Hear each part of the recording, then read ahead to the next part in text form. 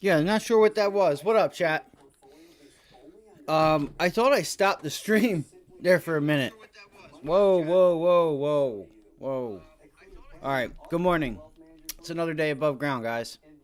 So we gotta take full advantage of it. If you're new here, welcome. Throw your questions in the chat. If you have any tickers you want to look at, any news you want to talk about, throw it in the chat. Just throw it in the chat. That's all it is. Good morning. Good morning. I'm doing well. I didn't put out a video last night because I didn't think there was that much to talk about. You know, we ended the week on, the attacks on the Houthis, and I guess now there are reports about the um, Iran themselves striking back. So something of that nature. I don't know. So I'm not even going to report on it. As you see here, it's not up here anymore. So we got that. We have some earnings from PNC, Goldman Sachs, Morgan Stanley coming up. We'll get into those. Goldman Sachs already reported. PNC already reported early this morning. And then Morgan Stanley. So if you guys have any questions, just holla at your boy. And we'll go through them. We'll start with the S&Ps like we normally do, futures, and we'll go into the watch list. If you guys could do us a solid, if you haven't done so, just hit that thumb up. Okay, subscribe if you haven't already done so. We are taking this to 1,000 subscribers this year. All right, so hop on the train, come along with us. All right, we trade here live every day, Monday through Friday, 7:30 to 4. I will probably be out of here around noonish, 1ish. You know, I can't really tell you. We don't know what's going to pop off. We don't know. You know, I have my idea about the markets, which I'll get into. You know, and I think we kind of consolidate just a bit. There's just not really, other than retail sales, initial jobless claims. We did have Germany GDP that came in line, which was still very low. So I think it'll be, the week, it'll be the calm before the storm, per se, right? We have some big earnings starting to kick off next week, economic data and such. So we can start with that, retail sales tomorrow. And remember, it's a short week. If you're in options, please know what the hell you're doing. And I wanted to put out a short, and I did not, because it's just like it just feels like time just ticks and ticks and ticks, and then before you know it, it's been 5 minutes, or it feels like it's been 2-3 minutes, and it's been a half hour. So let's jump right into it. Again, if you guys have questions, do not hesitate.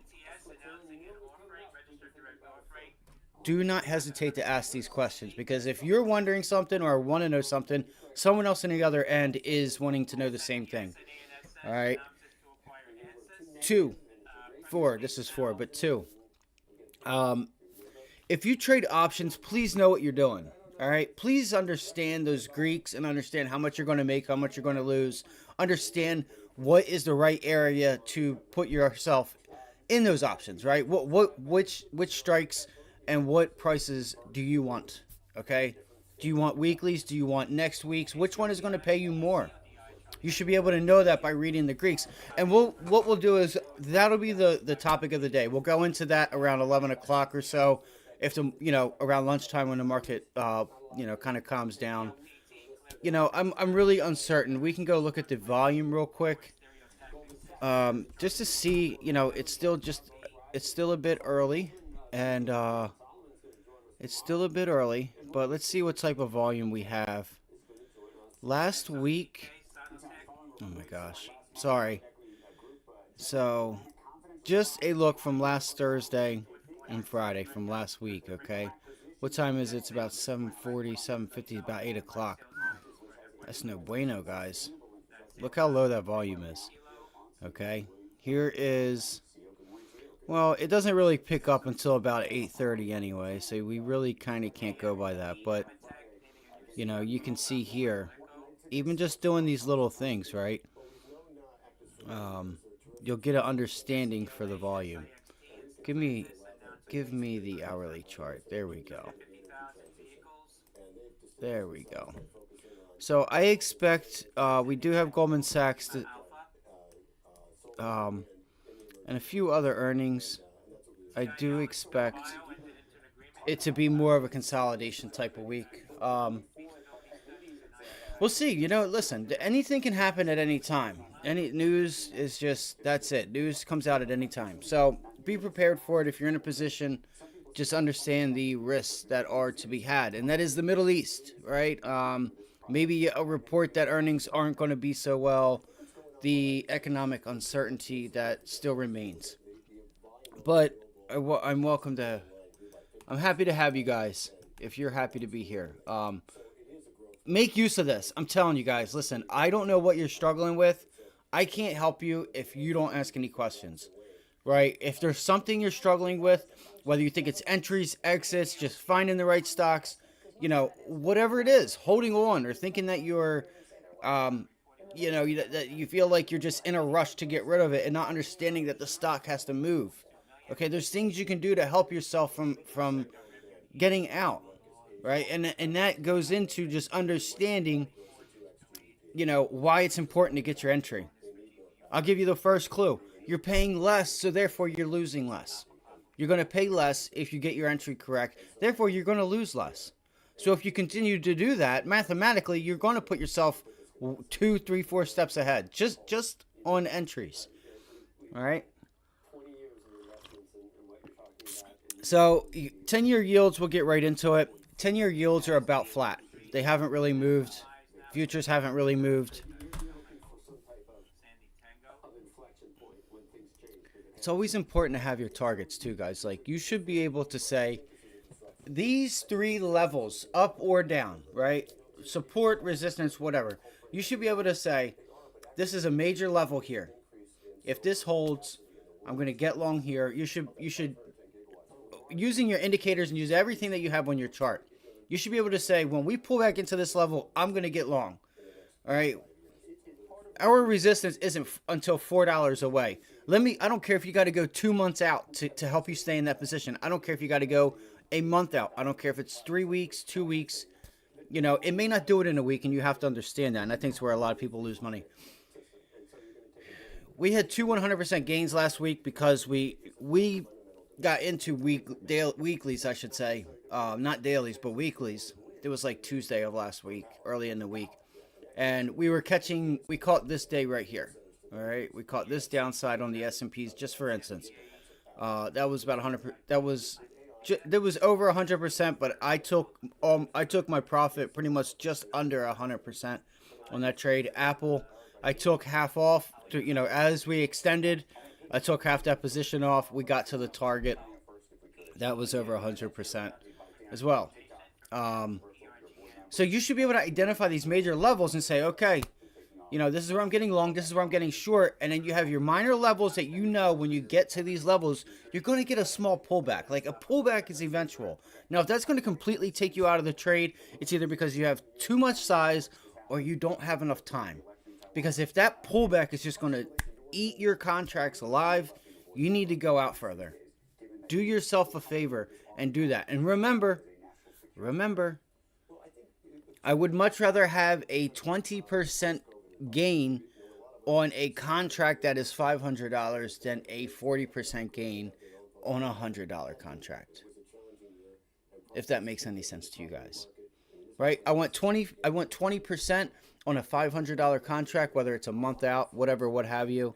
Okay? I would rather have 20% on a $500 contract than I would a 40 or 50% on a $100 contract. All right? I would much rather. You guys got to understand the volatility of your portfolio. What are you doing to yourself? Why are you not going forward? Why are you not bringing your account up? It is probably because the risk of your volatility in and of itself of your entire portfolio is too much. If you have $1,000 and you're throwing 500 at the wall each time, you're going to fail. I promise. All right. If you got $1,000, you probably shouldn't be trading Nvidia. Just being honest, you probably shouldn't. All right. You should be in Ford. You should be in, Palantir. There are plenty of stocks and sectors that you can put yourself in to grow your account. If you don't have money, your first goal is to make money. It is not to preserve capital, which is a must, but you are here to make money. How do you do that? You need to bring down the volatility of your portfolio. Not even your portfolio, your trading account. Even if you have $1,000 and you're spending $200 on a trade, you know, how many at bats do you have? Right? And on top of that, are you throwing in weeklies and dailies on that, guys? That's why everybody fails and gets frustrated. So remember what I'm saying. I want to start this week off right. Okay, if you have $500 and you're trading a $250 contract, this week you're going to fail, I promise. Because if you get the first 2 to 3 right, your volatility of that $500 is way too much where it's not going to make sense. Look at Palantir, look at Ford, look at Sunrun, look at some of those names that are $20 a stock, okay, that can give you that 5 to 6, 3%, 2.5 to 3% move on the stock itself. And those options really start to accumulate over time. And it doesn't take that long. Get those wins, guys. Get those wins. All right. So understand what you're doing to yourself. It's important, and it's why so many people fail. All right. Here's the futures, guys. So let's get into it. We'll go right into these earnings. We have been watching JP Morgan for 2 weeks now. We've been actually watching it for quite some time before their earnings. Like, we've been watching it for 3 weeks now. It's really since the last week of December. JP Morgan has been on our watch, and we've been trading that, and it's been really nice. So, S&Ps. All right, here is your futures. All right, this is an hourly chart. It's pretty simple, right? You have this pivot high from, what is this, Monday, Friday, Thursday, Wednesday, Tuesday, Monday. Okay, this is Monday. Let's see if we can hold Monday's high. This was a nice rally. If we start to give this high back right here, excuse me, sorry, I was drinking coffee and I had the hiccups. If you guys notice, we start to give some of this move back, and it's going to be okay if we do, because I still think we need to pull back and retest 476, 475.9 on futures on the ES. All right, look, this is going to be my target. If we pull back, right, and we hold Friday's close, let's go to, like, I can take you guys to a 15-minute chart. All right, if we pull back and hold this area, then that's a good sign, and I'm going to take it, and I will attempt to get long. All right, I'm not going to sink my teeth in it, but as for the day, I want to understand, what are yields doing, what's the dollar doing, what sectors of the week are going to be starting to go. So this all depends on what it is you're looking at, but we get this pull, we're getting this bounce higher. Let's see, it's a short week. We don't have much data. You have retail sales tomorrow. I don't think we're expecting much for retail sales. We kind of know where they're at. It was Christmas. It's going to be high. So I'm going to be more concerned with the resistance level. All right. The resistance level for the past 2-3 weeks. All right. This zone right up in here. All right. This is what I'm going to be watching. Now, as you can see, Thursday and Friday, we did not get above 482. So that's first, all right? We're going to get up to 482. We'll go there, all right? We'll test it. And if we're able to break through it, then, hey, guess what? Chances are we're going to go test these previous highs up at 483. All right? That's a point away. So that's the ES. I don't expect much out of the indexes. So I'm not going to sit here and focus on the indexes, all right? There's no real reason to. At the end of the day, there's not really any reason today in my book, unless we get news that says, hey, I need to be looking at the SPY or the Qs. Now, yes, I will use them in conjunction to whatever it is that I trade. But the fact that these banks have earnings, there is a fundamental catalyst there, which is going to separate us from the overall markets moving. And, Goldman Sachs, JP Morgan, Bank of America, they may play hand in hand, but they have news. There's a catalyst, so they may pull a Tesla here and not really do what the overall markets do. So I'm going to be honest this week, guys. I think it's the calm before the storm, in other words. Unless we get breaking news, I think we just sit here, consolidate. The market takes a breather. It had a big move last week. I mean, last week was around 2%, wasn't it? 2.5%. Now, I know it doesn't seem like a lot because last year that's what we would do in a day, right? And that's why a lot of people would lose money because they couldn't withstand that volatility. It is crazy, but we would do 6 to 10 points in a day. It was a great time to be alive. That's all I can say. But anyway, pulled back to the Fed high. We held. Let's see if we can sit up here and consolidate. The longer you see it, if we can stay above this 4.8, guys, what I would watch if you're an index trader, if you're going to be planning on trading the SPY, you want to watch 4,800. 4,800 is going to be your level because we're going to either chop from 4,800 to 48,350, 48,4ish, right, and test those highs, or you're going to struggle at 48.2. So if you start noticing that we're struggling and we just cannot get up to those highs, and if you notice, what are we doing? Lower high, lower high, lower high, lower high, and we'll see today, right? Where's our lower highs? At 48.26, right? I expect the SPY to possibly get to 48.3, maybe. I'm not really concerned with the markets. Let's go look at the Qs real quick. And listen, if I could give you guys one piece of advice, all right, use your indicators, right? Whether it's an RSI, anything, all right. Start to picture the move out, all right. So here's your 50-day moving average, right? What's going to happen if we start to pull it back a little bit? What's going to happen? Well, that 50-day moving average is going to start to work its way up. So chances are, what does this look like? Chances are, in the next week or two, this 50-day moving average... Hold on, Abby, I'm coming. My cat's trying to come in. Chances are, we're either going to get news, which is going to drop this market down to this 50-day within the next 2 weeks, within the next week or two, or we're going to get ourselves matched up to this previous support here with the 50-day. Because if we just sit here and consolidate, we pull it back, pull it up, right? When we start pulling back, it's going to drag that 50-day moving average up to us. The longer we consolidate up here, you're going to notice that time it's going to move up quicker than it would than normal, all right? Because it's going to start pricing in. It spent some time up at this area. It's going to start pricing in more of these prices up at these areas, these closing prices. And do we get this 50-day to meet us here down at this pivot low? Okay.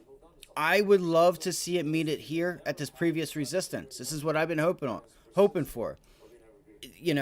We're up here making highs. Look at our RSI. It's getting lower and lower, and we're still just sitting up here.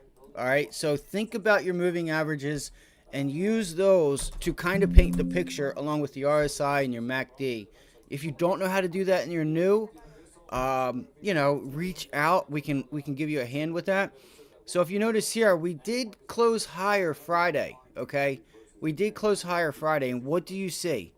You have some divergence, guys. Look at this. We're closing higher, but our RSI is closing lower. So what I would look for is a bounce to, what did we say on the futures? 48.3. Look for a bounce back on the SPY to like 48.2, 48.1, right? We go back and test this. We're at 47.5 now. On time of sales. Now we're at 475 flat. So I want to look for a bounce to Friday's low, which would bring this RSI up a little bit. All right, then we go back down to, we'll just use a 30-minute. So you can see here, right, in near term, right, how do we read this? We'll probably get a double bottom right here, right? Let's see if this is what plays out. See if we get a little double bottom here, and then we start to, test this level. Look at your RSI. See if it puts in a lower high. You put in that double bottom. And then see if you can start working to the upside. Or we're just going to hold here. Okay. And this 30-minute, which is even better, which goes into the first thesis I was telling you, which is, I'm sorry, I'm having trouble here. Okay. The first thesis, which is we're going to bounce to this level here at 477, which... This is the pullback. It pulls it back. And then we get that bounce, right, to oversold conditions on a 30-minute chart. Now you go from a 4-hour to a 1 hour to a daily 4 hour, 1 hour, half hour, 15-minute, 5-minute, and you can pick, you can move this market in your mind and kind of say, okay, let me see if I think we go here. This is what I think we do, and see if it does it. See if it does it, right? Start painting the picture on what the indicators and volume and everything is telling you. All right? I don't think enough people do that. It'll give you inclination on what's coming up next. So we've pulled back. If we sit here and hold 474.5, look for a higher bounce, you know, up to this area of, I guess that would be Friday's, you know, pivot high again at 477-ish, and see if this half hour starts to top out. Let's look at the 5-minute. All right, look at the 5-minute. Oversold. It's a bit oversold. All right. So does it continue to climb, and this 5-minute put in a lower high and it just gets extended? When we open and we get up here around the opening price, right, or the opening bell, are we up around 477, and then we look for that pullback off of the bell? Let me let my cat in real quick. Give me 1 second. We're going to go right into the stocks, JP Morgan, some of my plays. If you guys could, give us a like, subscribe if you haven't already done so, all that good stuff. Love you guys. I appreciate each and every one of you.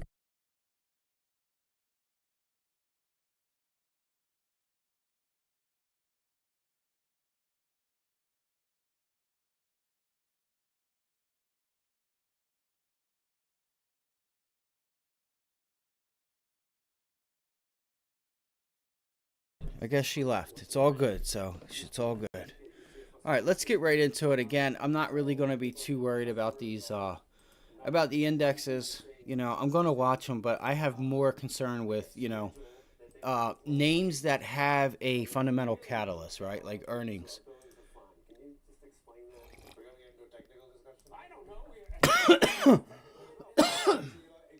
Apologize. Sorry about that. All right, so let's go into CNBC real quick. What is going on here?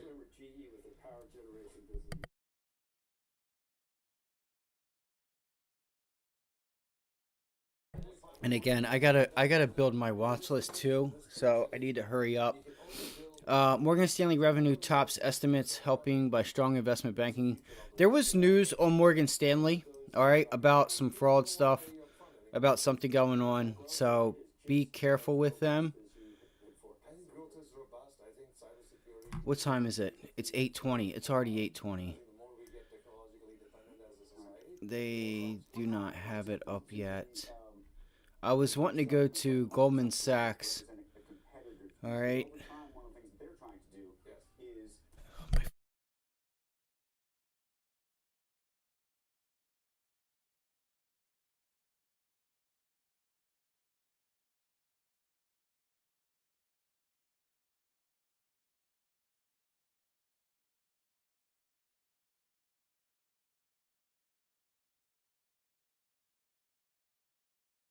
She's such a punk, man. I can't do nothing.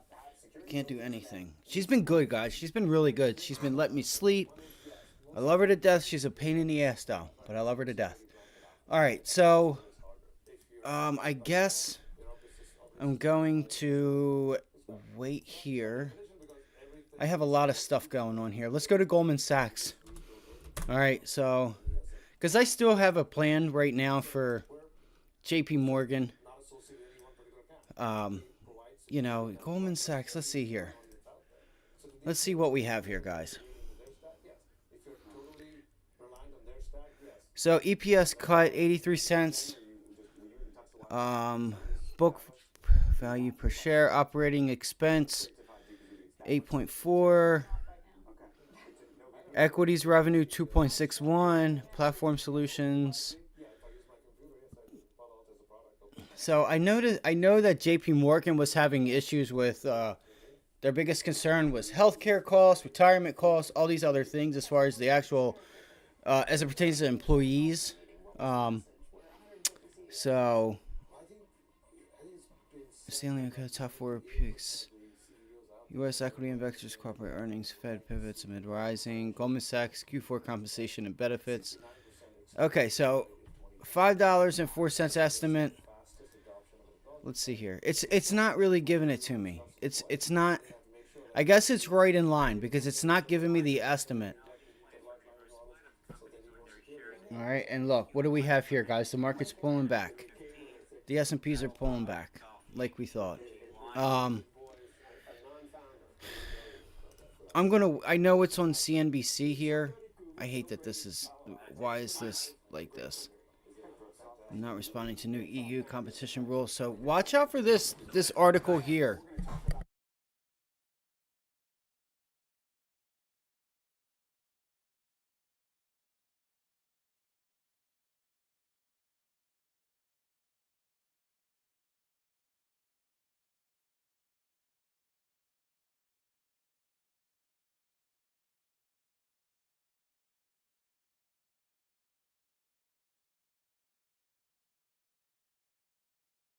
I guess it hasn't. I guess they haven't reported it, and I know that they have because it came out a little bit ago.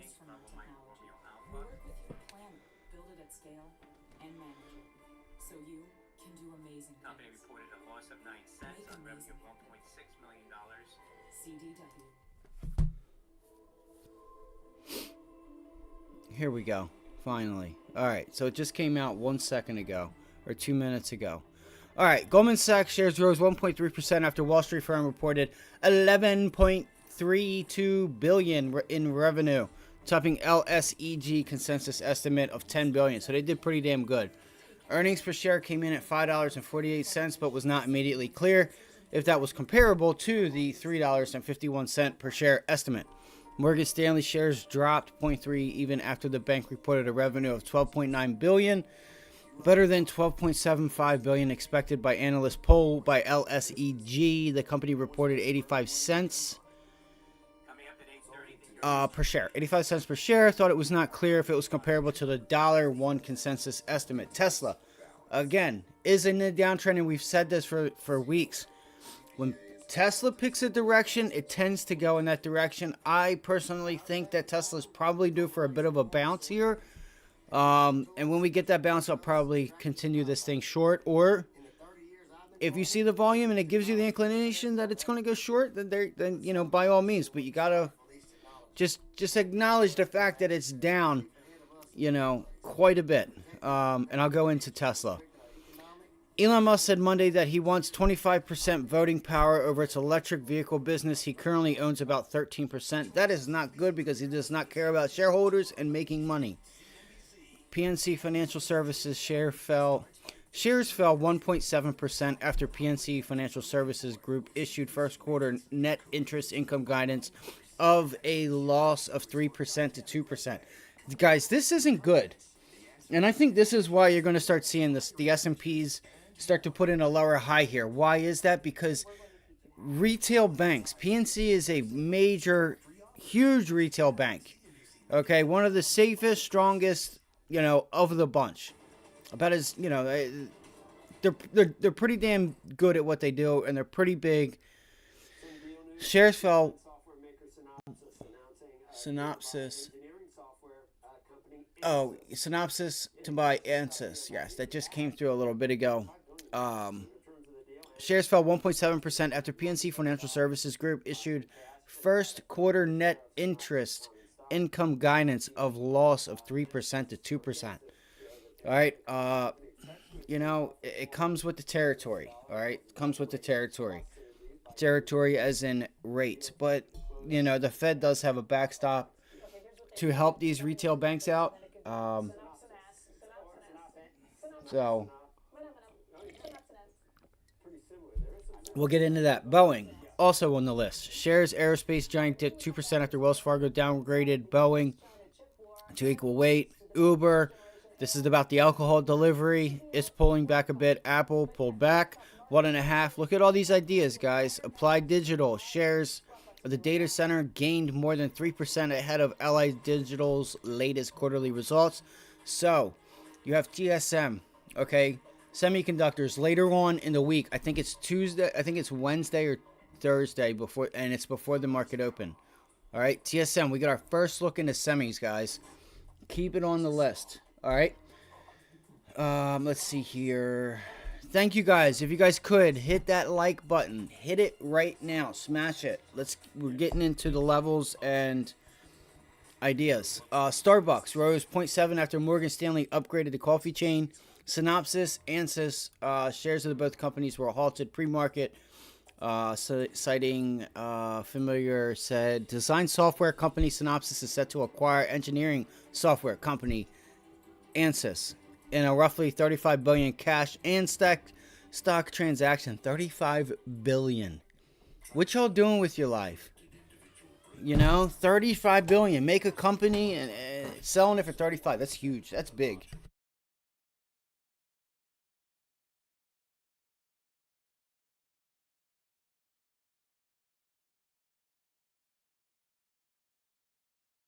I guess this is the game I'm gonna play today. She's been.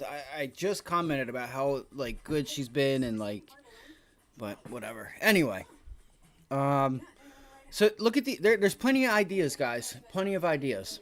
All right, let's go right into it. So I am still looking at J.P. Morgan. All right, I'm looking at J.P. Morgan because I still think that these banks have a bit of room to pull back to. And I'm going to take them on a bounce back. Come on.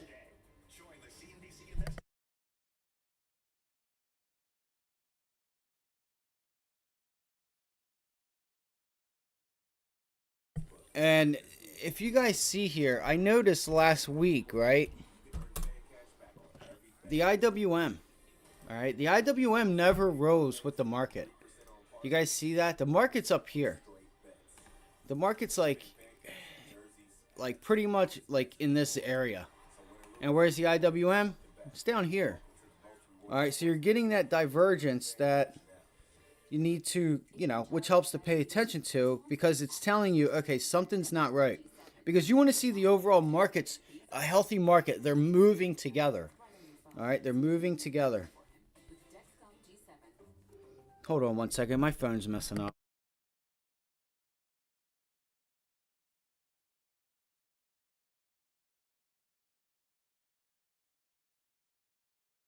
All right, sorry about that. I just want to get logged into my broker and stuff like that.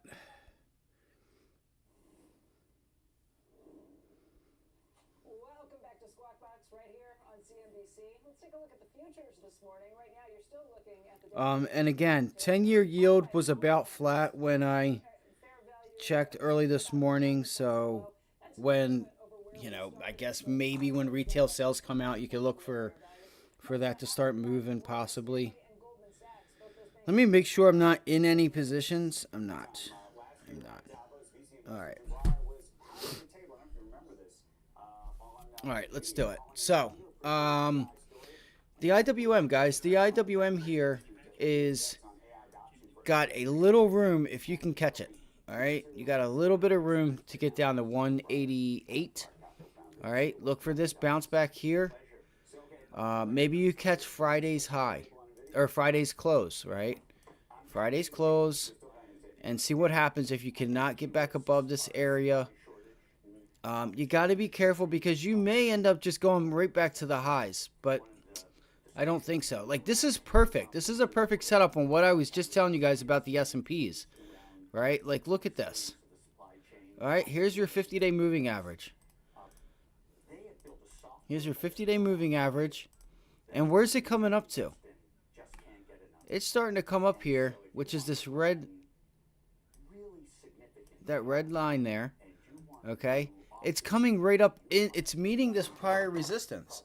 So wouldn't that be the perfect ideal scenario for this market to pull back, meet it there, hit it as support, try to put its foot in the ground at this prior resistance that it hasn't made support yet, along with the 50-day? All right, you have a golden cross here, but look at the volume. The volume has dried up on the buy side, but it's picked up on the sell side. So your level is 196. I would watch for that 193, 194 area. 193.50, right? 193 to 194 as resistance. Okay, you're at 191, 192 just about right now. So that's what I would watch for the IWM. This could be a really nice trade. If I were to take this short, I'm looking at 192.97. All right, right up in that area to see if it's able to put in a lower high. Right? You have to get above. You got to get above pre-market highs, though. Okay? Pre-market high is up here at 192. 192.20. All right? So if the SPY does pull back and start to get that bounce like we talked about, all right, this is a 15-minute chart. It's a bit overdone. Let's look at the hourly chart. So look, on the hourly time frame, we have room to bounce higher. So let's see if this thing tries to shake people out, kind of what we said for the SPY, puts in somewhat of a double bottom here. All right, doesn't mean that it's going to, but see if it pulls back again to this area and then tries to go for a long, maybe 193. I don't think the indexes are going to do much. But what does the IWM have that the other indexes don't have? Retail banks. All right, retail banks. Look here. See how we're on a 5-minute chart. What are we doing? We're putting in new highs, right? Higher high, higher high, lower high, lower high. It's bearish divergence right there, folks. Doesn't mean you can't break out, but just keep an eye on this divergence. And you start getting up into that level where it's just like, it's just getting itself overextended. Bang, get that short up in as the stock's going into that resistance level or going into that move that you're expecting a rejection. Bang, put it on. All right, that's what we do here. All right, as it's bouncing into it, we're getting short. Sorry for, the noise in front of the mic. If you guys could, hit the like button. Appreciate y'all. If you haven't subscribed, subscribe. So that's the IWM. Watching for Friday's low, if you can get there. All right, but it doesn't seem like it. I think the chances of that are pretty low. Not undoable. But look at PNC now. Like, now is the worries for the banks going to start coming back, because there's no reason why PNC should have had a bad day. Shares fell 1.7% after they reported Services Group issued first quarter net interest income guidance of a loss of 3 to 2%. That's no bueno. That is not good. So I think, and I've said it before, that this is the worry in the IWM. All right, this is why the market's up here. Right, this is why the market's up here and the IWM is down here. Now, I know that's not the IWM, but same chart. Right, tell me that ain't the same chart on a 15-minute, right? I think it's really hard to figure out if it's 1996. Long term, right? Ain't that the same chart? It is. It is. So, again, the market's up here, pretty much up in this area here, trying to test these highs. All right, and the IWM's way down here. So, let's see what happens here. I'm going to be watching the IWM closely because you can see here, I think you get an extension out of this move here, all right, where people are like, oh, short, right here at this level, I'm going short. And then what it does, it just breaks through and hits the low of Friday, and then it pulls back. What's it doing now? Looks like it's trying to go. So we'll see what happens there. I have my eye on IWM. Again, I'm going to watch like Friday's low, 192.50, okay, 192.50 to like 193 area. All right, you do have this pivot low at 193.50, so I'm just going to let it do what it does. What I do is I'm watching the indicators, right? Like right now, I have no reason to be short. I also have no reason to be long. Not everything is a long or a short. Let's go to Tesla. Let's get into the names. All right, I wanted to get into JP Morgan and Goldman Sachs, which I will. Tesla making new lows. Tesla, or I should say Elon Musk, talking about wanting to own 25% of the stake or have control of 25%. All right, Tesla's like middleman, the mark on that is right here at 210. Okay, 209, 210 area. I don't like this chart. I mean, it's just screaming long-term downtrend.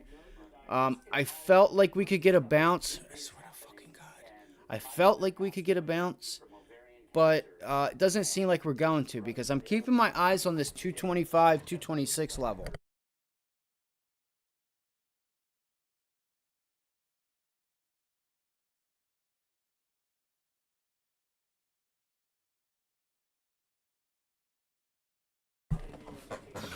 I love her to death, but she's really frustrating me. I don't have time to fool around. All right, so You have tested the 200-day moving average, but your 200-day is right in line with that prior support.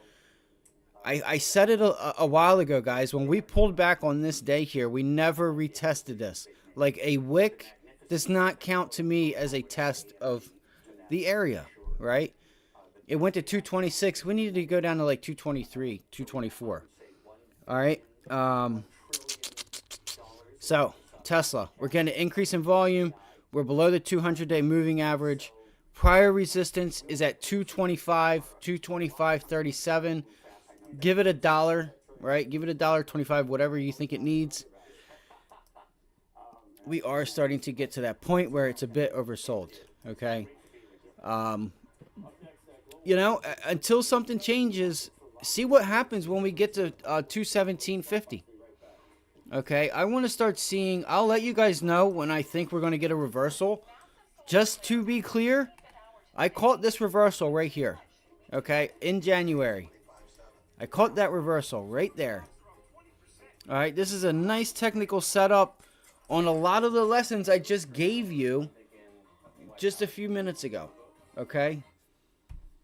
For those of you that can't see it, okay, I was long this for 2 weeks, So I would, again, if I start to see divergence and we start to think we're going to get a reversal, I will let you guys know. I'll take the long. But as of right now, I feel like the Bears have gotten a hold of it, and you know, this is the trend. All right, you guys remember how long this one went, right? You remember how long this trend went for? Remember that? When it gets going, it gets going. Remember this one? Remember this one? Remember that? Remember this? Right? Consolidation, bang, makes the move. Right? Consolidates, bang, makes the move. Consolidates, makes a move. Now it's really making the move. So we'll see what happens. Tesla is just, it's getting a bit overdone in my opinion, because I don't really understand the real reason for this other than profit taking, and they don't believe in this thing long term. And I don't think they do, because I feel like they're not making the strides to be the Apple, Google, Microsoft, right? We need to start, they need to start making phones. They need to start, you know, what is the business model going to be? If it's just going to be solar panels and cars, chances are it's going to be pulling back. Animal, what's up, buddy? Let's say again, it will be a year of semiconductors. So what companies will be profitable? Intel, AMD, Apple. You know, I have no idea, right? That's a pretty broad question. I feel like we need to first see what companies, here's what I would say to you on that, is what companies run out of money and where are rates, right? What small cap semiconductors, like, well, not necessarily ARM, but ARM, okay? What company starts to experience, you know, running out of cash, needing cash, having to go to the bank, their asset stock per se, their company isn't worth as what it used to be worth, so they get less, and they're paying more on that less amount. That's the question. Do we start to see some companies, you know, Intel and AMD,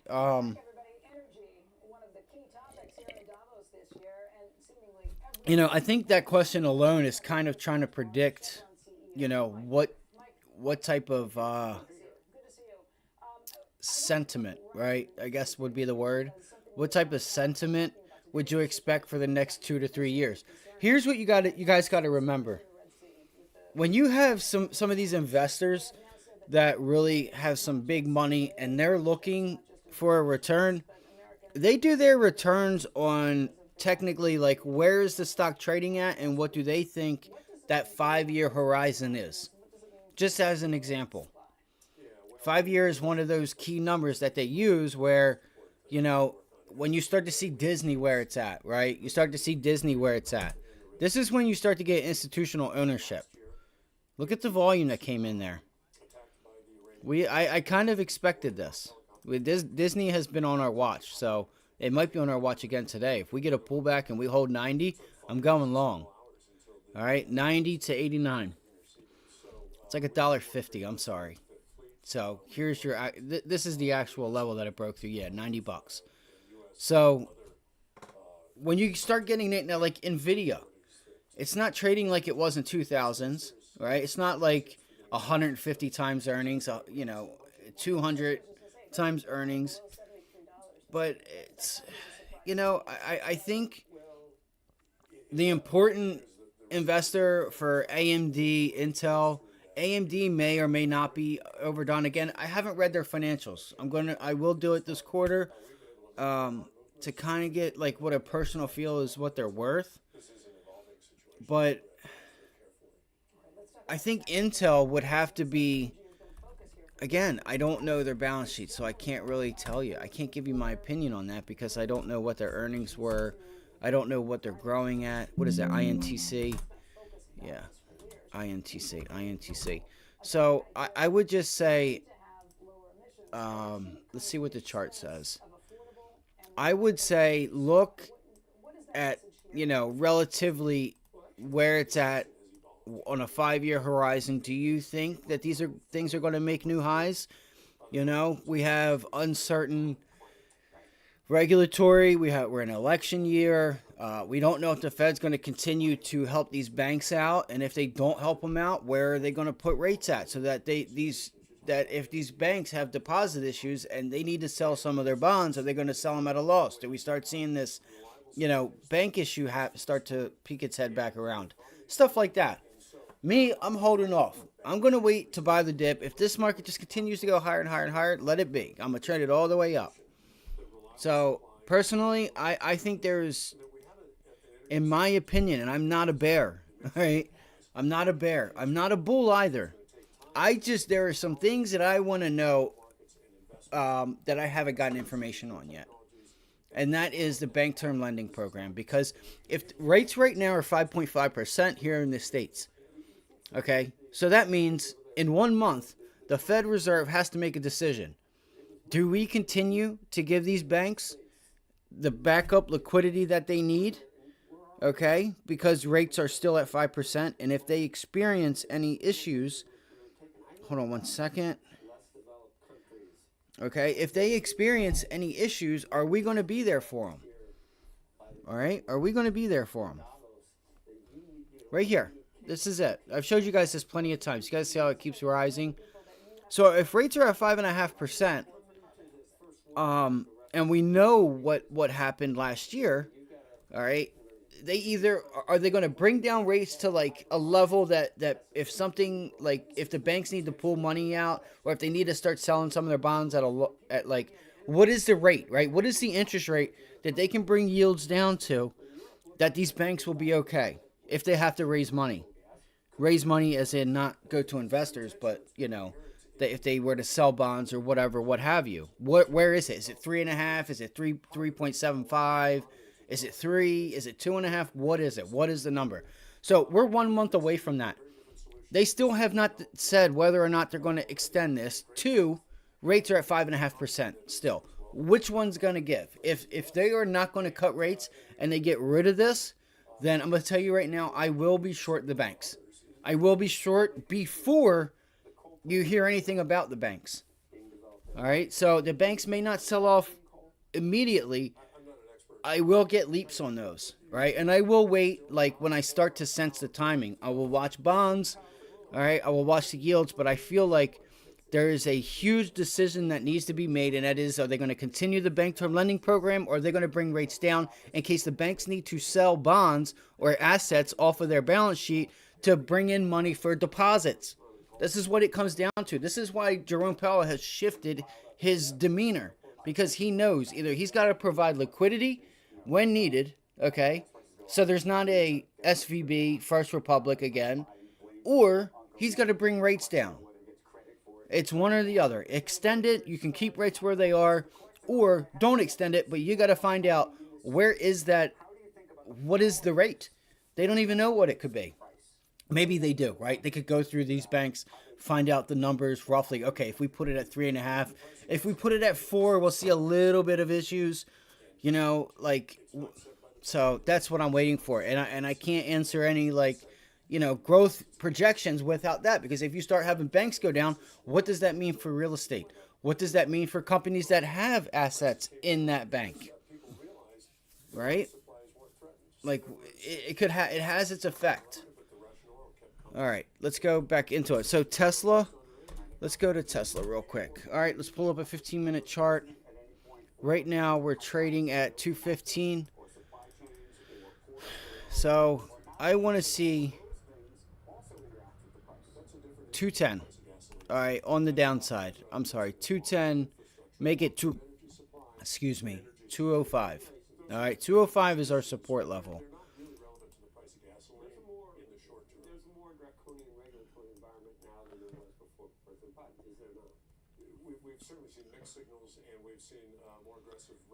It's like this whole area.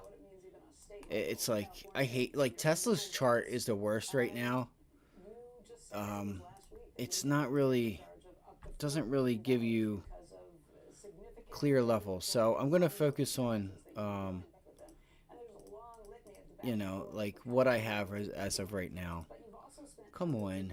I thought I was on a half hour. I do apologize. All right. So right here. All right. Bada bing, bada boom. 205. All right. 205.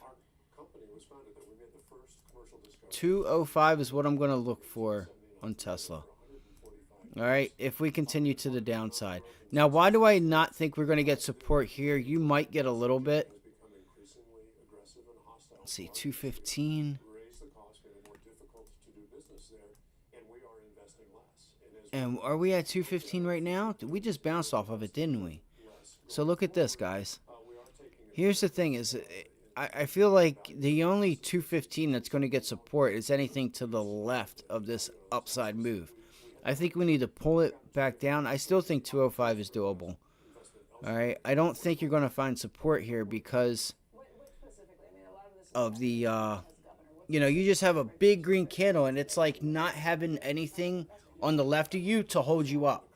It's just up candles. There's no resistance, right? Like there was to the left for this stock when we ran up, right? Like right here, right? This is how I look at these charts. See how we ran up here? We bounced. Okay, we bounced and we were able to pull it back to the left. We had support.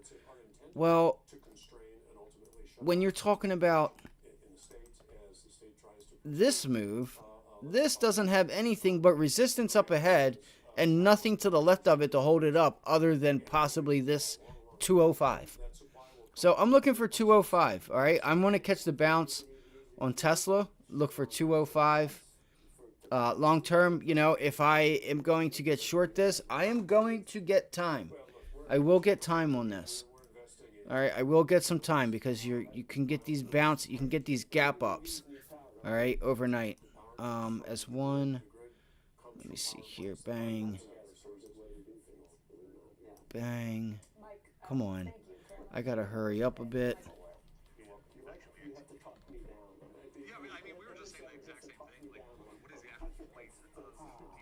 Look at the break of this 225 level, guys. It broke it on an increase in volume. So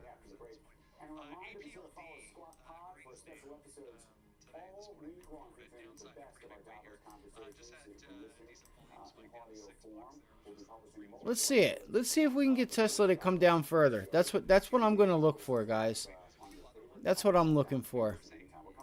All right. I want to look and see if we can turn Friday's low into resistance. Come on, man. See, there was a lot of news that I haven't gotten into, and I'm sorry. I understand that I'm just going on and on. There's still a lot of news out here. Let's see here. Let me see something.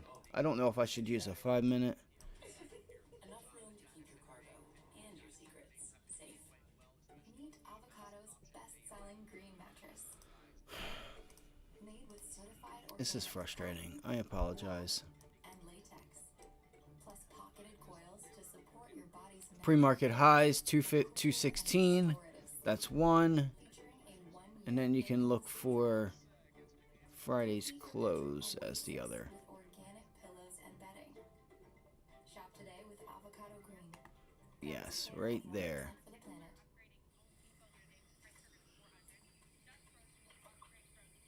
Who's gonna become self-aware first? 217. AI or us?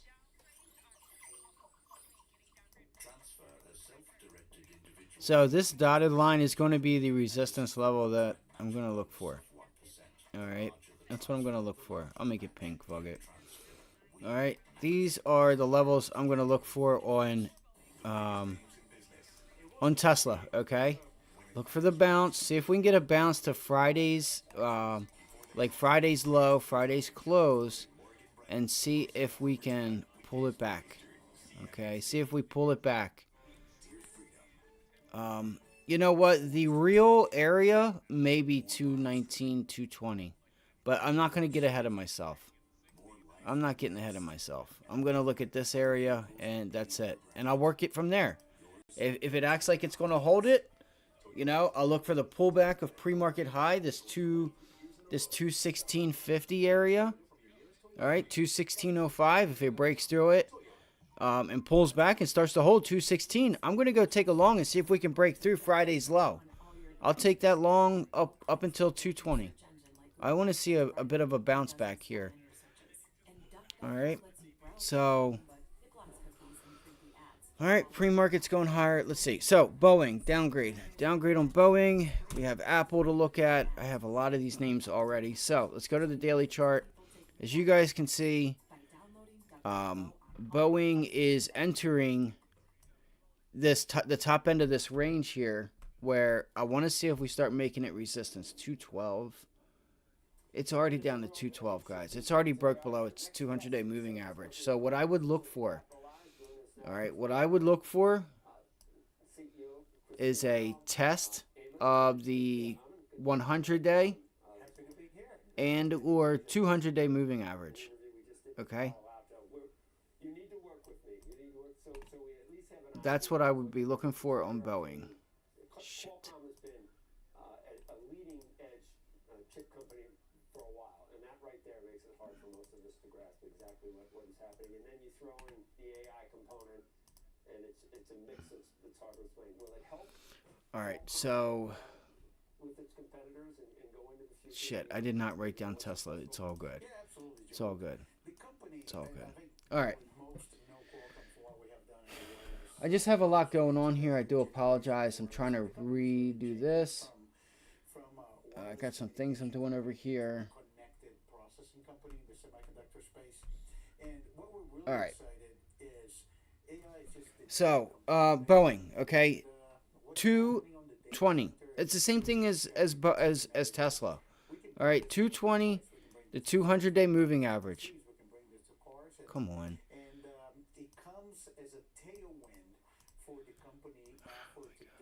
I don't know why this is being so difficult. I really don't.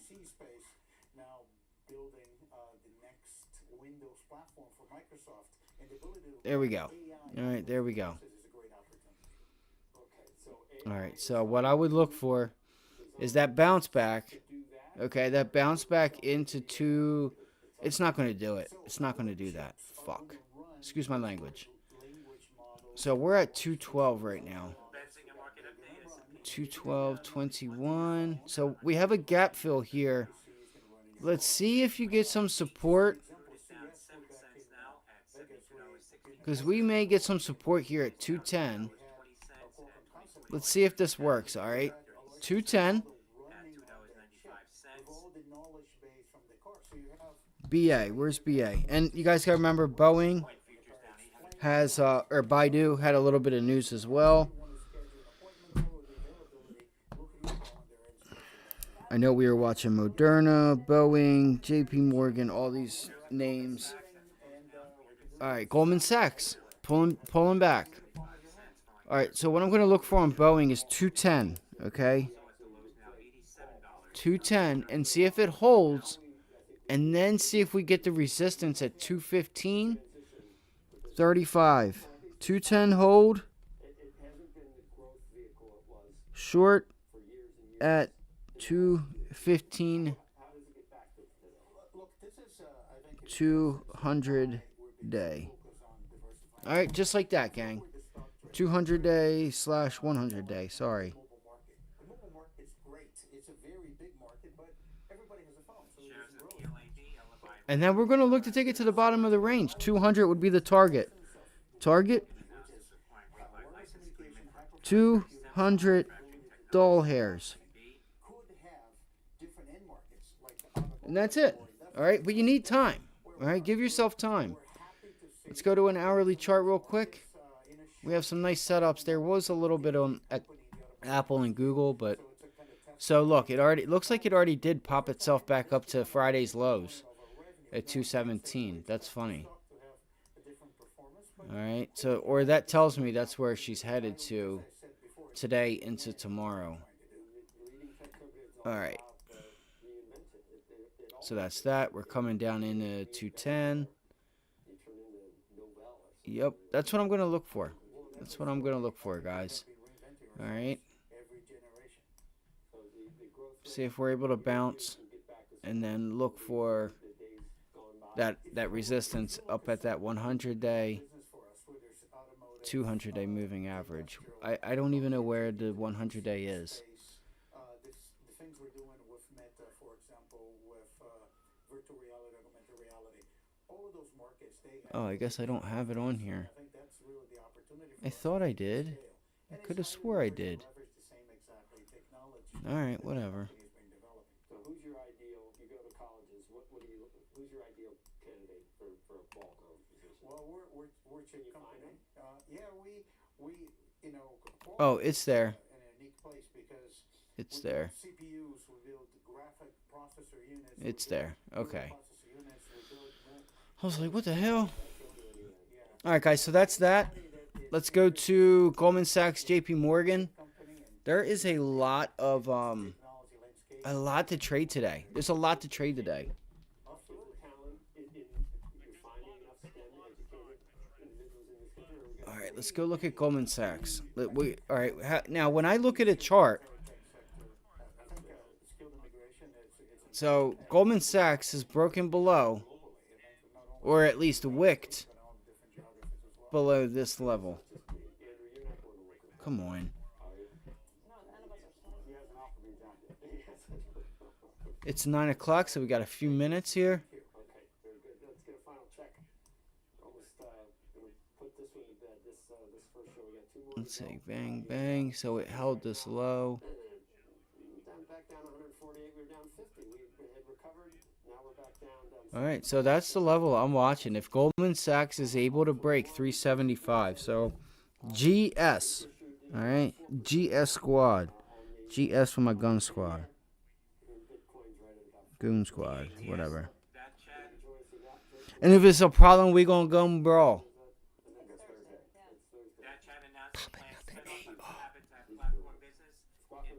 Come on, y'all know that shit. Y'all know that. All right, 375. That's the level we're watching. 375 break. Good Tuesday morning. Welcome to Squawk on the Street. I'm Carl King today with Jim Cramer, David Faber at Post 9 of the New York Stock Exchange.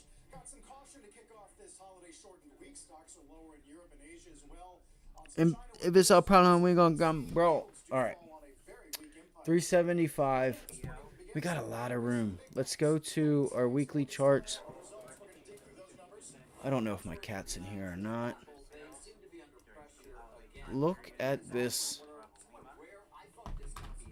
Where are we? 374. All right. There's a lot of support up here, but when this breaks, guys, we got room down to 360. 360. Let's go to the daily chart. So problem we gonna go, bro. Popping up. Hey, I mean, guys, that's got to be the target.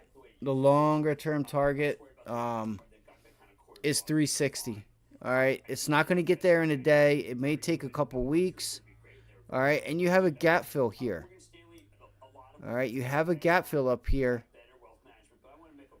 at 360 at 363. Let me see this real quick. All right, so here's our gap fill. This is what I'm going to look for. I'm going to look for Goldman Sachs. Okay, and I may just trade JP Morgan or something a little bit different, but we'll see. Gap fill down at 364 to 367. Okay, remember that. Gap fill 364, 367.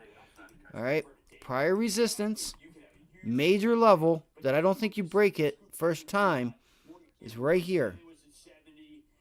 It's really like 349, 350, but as the years go on, she has settled in here at 350, 358. We're going to call it 360. I'm not playing around with it. All right, 360. This is the level I'm watching for on Goldman Sachs. All right, so, you know, they did well, right? And the stock is selling off. I don't understand. I mean, I do understand. It's, you know, I understand completely.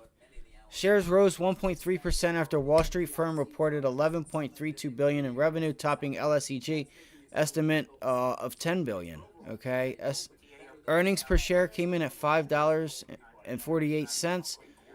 It was not clear if it was comparable to the $3.51 per share estimate. So I'll have to read into this later on. All right, we can try to look into it now. I'm just not getting the information that I want. All right. Now, profits rose by 58% and beats analyst estimate. All right. Net income by wealth management unit, while revenue also beats analyst estimates. Goldman Sachs stock rose in pre-market trading Tuesday after they said its fourth quarter profit rose by 58%. That's awesome. And analysts beat reduced expectations as it capped off a difficult year for Slack deal making and restructuring. All right, it rose 1%. So now, here is the thing. Look at JP Morgan. All right, here's JPM. JP Morgan. I could see that being the commercial. Oh, come on. All right, what happened with JP? Look, JP Morgan's already at my target. It took my trade away from me. You got to be shitting me, bro. You got to be shitting me. You got to be shitting me. All right, so JP Morgan had great earnings. They had good earnings. And look what the stock did. All right, it rallied. It pulled back, and then it rallied, and it could not hold that high, this double top. It tried to break out, hold the high, make a new high. It couldn't hold it. Couldn't hold it. Just couldn't do it. All right. So we said short right here. Last week, if you were with us, you could have been short JP Morgan. Just like the stocks I'm going over right now. All right, so let's go back to a daily chart, weekly chart. Make sure we don't have any weekly moving averages in our way. Nothing as of yet. All right, nothing as of yet. We have nothing really other than that level right there at 170, 169.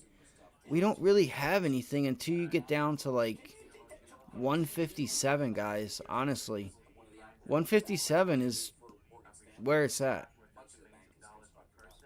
in my opinion.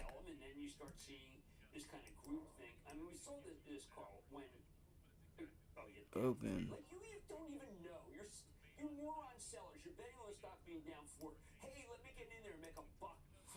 All right, 157.16. Let's go to the daily chart.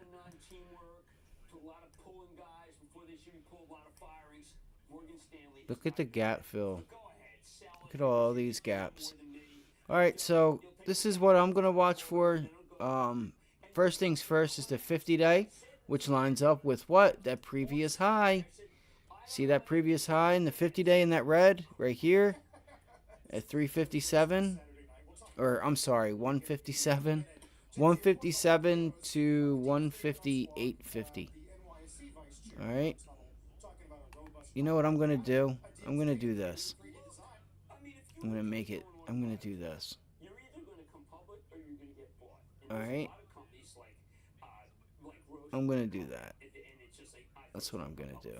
What was it? 159. All right. Right there. So this whole area, you can see the pullback, the rally. Let's do this. Let's look at this, guys. Let's measure this move. All right. These are important lineups, the M&A lineup. I'm getting deals in M&A lawyer later this week. Well, and it's already down to 160. 166, I'm sorry.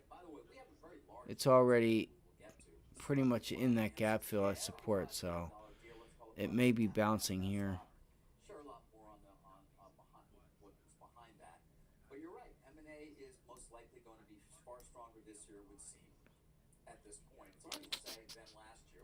I was hoping, yeah, look at that 38.2 fib. It's important. It's a high margin business. It does move. Like, I don't know if I should take it to the wick or if I should take it Focused on a resurgence of it. to the open. Now that looks a little bit better. Kinda. That looks a little bit better, right? On the Ansys deal. This You've got Evercore, pivot, pullback, 90 MA. So even Lazard. that's what I'm watching for. Now you can see, what do you guys notice here? The 90 MA, this yellow trade line, right? Bang, bang, bang. And then it breaks below it, tries to get back above it, breaks it. Let's look for the bounce back into the 90 MA, which should be around 168. All right. Why do I say 168? Well, if the stock is going to open up down here, all right, if we start to open up down here at 166, that's where we're at. So we're going to open up. If we were to open up, we're going to open up way down here, guys. We're going to open up right at the gap fill. So what's that mean? We open up down here, this yellow anchor, this trade line, this yellow 90 MA, all right, it's going to open up and anchor itself down here. It'll probably be around 169. Okay, and as we come up, they will start to meet.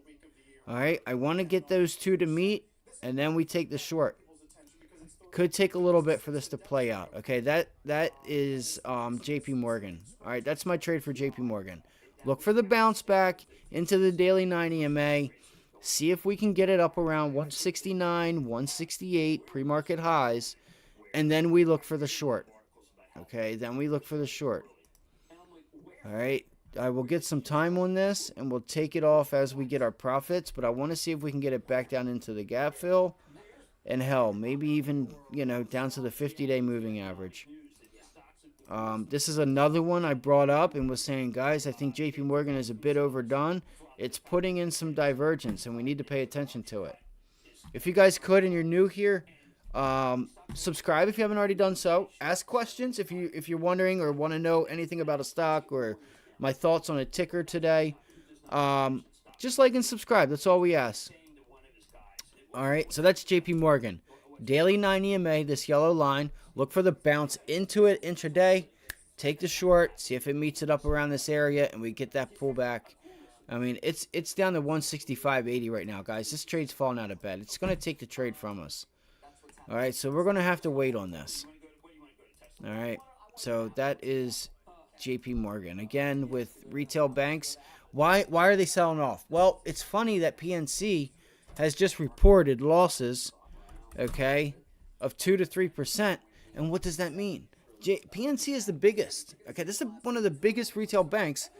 They're supposedly, we just heard last week that they're what's their word that they like to use? They're stable. What is it? They are something and something.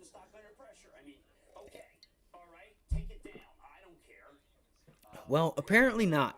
Okay, apparently not. All right, so that means if there are any retail bank issues, JP Morgan, Bank of America, Wells Fargo, they're all going to have to get together and do possible buyouts again if the Fed doesn't continue this program. Let's go to Goldman Sachs. So Goldman is more of an investment bank, all right, as we all know. We're starting to get a bounce here off of this level. Now, I'm watching for Friday's low, 377. All right.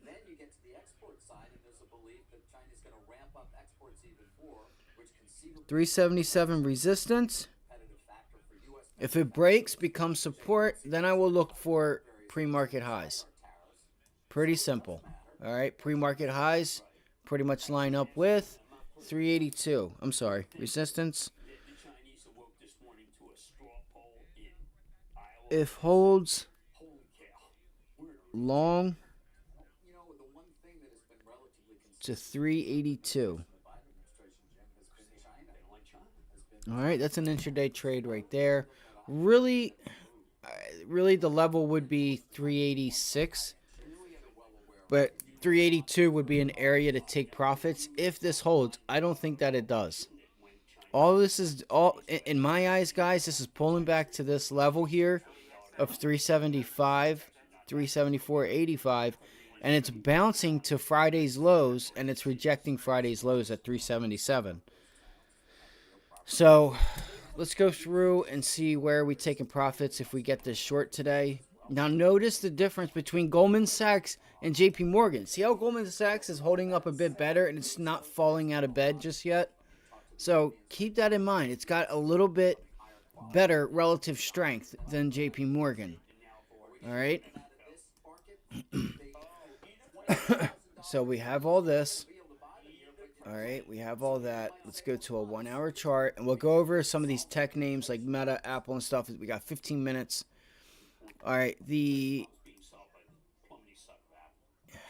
man, this sucks. So we get extensions into this gap, right? We know this gray box is the gap fill. I'm going to be looking to take profits as we get into that gap. Now, that's 3.2%. All right, that is 5.5. That is almost 6% right there, 5.75%. So chances are you ain't getting down here today, but that would be a nice target. All right, that is the target. See if we even break the gap fill and get down here. Gotta hold strong though. Doesn't mean it will. All right, this thing had some really good earnings, so I don't think it's just going to fall out of bed like some of the others. There is risk with the other banks because, like JP Morgan and such, they may have to take on unnecessary debt, right? That's not appealing, all right? That's why Goldman Sachs is holding up pretty well, and JP Morgan, after PNC has reported, is falling out of bed now, which was our trade, and they're going to take this trade from us. So the only way I can trade this is wait for the bounce and get short the bounce backs. All right. See the difference here? So that's that. All right. So that's JP Morgan and Goldman Sachs. Just to be clear one more time, I'm going to look for, on JP Morgan, I'm going to look for the bounce back on the daily chart to around the 9 EMA, which was support. All right. We've been watching JP Morgan for 3 weeks now. So look for the bounce back to this 9 EMA, this yellow trade line. All right, see if they can meet somewhere, I don't know, at like 168. All right, it's my guess. Look around 168. Make this prior support resistance again at 169. And I want to get short. If it doesn't give it to me, it doesn't give it to me. Then I'll have to look for 168 to become resistance. Okay, but we'll see what happens. I listen, your entries are important because your entry is where you're either going to pay less to lose less, right? If you're wrong. Ultimately, if you buy or short in the correct place, you should be losing less because that area you're going to buy it cheaper and it doesn't have as much to go. It doesn't have as much room to move. All right? Understand the trend. Let JP Morgan pull itself back, let it bounce, give it a day or two, give it a week or two. Let's get these trends put in, and we'll just follow the trend, and we'll get some time, and we'll ride this. We'll ride it to the downside, and we'll ride it back to the upside, whichever it decides to do. But I think we know the direction, all right? So bounce back daily trade line. If not, this prior resistance support level, which is 169. Doubt you'll get it, all right? It may give you, like, pre-market highs on JP Morgan. 168, 169, short. That's it. 168 to 169, right in that area. We start getting some resistance. I will be short. Try to get through this gap fill. All right. And I will look to be taking profits into the gap at like 165, which we're 96 cents away from now. Target's going to be around 163, you know. All right. 163-ish. And then we're going to look for the 50-day to start to come in to play here. All right, 163, 161.95. Call it 162. All right, and then the 50-day moving average should start to come into play here. All right, as the stock pulls back, the 50-day should start to rise, and they meet. All right, that's that. Look at JP Morgan starting to bounce now. Now, Goldman Sachs, real quick. Let's go into the tech names, all right? The reason I'm talking about banks right now is because that's where the liquidity's at.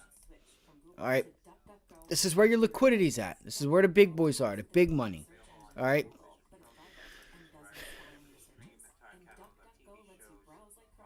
So, Goldman Sachs, we said 375. If it were to break, it's holding. So now we're going to look for 372. All right, 372. Or 377. I'm sorry, I apologize. All right, right here. Bang. Friday's low. 377, 378. It's an area. All right. If you want me to be honest, 378. That's the level I'm going off of. But you have, like, you know what I mean? Like here, right? 375.77. This wick low is 377.11. This one here is 376.68. This wick low up here is 379. So it's like you got to find that area. I'm going to go off of Friday's low and Friday's close. Friday's close was 378. The low was 377. So 377 to 378. I will look to see if we can turn that into resistance. And then I will get short, and we'll look for the break on Goldman Sachs of 375. Now, Goldman Sachs is not a bank; it's an investment bank. All right, so it may not do what Goldman Sachs and PNC and Bank of America, and Bank of America, because it's not a bank; it's an investment bank. Right? Mergers, acquisitions, and listen, this year they've already saying that mergers and acquisitions and SPACs and not SPACs, but really IPOs should start to pick up. That's going to benefit Goldman Sachs because these companies are going to go to places like Goldman Sachs to raise money. They will put it on the market. They will be able to sell it at a higher price than what they were putting it out there for. You guys know the deal. All right, that's Goldman Sachs. All right, there was news on Apple.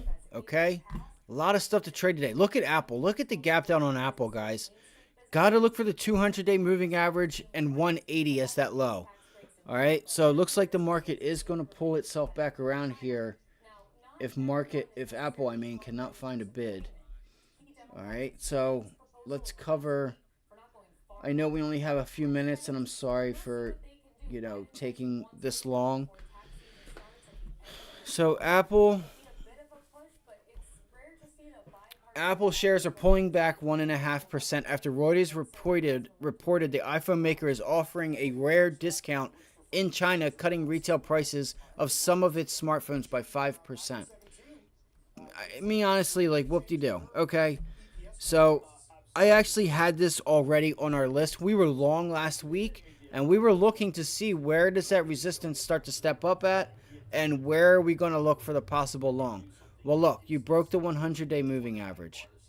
Man, yeah, there's a lot of snow out where I'm at. Thank you guys. Subscribe. On our way to 1,000 subscribers. I'm trying to be able to bring on some investment bankers and guys from the investment field on here. So if I can get to 1,000 subscribers, that's, it would help us be able to get there. You guys would help that out a lot. Thank you. Like the stream if you haven't done so. Apple. All right. We have broke that support level. So what I'm going to do is I'm going to look for the 100-day moving average. Okay. You can see this resistance here at 183. All right. Apple 183. I wrote down Baidu here, but 183. Bounce back into 183 if we can get it.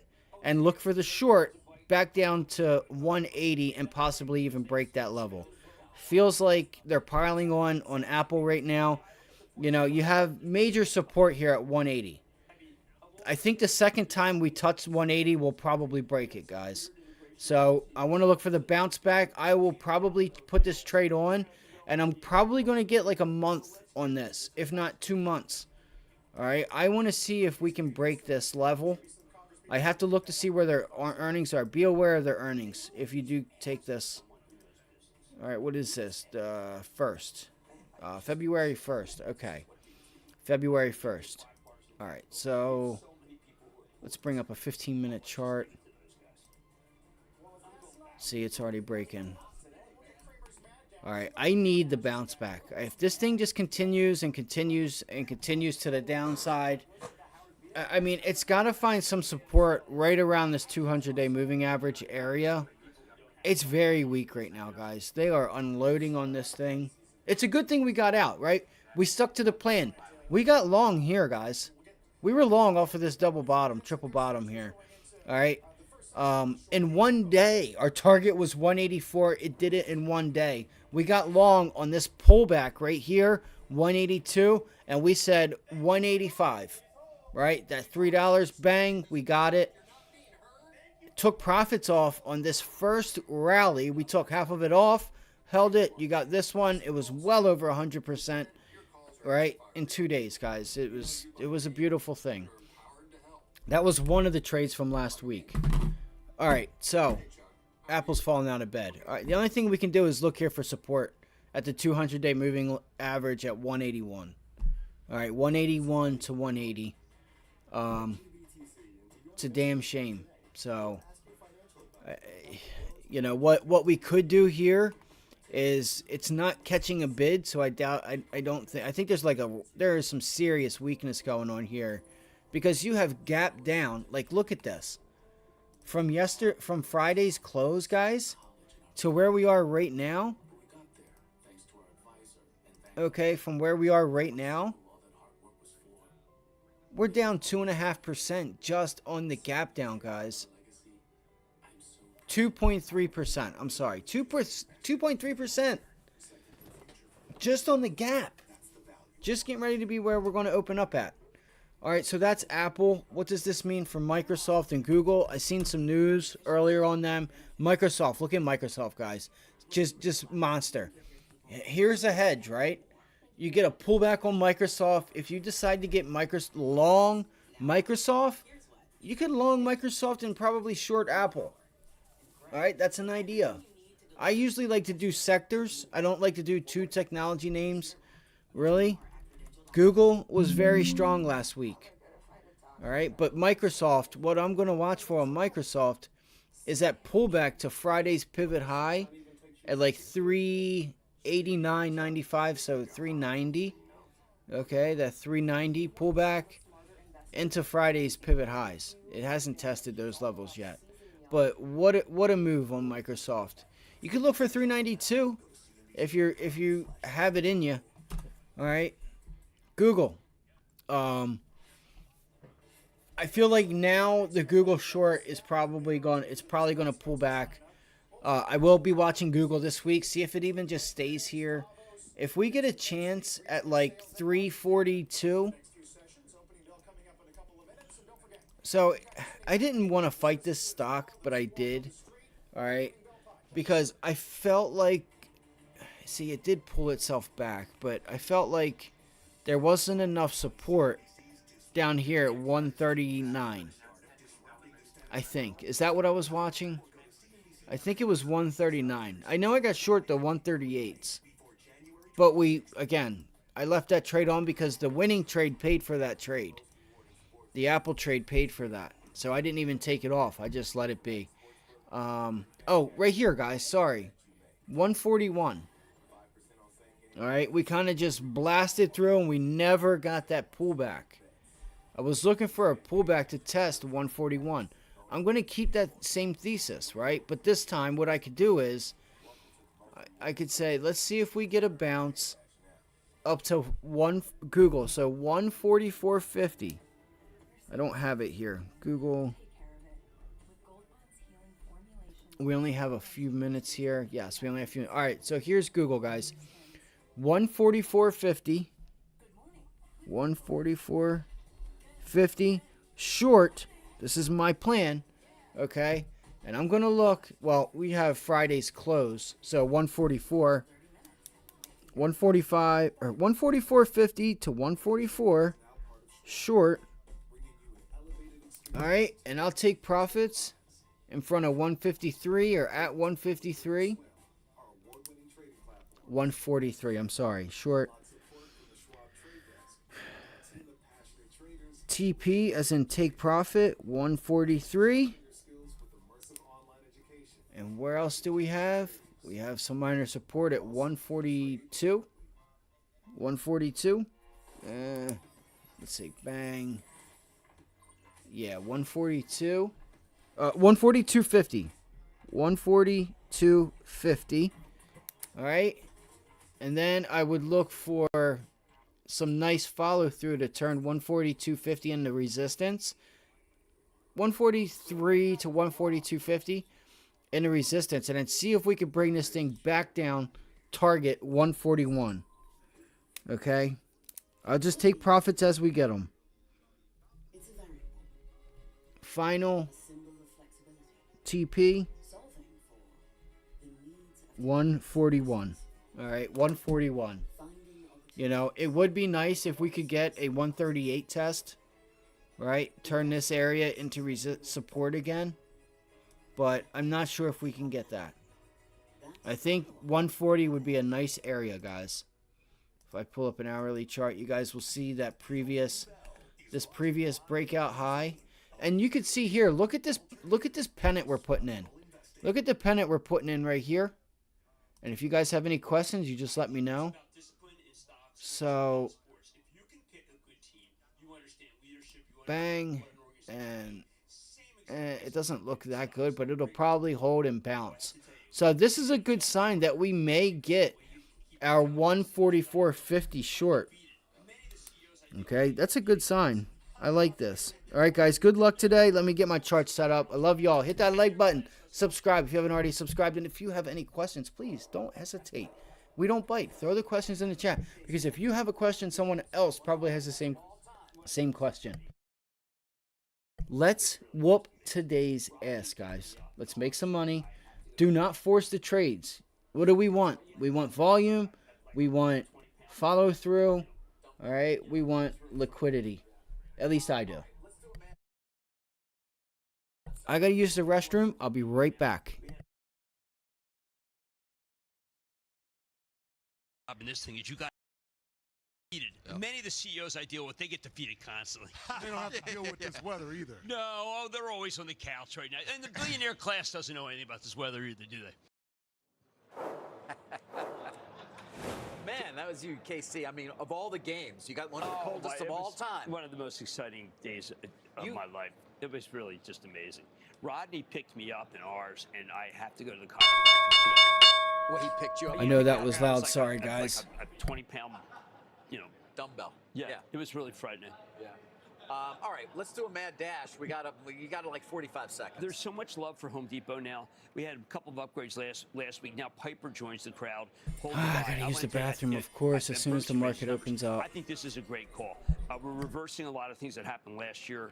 I know that Walmart's ringing the open bell. I completely agree with Walmart as a buy. Spent a lot of time at Walmart yesterday. That place is offering deals. So you like Home Depot? You think this call is a decent call? Yes, and very you're much still so. a fan of Walmart. Very much so. And, we got John David Rainey ringing the bell, one of the best CFOs I've ever met. Walmart, people should go to the Walmart. They won't believe the prices. All right. Apple News. Cameras in every aisle. Great way to deal with the shoplifting. Almost nothing behind plexiglass. Just fun. Let's get a look at the opening bell here and the CNBC Real-Time Exchange. There's your bounce into the 100-day moving average, guys. That was the take right there. That was the opportunity. Jim, bunch of upgrades, I should say positive comments on consumer-led names. Upgrades to Target, Starbucks, you mentioned Depot, a few others today to look at. I think the Starbucks call is interesting. Now, Starbucks, let's be really clear about this. This is an upgrade by Morgan Stanley, saying it's just got to an interesting level. I want to make it very clear. Because of pro-Palestinian protests in this country, because they said it's a Jewish-run firm, Jewish-owned firm, which was meant, by the way, it was a series of TikToks that were questioned this morning by Andrew. There it was, guys. What did we say? Bounced right up into that pivot low pre-market. Okay, 182, 183. American sales. All right, and you take profits as it goes, right? That was the very first thing. What did we say? 183. I have it written down right here. 183 short. Apple. Look at that. 182.60. The number of Palestinian protests that were really hurt store sales here. Again, because Howard Schultz is Jewish, this is the kind of thing that we did see once between 33 and 39. I'm not going to mention where or when, but it's a little bit different from what I've seen in our great country. It's, I mean, we should point out Howard Schultz doesn't have anything to do with this company any longer. Nothing. Doesn't matter. Not to mention because it's the same way that there were major department stores that were taken down in Berlin in 39, November 9, and it didn't matter that they were not actually Jewish run. It's really having an impact, though. Their quarter. No one's talking about it. I just talked about it. And talk about it because it takes courage to talk about it. I don't know. Knowledge. And are they, so the protesters are just preventing people from basically accessing hurt the quarter, yes. Yeah, well, they also made it so that some cases they trap people in there. It's not been hushed up by Starbucks. You can see it. You Google it. No, I know. But it has to do with the fact that the protesters believe that it's a Jewish run store. And we did, like I said, we had that in another country at a very difficult time, and now we have it in America. And it's shameful. But I don't make the news. I just talk about it. It's just one facet of the escalating crisis in the region. Shell this morning suspending Red Sea transits indefinitely. We've already talked about the impact on IKEA and Tesla production in Berlin and some other things. Yeah, look, I think that if you have to go around the Cape, the numbers, Nordic American tankers into me maybe every 35 seconds saying this is the time to buy. I'm not going to agree with that, but it is a direct play. That's NAT. It's a $4 stock. If it moves to $5, sell it. That's just me not trying to hype it. But, David, the costs are going to be worked in, and they're very negative for the economy, but it's obviously not the issue. The economy's not the issue. It's rogue countries taking shots at Well, it's not even rogue. It's the Houthis in particular in Yemen, who control a certain part of that country after what's been a bloody civil war there as well. And yeah, they're indiscriminately sending missiles all over the place. Yes. Which obviously, as we know, we've been reporting, is. Well, why would you send why would you send a ship through there? You know, send those ships around Africa. You know, delay the cost, but don't have one shot down. The insurance cost must be just insane at this point. Yep. To insure a ship. Yep. What do you got there? Oh, somebody's, a banker's wants me to mention their firm, which I already did. I already mentioned their firm. You mentioned 3 different firms. So I know. Now it's a show I actually game. mentioned 4 M&A firms, and I mentioned one that was behind this deal. Should we do it now? The Ansys deal, where you lost a lot of money if you're in there? I think they're from the Canonsburg. They're from the western part of Pennsylvania. Other than Hal Met, is there anything left in Pennsylvania? This deal is enormous. Gigantic. Synopsys buying Ansys. Let's do it now. We can do it as a favor report or not, but let's get rolling on this. I'd say do it as a favor report. It's one of the more important stories of the morning. Wow. Wow. What is that picture? Look at $1 million in that picture. Really? I think so. Oh, is that what I look like now? No, I thought you looked fantastic. It's from the angry man on set here. All right, you can take a look at what's happening. Synopsys actually responding quite positively, but Ansys shares are down. This has been telegraphed for some time. Any number of news outlets have reported on the possibility that this deal was coming. What we can tell you is it all started because Cadence Designs actually, my understanding is, made the first foray, kind of came at Ansys, put them in play, essentially is the way we'd put it. I'm not clear on how hostile it was, but it was unsolicited, and it provoked Ansys to say, all right, let's take a look, see what we can get for ourselves. And that process, which I believe did end with both bids from Cadence and Siemens. Really? Cadence? Ends with the deal with Synopsys. It's a cash and stock that's deal. Why Cadence It's did. 0.3450 shares of Synopsys, $197 in cash. It's worth about, let's call it $370 right now in the market. You can see that. They're talking about $400 million run rate cost synergies 3 years post-close. They're also talking about $400 million run rate revenue synergies 4-year post-close. There you see it right there. They're taking on $16 billion in debt to get this deal, the cash portion of it. So they are increasing their indebtedness, their leverage, but they're talking about getting down to as low as 2 times adjusted EBITDA within what's a couple of years post-close. Now, that close itself is going to be a year. They do need China approval. And that may be one reason why you are seeing a fairly significant spread. All right, sorry about that. Not sure what was going on there. All right, so here you go. You're still getting some resistance up there. It's a low volume bounce back. Let's see here. And we closed. Is that the low?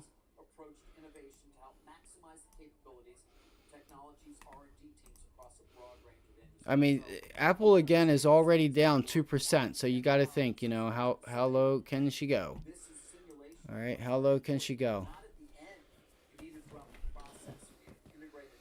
The volume is to the upside, so watch, you know, watch here, guys. It may get some support and try to travel a little bit more to the upside, but that would have been a nice, quick, right off the bell scalp, right off of 183.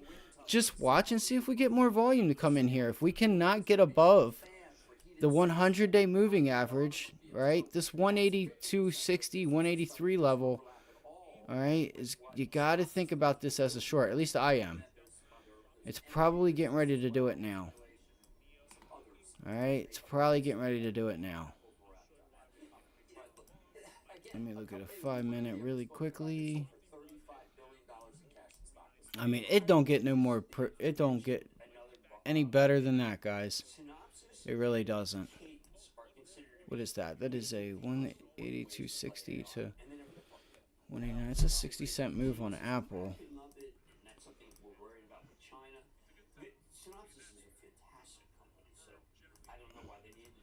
Okay, so that's Apple. She's holding up pretty well. She's holding up pretty well. I want to see. Volume is pretty nice. All right, let's go to Tesla. And we'll go to the banks. Go to Goldman Sachs. Okay, so Tesla already has pulled back. Let me move all the moving averages so they're in the correct place. All right. And you can see here, guys, that uptrend clearly broke. Clearly broke. And here we go. We are marching down to 209.50. 209.50. You do have a gap fill down here too, guys. There is also a gap here at 203.70 or 203.80 to 200. So be aware. Again, we need to look for the bounces.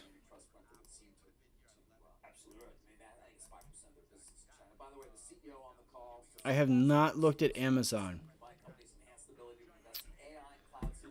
Let's go, fam. Let's do it. Let's have a wonderful day today. What are you guys looking at? I want to hear from you guys. I want to hear from y'all. What y'all got for me today? What you guys got? What are you guys looking at? Speaking of AI, we haven't yet touched on Elon Musk's comments about how he would like more voting control before he starts investing AI into Tesla. I thought that I'm trying to remember a CEO who tried to get more stock because What do you guys got for me today? I don't know. I know we can run them likes up too. I know we can. I know we can. All right, so you guys seen that we got a bounce down here off of JP Morgan. Let's pull this up. Let's see where we opened up at. All right, so trade line again. Where did we say? Would have been right here at this resistance level. Right, where did I say? Right here, right? No, that was the prior resistance. That's where it was before. Where did I say? Right here, yeah, right here at 169.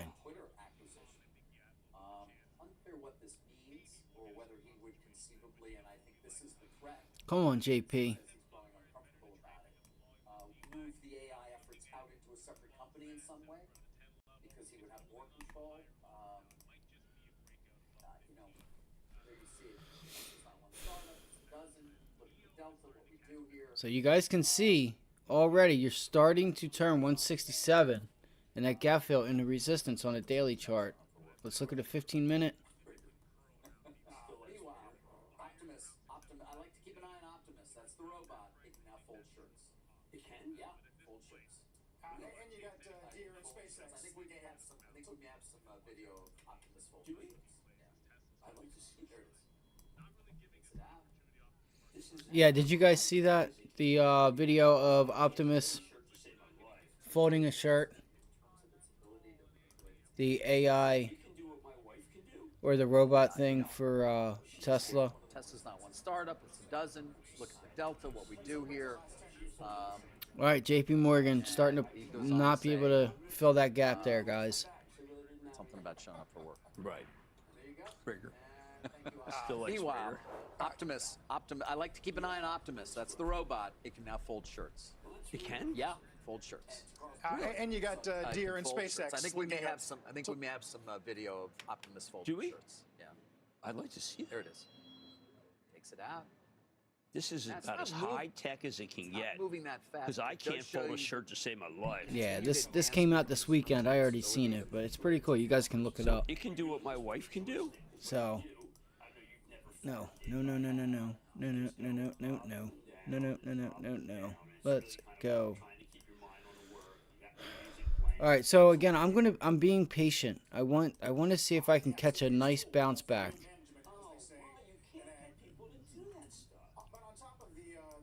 This looks like it's starting a trend, guys, on JP Morgan. A lot of notes here this morning, Jim. It's Wells. Will pricing pain start in Q4? Referring to Let's see if VWAP holds. If VWAP doesn't hold, Tesla to miss Q4. I feel like that's it. They're in line. That's it. But below consensus on the other legacy OEMs. That is it. It's not holding. Look, that group is troubled, and I don't see. All right. It is what it is. A pivot away from expensive EV losses to say Ford. My trust owns Ford. I thought that would be. Remember, they're like. What's Goldman Sachs doing? But I also felt that they got a great hybrid offering. Man, y'all hard today, chat. Chat's hard today. They playing hard today. Yeah. Yeah, that's it. The cycle's over. Chat playing hard. Man, look. That is a beautiful, beautiful resistance level off of 475.50 on the S&Ps. Look at that analysis. What beautiful analysis. No, I'm a Chiefs fan. Look at that. Beautiful. 475.50 resistance. Coach, wherever the heck he is, because he certainly wasn't just, well, never mind. Andy Reid mentioned me in his post-game press conference. I've not really gotten that kind of high sign from Coach, whatever. Well, the game, Jim, was the most streamed event in U.S. history. All right, let's see here. Viewers, largest usage of the internet Just trying to see how you guys are doing today. All right, that's all. how many Peacock See how you guys are doing, what you guys are watching. A hello, a comment, a something. Look, I was out there. Get it at a very discounted price right now. I thought it was amazing. I sat behind Paul Rudd next to Clark Hunt. It was like the best promote I ever did. Comcast is down. All right, okay. I'm not going to say. I know I'm not going to say that the sellers are fatuous morons. I'm just out of that game.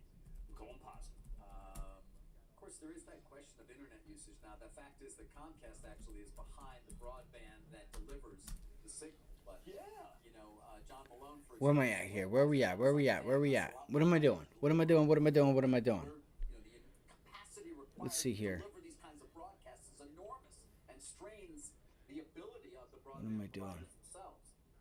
In this case, there was Don't have an answer there's the for. content, but Oh, shit. industry would go to Comcast I think- wires, at least pure Comcast. If you're not some of the Magnificent Seven, your stock's kind of. I mean, like the Microsoft notes today were such suck-up notes, right? It's like this is the greatest raising price I already made because they have something. Holy shit, he threw some trucks in there.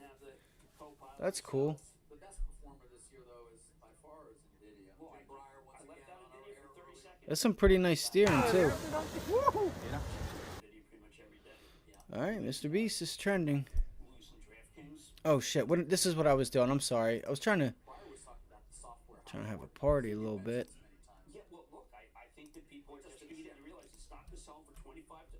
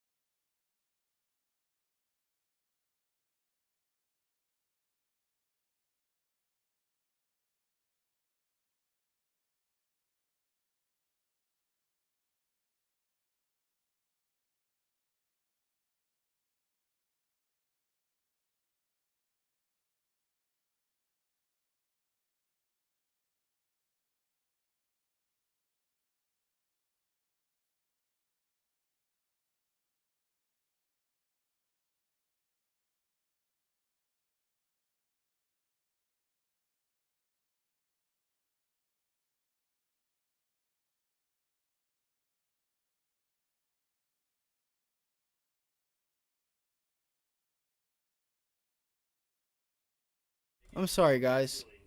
Sorry about that. It's almost like you're gonna have people in there second guessing everything. I don't know. There we go. We're good, right? By the FAA. Gotta watch those hotkeys. I could end the stream. Gotta watch the hotkeys. And they cut to equal weight. You needed to have, and you had that. You know, it's an inventory. If they got the inventory down from the max, then they would start making a lot of money. And this just came. It couldn't come as a worse time. Boeing stock was really on. All right, so JP Morgan again. Everything's just holding up. We haven't really moved directionally yet. So don't be like squirming because you haven't made a trade and getting upset with yourself. We haven't really moved just yet. All right, the JP Morgan short I would look for would be up here at 365.50, but I don't want it there. I'm not getting short there because you'll be oversold before you know it, and you don't have much room. I want it up here, guys.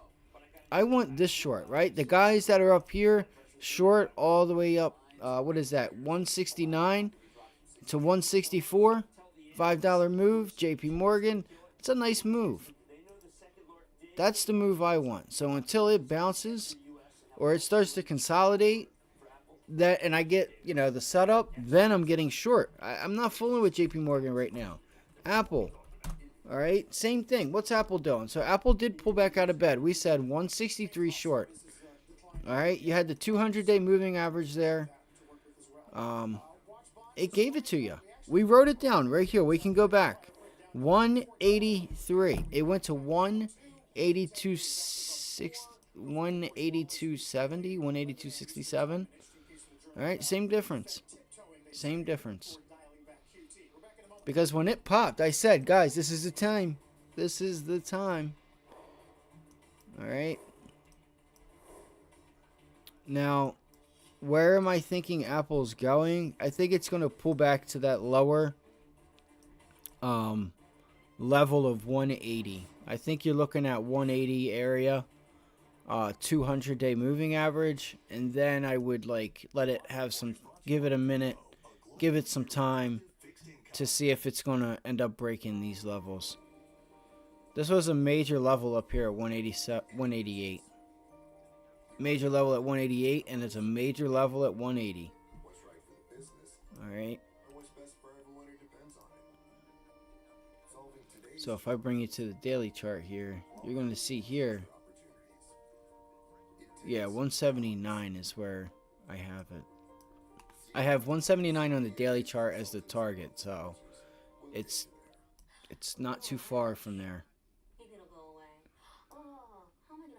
Alright, this previous resistance level right here. QR code? Dr. Stafford makes you feel at ease. Thanks, Rash. You've got more options than you know. Book now. No, I didn't mean to do that. They had more cash. Do you think those two have any idea that they could sell their life insurance policy for cash? This is a beautiful double top too, guys. On that daily chart, look at that double top on Apple. Look at that. That's a beaut. Divergence and all, guys. Look, it pulled back, retested. I think now's the time to get long Apple. If it gives me a bounce back, I know I said 183. We gotta look to be taking this thing to 170. Being honest. This is a really nice double top. Pullback, making it resistance. I don't think it gets any clearer than this. That 50-day, they turn the 50-day into resistance. That previous double top. This is a nice trade. This is going to be a nice trade. I just need the entry. I didn't get the 180, the 182.60. It's all good. I had to use the bathroom. Sue me. It is what it is. But I do know that we should get a bounce around at 180, and let's see if we can retrace some of this, and I'll be in it. I'll be in it. Watch, this is gonna be the trade of the week. Is Apple? I promise. This thing is looking all types of bearish. All right, Amazon. I know wasn't really on the list. Oh, my pen's falling apart. Had to tighten it up. All right, Google, another one. So Google's holding right now. Yeah, Google's trying to hold. Earnings season. Another big earnings hour. The scorecard for the American economy. Earnings season on CNBC. Take a look at some of the cannabis ETFs. Highest level here since, say, September of last year. On Friday night, we got that report from HHS arguing for a rescheduling of cannabis to Schedule 3. We'll see if that puts any pressure on the DEA, but finally some movement in MSOS. Down 255 to start this Tuesday. We're back in a moment.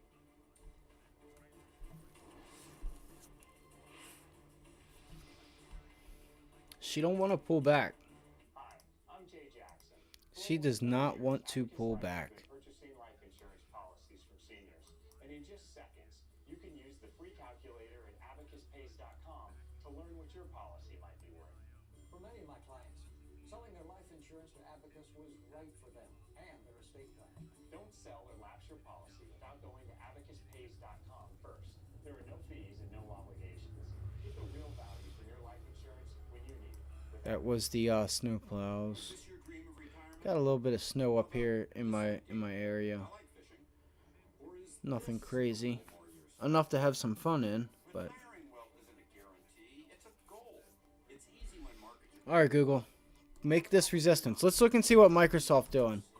MSFT. Oh, Microsoft pullback. What did we say? What did we say? We said a pullback to 388. Pullback to 388. 389.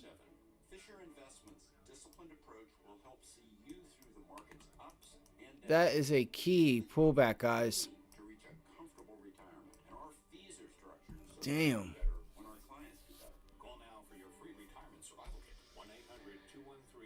Let's see here. I'm a little upset that I missed the Apple short. Now, let's not make it 2. Remember, what do we say? Don't sacrifice price for time. 395. 395. The world's first hands-free sneaker built for comfort. You heard that correct. Zebras are hands-free, and you can put them on without bending over. We've simply designed a better shoe you can put on effortlessly. You've never seen a sneaker like this.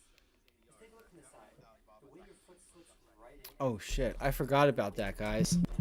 Did you guys see Baidu Friday? There was news out about Baidu.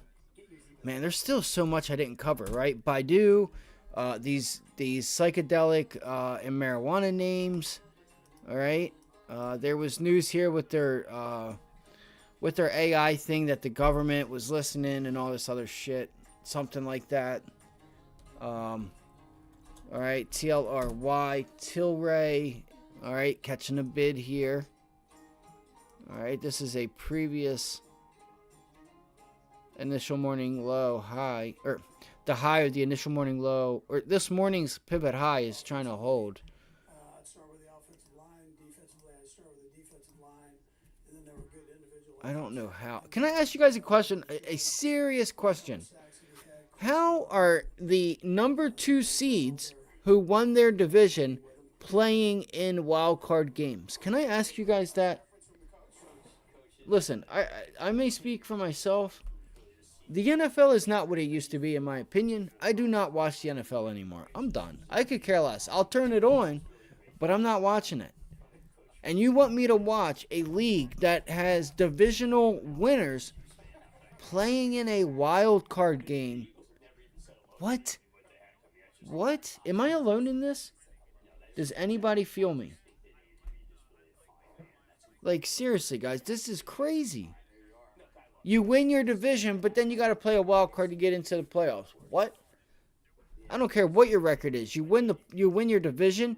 You should have that. You should have your playoff position locked, and the team that's fighting to get into the playoffs be playing. That's what the wild card was for. That's why it's called a wild card. There's a fight to spill. The 2 suckier teams are going to play each other, and we're going to fill that spot.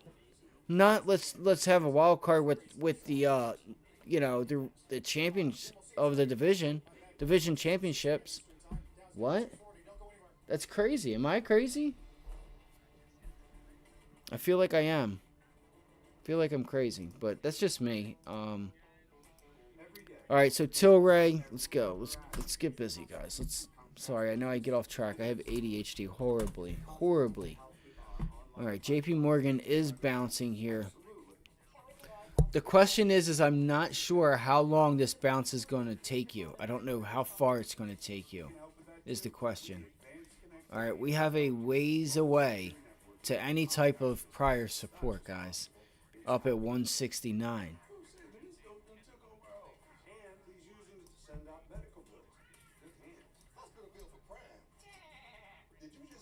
He's talking about expenses health insurance doesn't cover. Good thing Coach Prime knows about. Say it one time. Because Aflac gets you money to help close that gap. Now, how do we get this goat out of here? Meet one of my new homies. Get help with expenses health insurance doesn't cover. All right, so here we go, guys. We're coming up to the pivot high from this morning on JP Morgan. Keep an eye. Keep an eye on this. You're right. I bet they deal with this all the time. Because this could be a very nice long. This could be a really nice long. You've got more options than you know. Look now. And I told you guys, as we start to bounce higher, that 9 EMA is going to move lower. Clients have complex website and digital marketing needs. Badgley Mischka, a high-end fashion brand, needed to expand their online presence, reach new customers, and increase online sales. We solve digital challenges like this all the time. We implemented a digital marketing strategy that more than doubled their online sales through management of email marketing, paid search, SEO, and social media. For results-driven digital marketing solutions, go to AmericanEagle.com. Your shipping manager wants to find himself, leaving you lost. You need to hire. I need Indeed. Indeed you do. Indeed Instant Match instantly delivers quality candidates matching your job description. Yeah, I want to see. It's struggling, guys. JP Morgan is struggling up here. Brokerage account over to Robinhood and receive a one-time match bonus of 1%. The larger the transfer, the You know, 168's got to be doable. match. Offer ends January 30th. This is crazy that they are still selling this name. Okay, here it goes. It's got to start to hold.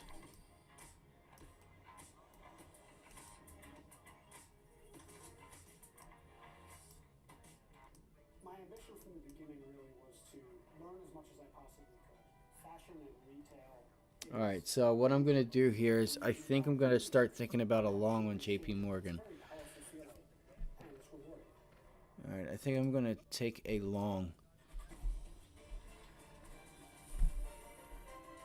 I want to make sure I'm in the right name here. Good Tuesday morning. Welcome to another hour's walk on the street. I'm Carl Quintanilla. So what we're looking at is a possible double top. Stock Exchange. Sarah Eisen is on assignment. Got some weakness to start this. Possible double top. As we wade a little bit deeper into earnings season with the banks, we're watching Davos, the Red Sea, deflation in China, and some important Fed speak coming up. We are 30 minutes into the trading session. Here are three big movers we're watching. More earnings from the big banks, Morgan Stanley and Goldman Sachs on the move after beating estimates. You see Morgan Stanley down about 3%, Goldman just above the flat line now. We'll break down those numbers later this hour.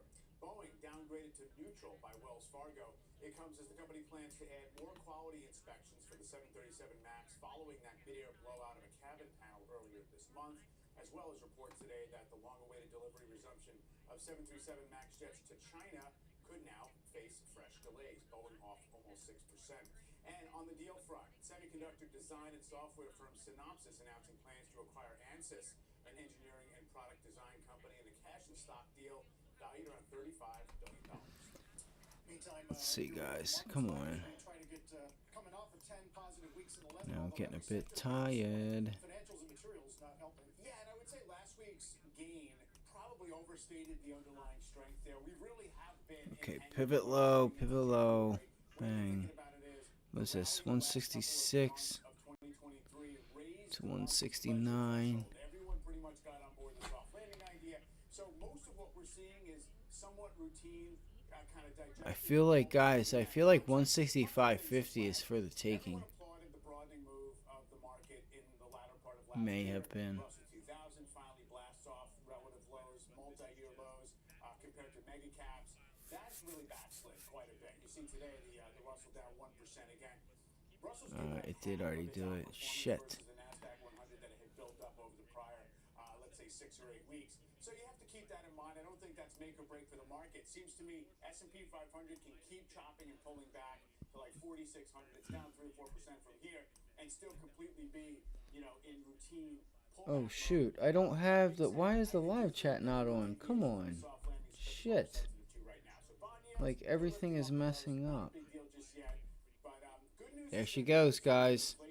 It's a nice little increase in volume there. Going the right direction, but that also means that bad news is bad for the tape. I think, even though everyone's focused on a March initial rate cut potentially, and maybe the Fed has to push back against that, to me it's about if the economy holds up, then you're probably fine with waiting for the first. This has been your long-standing view that there's no Fed cuts because the economy is worsening. That's not real. We're not at that moment, We're not at this point where everyone thought we were overheating, and now we're just cooling to cruising speed. I think at this point there's still enough late cycle kind of sensitivity out there that if we really wobble on the growth side, you look at consumer cyclical stocks, they've actually sort of suffered in the early part of this year. So there's some concern being expressed about the resilience underlying. I don't think it's like a fire drill. It's not a big deal, but it definitely shows you that it's a relatively narrow path still that we have to. I think big picture though, S&P flat for 2 years. We went through a whole Fed tightening cycle. I know, guys. I'm just exhausted. I apologize. Let's do this here. Alright, let's do this. It's a nice increase in volume. What I want to do is I want to see if we can get a low volume pullback, alright? I want to look for a low volume pullback on JP Morgan. Come on. Give me a little more granularity on that. Yeah. What I guess is a positive take on what we're expecting. We're in the early stages, obviously. It's positive. Here's the pullback. Be able to say that we hit the earnings trough, let's say the third quarter of last year. The question is just exactly how much of a comeback do we see? How broad-based is that comeback? Live, bang, let's do it. Alright, so here's our pullback. It's not holding. Possibly look for, I'm thinking 165.66. Okay, 165.66. This could be a bit of resistance here, but I still think, again, I am short-minded JP Morgan, but a trade off of VWAP 165 to 168, 167.50. Okay, this pivot low here, if not Friday's high, it could be a trade. It could be a nice trade. So right now, I'm thinking about what it is I want to do. You have a really nice possible small cup and handle here. A pullback to 165 like 40, 165.37-ish would like let me know like, hey, this is where the long's coming in at. Yeah, 165 like right here. Look, it's pulling back now. 1 minute VWAP, 165.31. 1 minute VWAP is including pre-market prices, so it's going to be either up or down a little bit comparable to what you have if you don't have pre-market. We think the earnings will grow. We actually raised our numbers by 5% from a year ago. Alright guys, so is she pulling back here? Again, don't get it confused. I do want to short JP Morgan longer term, but right now, I'm just looking for a trade. Just looking for a trade. I mean, I forget his name that's on CNBC, but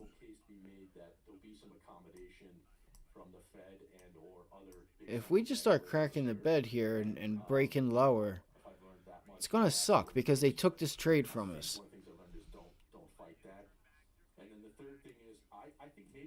Yeah, 165.31. So, as long as this volume continues to remain lower, then I'm going to feel comfortable with this trade.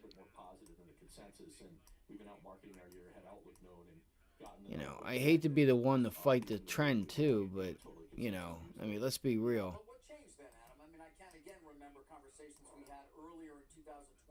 I'm sure, this...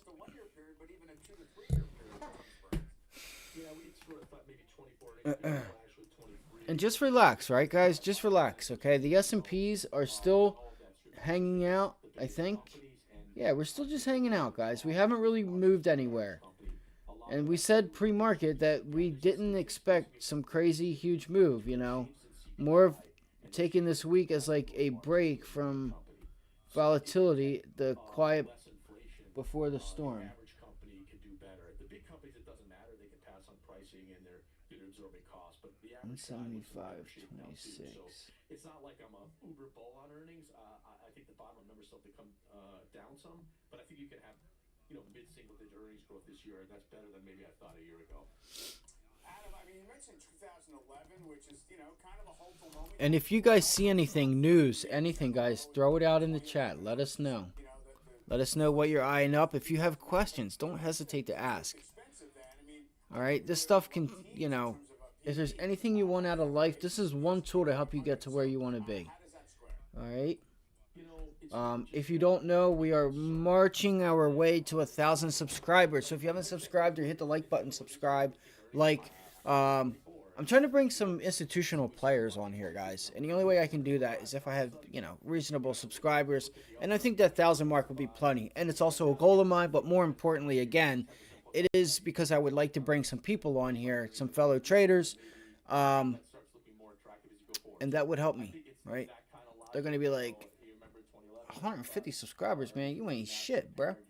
You ain't shit, dog. I ain't fucking with you. I'll be like, all right, bet. I ain't fucking with you either. I seen your last trade, bro. You tell motherfuckers to go long. Yo, you told them to go long on that?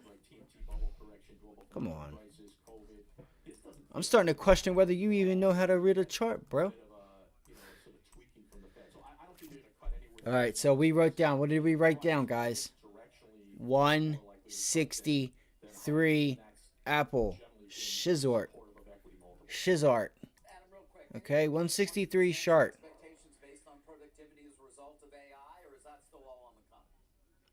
More importantly, if you were here live with us, as soon as we bumped up into this area, we said, there it is.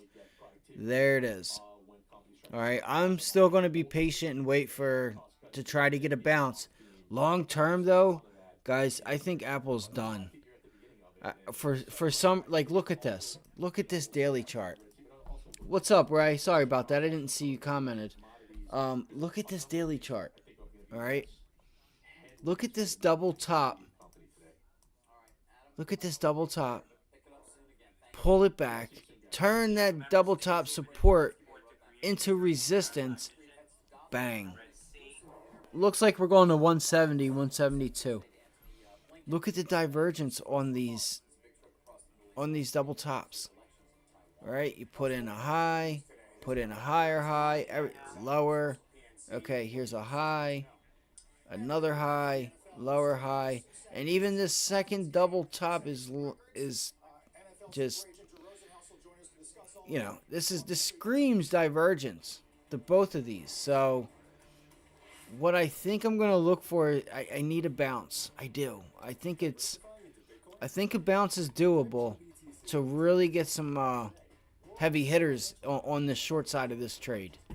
All right, I'm a firm believer that it may be a bit overdone in the near term, and we're going to have to wait for a bounce back into 184. Right, at least 184. I hate to go short a stock that I think is one of the best companies out there, but just I'm here to make some money. Don't matter how I make it. Listen, that's our job. Sometimes you guys get confused. Sometimes I get confused. All right, our job in the day when we trade, buy stock, sell stock, short, long, whatever, you have one number. Your job is to take that number and make that number bigger. It don't matter how you do it. Just take that number and make it bigger. Some people are good at it. Some people suck at it. Some people suck because they haven't been taught how to do it. Let's go look at Microsoft. All right, I need to stay focused because Goldman Sachs going to raise another. Okay, so there's that pullback that we talked about. I want to see if this is the shortable bounce here at 391. She's still holding strong, but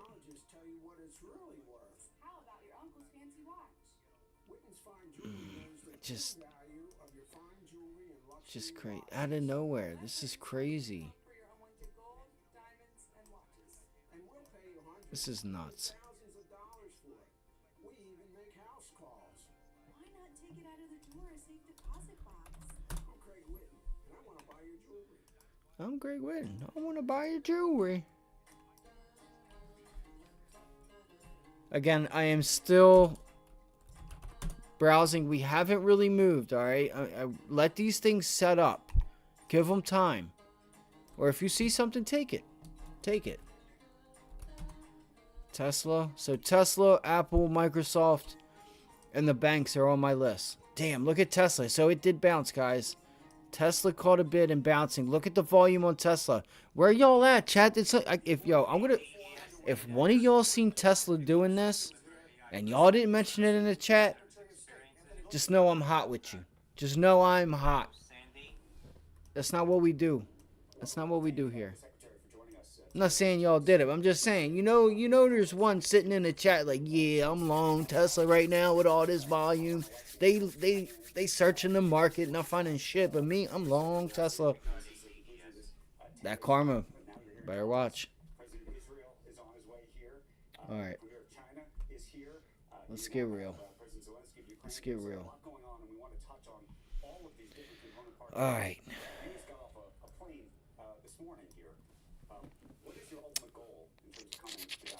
That's crazy. What did we say this morning? We were watching 125, and we said that we thought Tesla was overdone. We said that Tesla was a bit overdone, and that it's a little hard to get short this name or think that you're going to go any further because, you know, look, you have just all your moving averages are about 10% away from you. You know, gotta look for 230, 225. We said that this morning. 200-day moving average. That's what's first.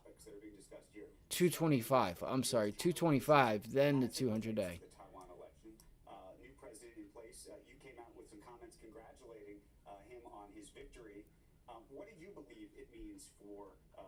This is crazy. What's up, Deontay? ARC-B options, okay. MSTR ripped me, but I got out of Riot and still holding 205 Bido and averaging down. Okay. Be careful, fam. Be careful. We gotta get this money up. We want to get this money up. We don't want to put ourselves in a predicament. Unless we've earned the right to take that risk. That's a different story, right? You got 4 or 5 green trades. You made some good money during the week. Take a quarter of it. Take half of it if that's what you want to do. You know? I know you do. I know. It really wasn't for you. It was just anybody that was out there that's, you know what I mean, that struggles. I just got to repeat it because, you know. Oh, shit. I can't believe I missed this Tesla. I was looking at JP Morgan. I was starting to fall asleep. I put my own self to sleep. Would you believe that? That's pretty damn bad. Put myself to sleep. Oh, shit.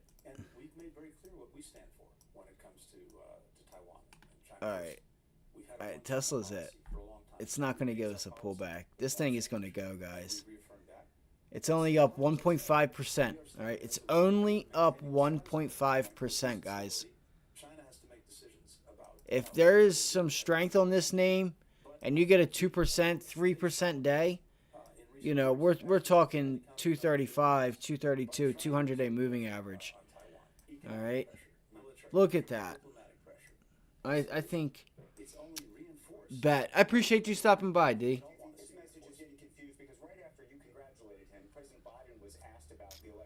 Appreciate that. Look at this volume. I'm going to go long Tesla, guys. I'm just debating whether or not to do it at 219.89 or do I do it here if this is going to hold. Let's watch level 2. Let's see what we got going on here. There's a 25, 2500 sell order.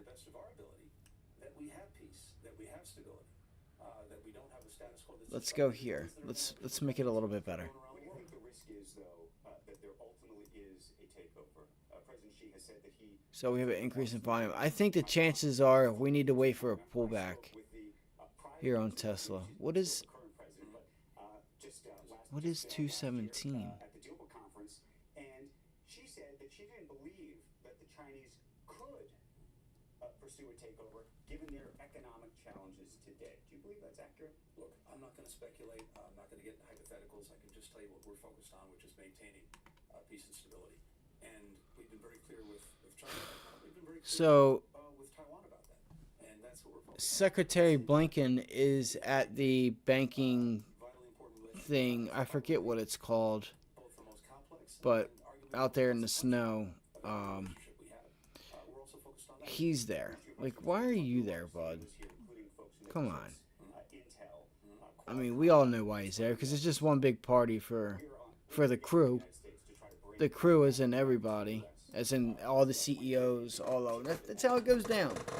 That's how it goes down. Does Taiwan become more or less strategically important to the United States? Well, first, you're exactly right that we have a major effort underway. And one of the major achievements of this administration, President Biden, has been this investment in ourselves, including, notably, with the CHIPS and Science Act, to make sure that we have that manufacturing capacity here. But look, this is going to take some time. Taiwan remains vitally important when it comes to chips. But as I said, beyond chips, 50%. All right, so here's our first pullback coming in for Tesla. You started to notice this increase in volume here on the 1 minute and on the 3 minute. Very senior Chinese official in Washington just a couple of days ago. Are we supposed to read anything, though, into that? No. They have a big delegation here. No. Quite literally, we had one of the most senior foreign policy people in So if I get the opportunity, guys, what I'm looking for is a pullback and hold. All right, 220. 220. I'm going to get long Tesla. So you don't even have to ask me, are you long? You know, the only way that I will not be long at 220 is if this volume is the heaviest volume and we just crack the level. I think we can get it. Many other members of the cabinet made, Secretary of Treasury, Secretary of Commerce, John Kerry, but most important, President Xi and President Biden. And we, after that meeting in San Francisco, which produced real results, good for the economy in a number of ways, we're continuing that. And that effort will extend into this year. Let's pivot to a number of other crises that are taking place around the world. The Red Sea. Let's talk about the latest there, because since the U.S. and UK launched those joint strikes against the Houthis, Houthi targets in Yemen, to 1985. How successful was that attack? To 1985. Here we go. Pull it back, Tesla. Pull it back. What are the stakes here? We've not wanted to see escalation anywhere since October 7th. I mean, we're working every single day to prevent it, including in the Red Sea. And when the Houthis started these attacks, we pressed very hard for them to stop, but without escalation of any kind. The reason it's so important there is this. Here again, 15% of commercial traffic is going through that strait every single day. 30% of the world's container ships. We're seeing international repercussions for these attacks. Thousands of ships have had to reroute, move around and away from the Suez Canal. It's adding costs to everyone. Insurance costs are going up. Shipping times are going up. That means that whatever's being shipped is getting more expensive. That's it. I gotta do some push-ups or something. All right. So, some massive relative strength here on Tesla. Let's see what the news was. All right, Elon Musk, Tesla owner, remark, it's just more drama. It won't bear fruit. Okay, I don't know. Top 10 trending stocks. Tesla, Nvidia, Microsoft AI, Zim, QQQ, Mara. That's another name. Snow, Baba, Apple.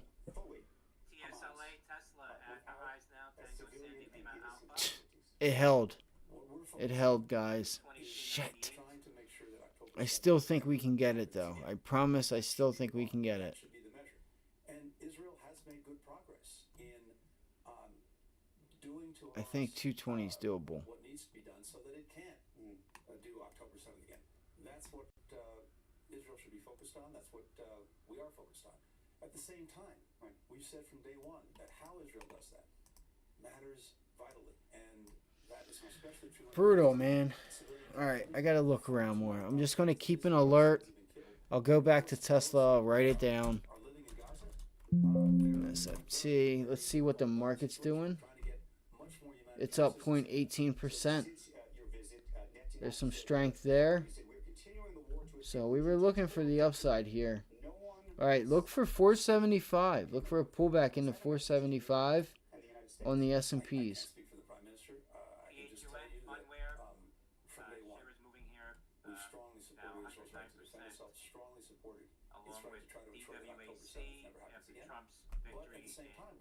DWAC, it was also going too, guys and gals. If you guys didn't know, DWAC, because of the Iowa caucus, DWAC did start to show signs of strength. I need to go get something to drink.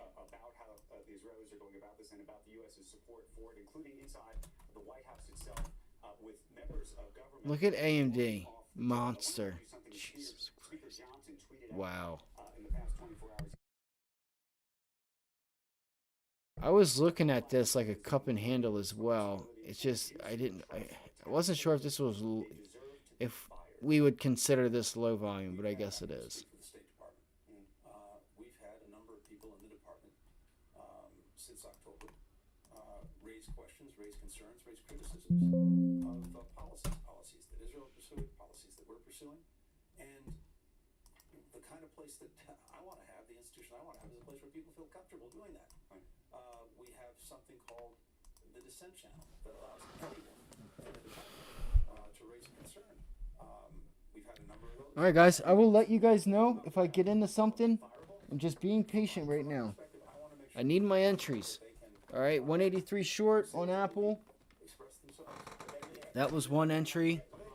All right, you're starting to see all these names that have already pulled back. They're starting to bounce. All right, into those areas that we're going to look for a rejection a little bit later on, into today, into tomorrow. If I get into something, I will let you guys know. I'm gonna browse around a bit here. Have the institution comfortable doing that. Right. We have something called the dissent channel that allows anyone in the department to raise a concern. We've had a number of those. I read every single one. But walking off the job, fireable? From my perspective, I want to make sure that people feel that they can say what they believe, express themselves. But then, do they ultimately have to get behind the position of the State Department? They ultimately have to be on the job and do their jobs. But the main thing is this: people feel the need to speak up and speak out. That's a cherished part of our democracy. It's a cherished part of my view of patriotism. But people also need to be on the job, do the job. Look, we see this across many administrations. Right. If there are policies an administration is pursuing that individuals object to in a way that they can't continue to work, well, that's their decision. That's their choice. They have to make that decision. Let me ask you a question about two-state solution in Israel. You've been working hard on that and starting to think about what things might look like on the other side. There's a lot of folks who are getting on board with you.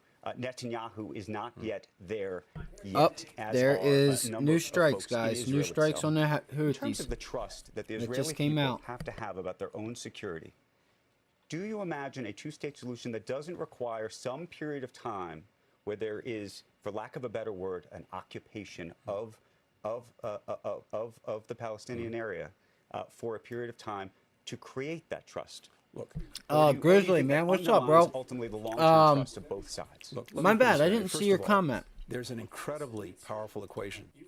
My fault. I did not see that. RVSN short. Short-term price is 314. Only 1 million share float. Let's get it. RVSN. Let's go.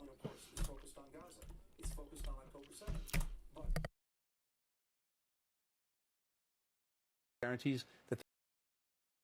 But they're equally committed to a pathway to a Palestinian state because they believe strongly, and we believe as well, that until that question is resolved, you're never really going to have peace and stability. And for that matter, Israel's never going to know true security. So when you put together integration in the region, Israel's normalization of relations with every country, security assurances and commitments, a Palestinian state, you've created an entirely new region. And then Israel's biggest challenge, biggest problem for us as well, Iran, is isolated.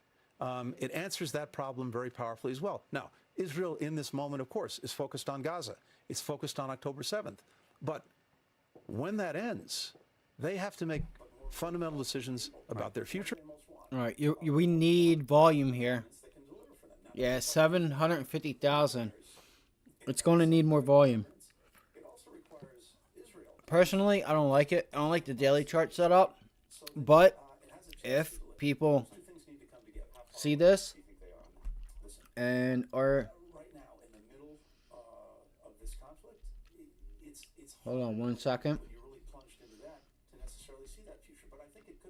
I don't know why that is like that. This conflict will end. And when it does, decisions have to be made. You're in a place right now where, again, Arab countries, including countries like Saudi Arabia... Man, that sucks because RVSN is not even on the top gainers. That opens up an entirely different future, a much more secure future. But you have to resolve the Palestinian question. It is actually on the top gainers. I take that back. Good call out, Grizzly.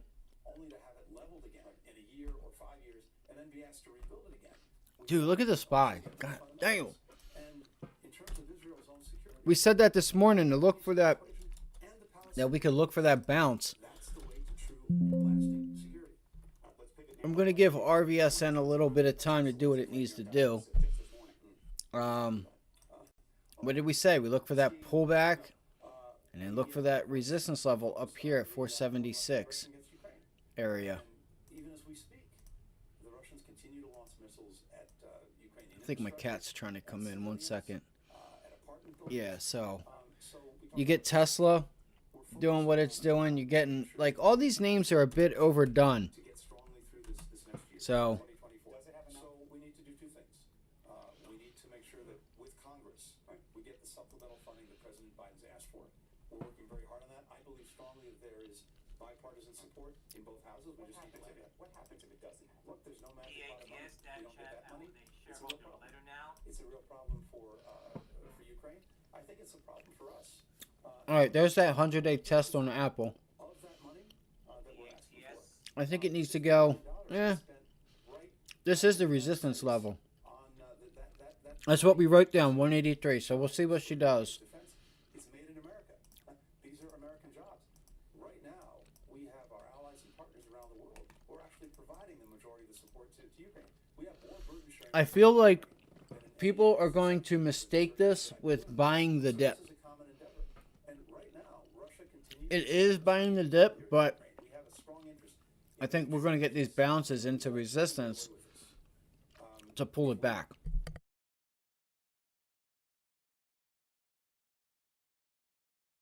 And our leadership of that money that we're asking for, $50 billion gets spent right back in the United States on that money to procure items for Ukraine's defense. It's made in America. These are American jobs. Right now, it is feeling very bullish. I'm just getting that sense of just bull.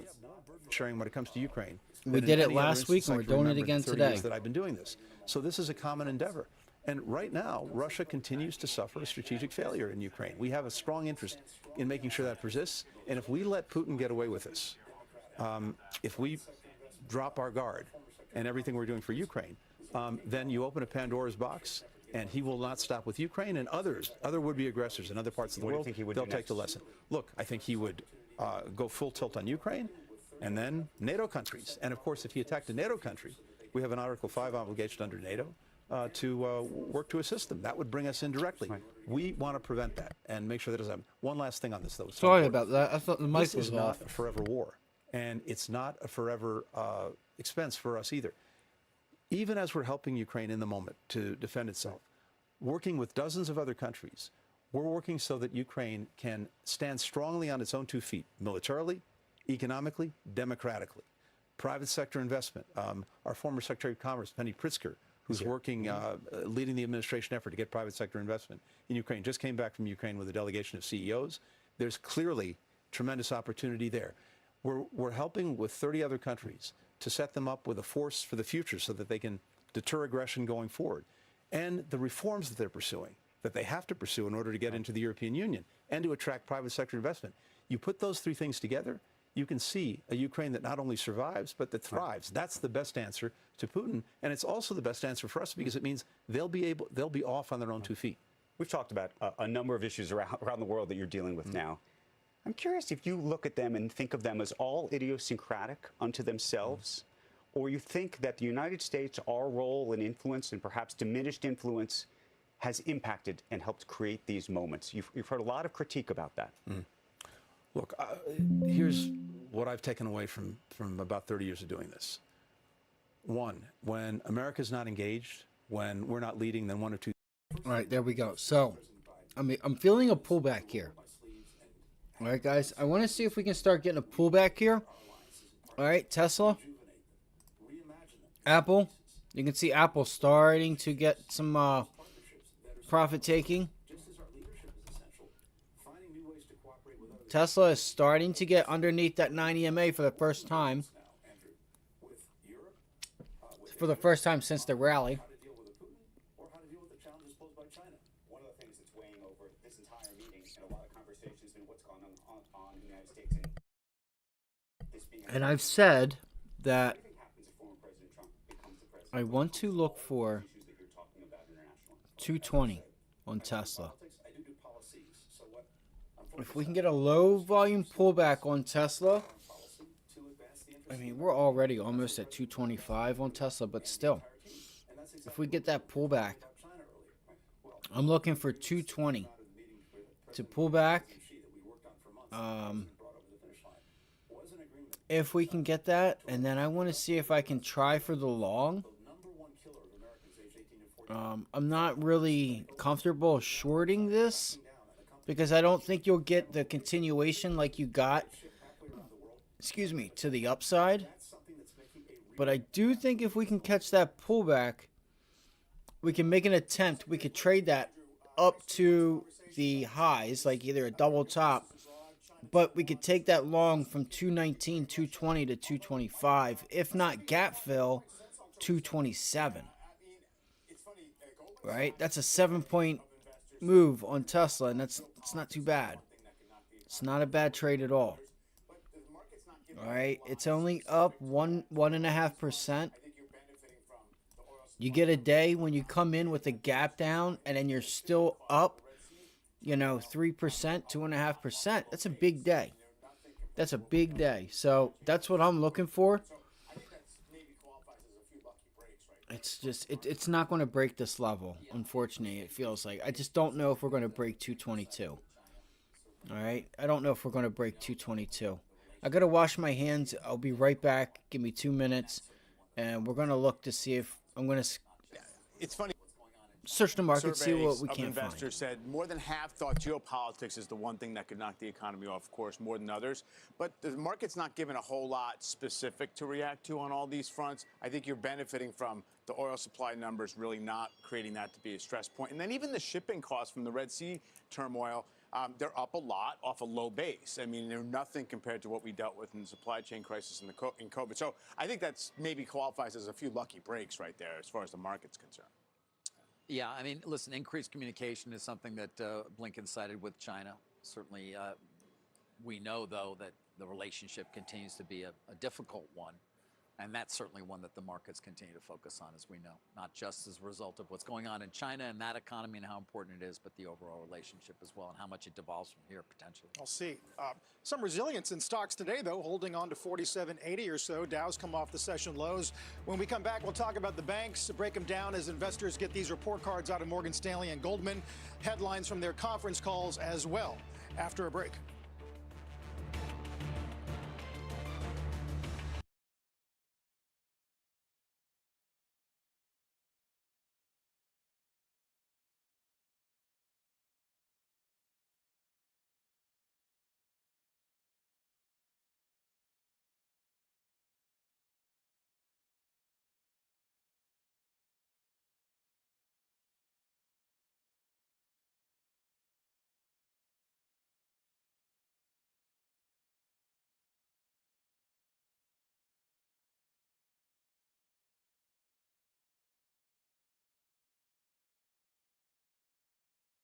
All right, guys.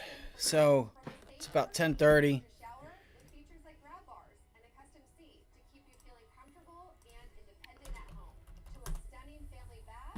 We got some flowers outside. Okay, so look here, right? We have this double top on Apple. See if that starts to hold. There's a nice pullback on Apple. Where would we look to take this? Where are we going to look to take this? All right. We could try for the gap fill, 185. So that could leave us a few points. All right. Let's see if we can't break above this 100-day moving average. It's going to do it right now. So I'm going to look. I'm looking there, guys, on Apple. All right. This is a really nice. I'm going to miss it. I just missed it. That's a nice pullback into that area. And we are up. We're still down. Okay, so if Apple can break even, that wouldn't be too bad. All right.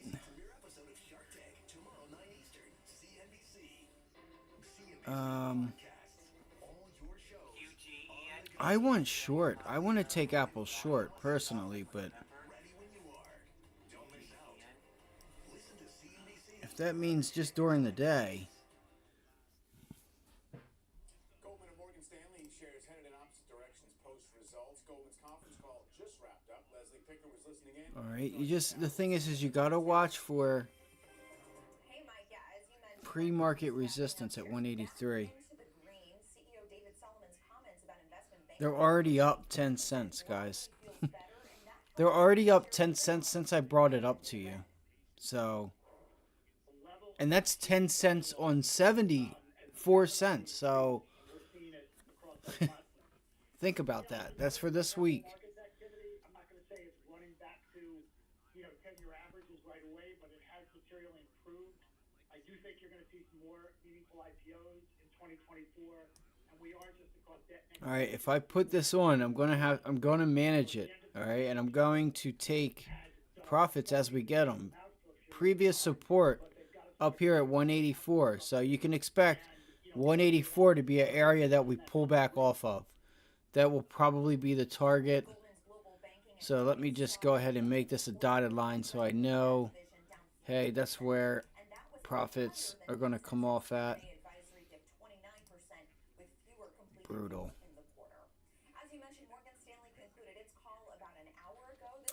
You're 87 ass now, guys. I can't take this. It's done. I can't take that. What's up, Chris? Well, right there, I was looking at a trade for Apple. All right, I was looking at a long off of 182.50. They were at 72 cents. They are at 90 now. So I missed it. I didn't miss it. I just was a little too slow. It went without me. So again, targets. Look to take profits. Like right now, you would be taking profits on that extension. 72 cents. 20. You're at 93 right now, right? You get in at 72 cents, not 100. On 100, you're talking 20-some%. On 72 cents, this is probably like a 35% gain right there in 1, 2, 3, 4 candles. So if you're able to get that, awesome. But 184 would have to be like a target of take profits. That sucks. I was a little bit too slow. It decided to go on me, right? That was it. You had to take it while you had it. So I'm watching Tesla, Apple, JP Morgan, Goldman Sachs, and Microsoft. And Google. So Microsoft trading sideways. Google still trading sideways up at that resistance zone that we were talking about. All right, I'm going to keep my eyes on these. See if we can catch a pullback. But I'm watching banks. I'm watching JP Morgan, Goldman Sachs. All right, JP Morgan fell out of bed. No, it didn't. It bounced back. So we may be getting ready to get our shot at JP Morgan, guys. Get ready. We may have a trade short here. And a possible long. Like, everything's going higher right now. Everything's going higher because we're getting that bounce back. It feels really bullish. I think people are getting the buy the dip mentality mixed up with, you know, that we may be putting in a lower high. Because these earnings weren't what you really want to see. Goldman Sachs bouncing, never broke the area. All right, that was our level, 475. All right, so we said, watch and see if 475 breaks. Never broke. Matter of fact, and we said 377, this dotted line that we broke up there, looked to get long up to the resistance level at 385. That's what we wrote. Goldman Sachs, GS. 375 break, 377, 382. Or long to 382. 377. So 377 was one of the areas right there. It looks like 377. Where is that? Oh, it was right here, the dotted line. That's what we're watching, 377. And it got above it, and then 388. So, and you're about there. I'm sorry. 382. Pretty much this resistance. You guys see it. All right. So, Apple. That's what I'm watching. That's what I'm watching. JP Morgan, Goldman Sachs, Apple, Tesla. Fuck, man. That makes me so mad, guys, that I missed that Apple short. Alright, so there's pre-market resistance up there. This is why the timing has to be right for me, because, like I said, as we get those extensions, I'm taking it off. Alright, I want to get paid. We're here to take that number and make that number bigger. It took us 3 minutes, 4 or 5 minutes, just to get from 72 cents to 93 cents. Alright, that's a fucking 30%, 35% trade rate there, guys. So, don't be scared to take that off, especially when it gives you those extensions. Bro, the driveway looks like it's done. Yeah, the driveway's done. You're just dicking around. Alright, so pre-market highs. Looks like it's trying to hold it as support here for Apple. Let's look at Tesla.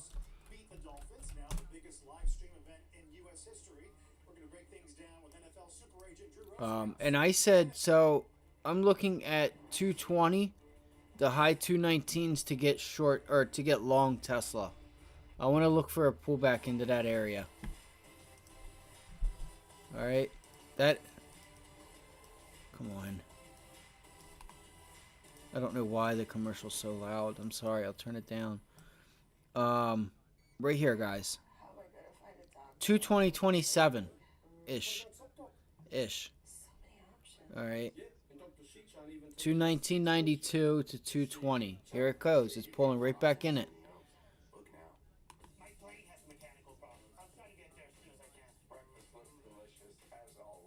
Question is do we long here or do we short? Do you guys think it's going to hold? We got it. We have targets up to 230. That's a $10 move up to the 200-day moving average. Major level at 225 if you can break through it. I don't understand why Tesla sold off like this. Like, there wasn't, like, from my understanding, there wasn't some crazy thing. So that's what I'm watching. 220.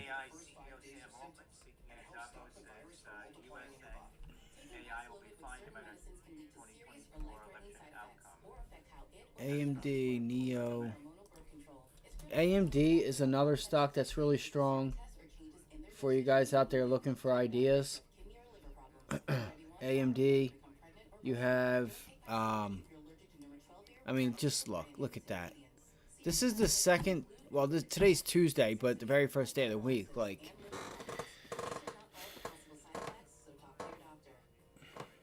that's crazy.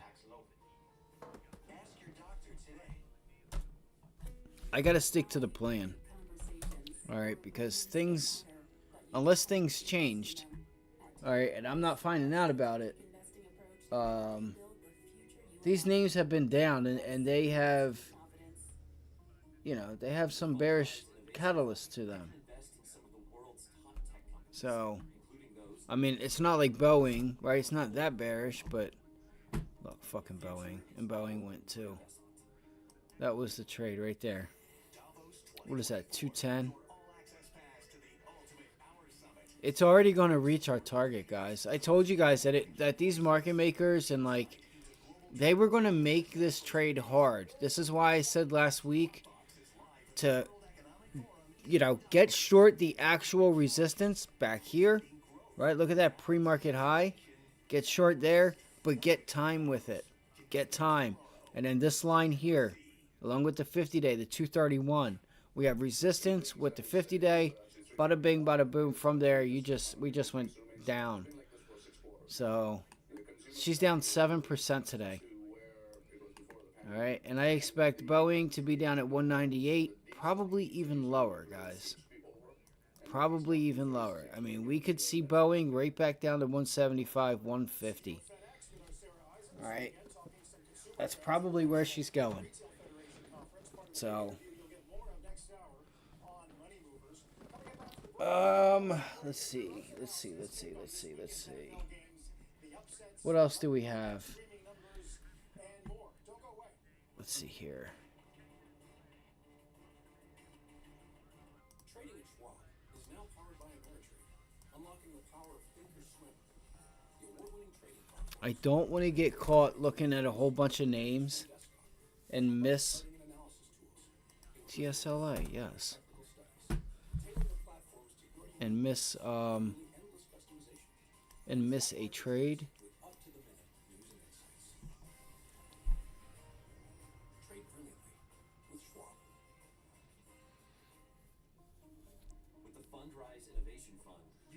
Wow, did it pull back and get right back above that 222 level on Tesla? Wow.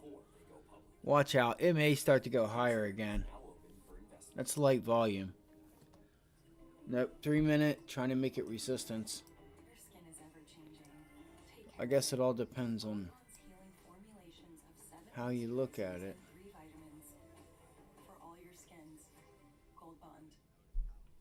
Yeah, that volume is low, guys.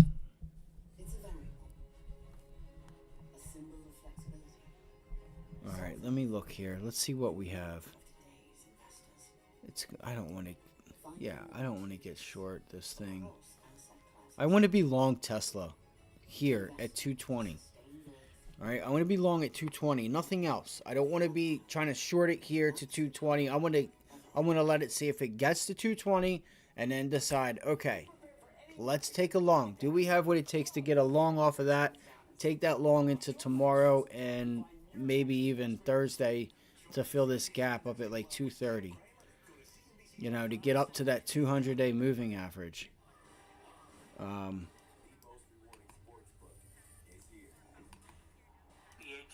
Funware up 220%. Papa Hotel Uniform November. 5% on same game parlays, 3% on parlays, 1% on straight bets. You can spend fan cash on jerseys, hats, bonus bets, and more. So win or lose, you always get something back. Welcome to the most rewarding sportsbook. Start earning fan cash now. Here's why you should switch from Google to DuckDuckGo on all your. I don't know why he said most rewarding sports book. Motherfucker, I don't lose. I don't need you to be giving me anything, bro. I'm gonna knock your ass in the dirt. Just like yesterday with Dallas. I don't know why everybody was so high on that game with Dallas. And they got their ass whooped.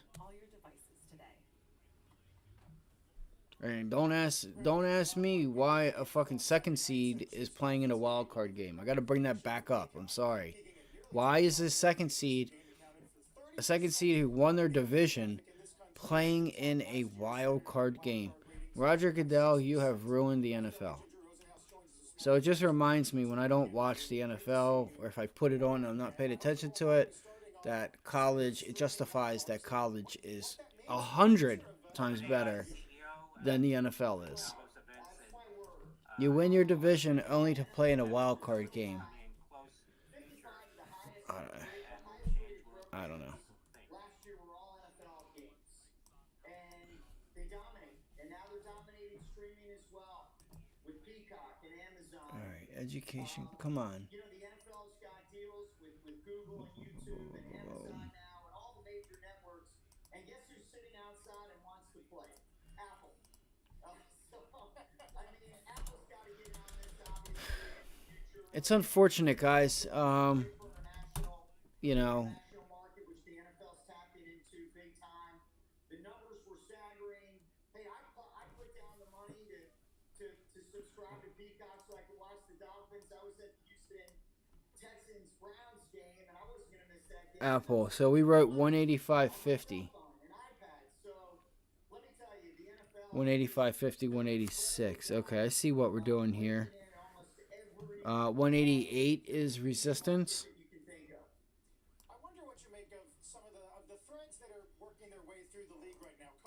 I'm going to give this just a few more minutes, guys, and decide what it is or what I'm not doing.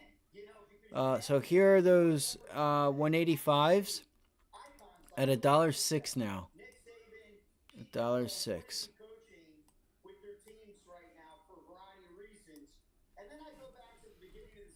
106. As a 36-year veteran agent, that the Rams would make the playoffs, that Detroit would be in the second round, host a playoff game and win for the first time in 30 years, that Green Bay would be in. Let's see what type of news we have, if we have any. Keep your eyes on Tilray. Keep your eye on the psychedelic names like MindMed. Okay, there were some laws being passed or something like that for mushrooms and that whole sector. OpenAI CEO Altman said 3 million GPTs created before OpenAI launched the GPT store. Because fans all over the country get to see teams that they didn't expect to do well have great success this year. Drew, yeah, definitely some surprising winners, I suppose, but also there's only one close game over the weekend. What do you make of general criticism? Yes, MSOS, exactly. That's kind of what I meant. Right, Cureleaf, Terracen, TRSSF or something like that. TRSSNF.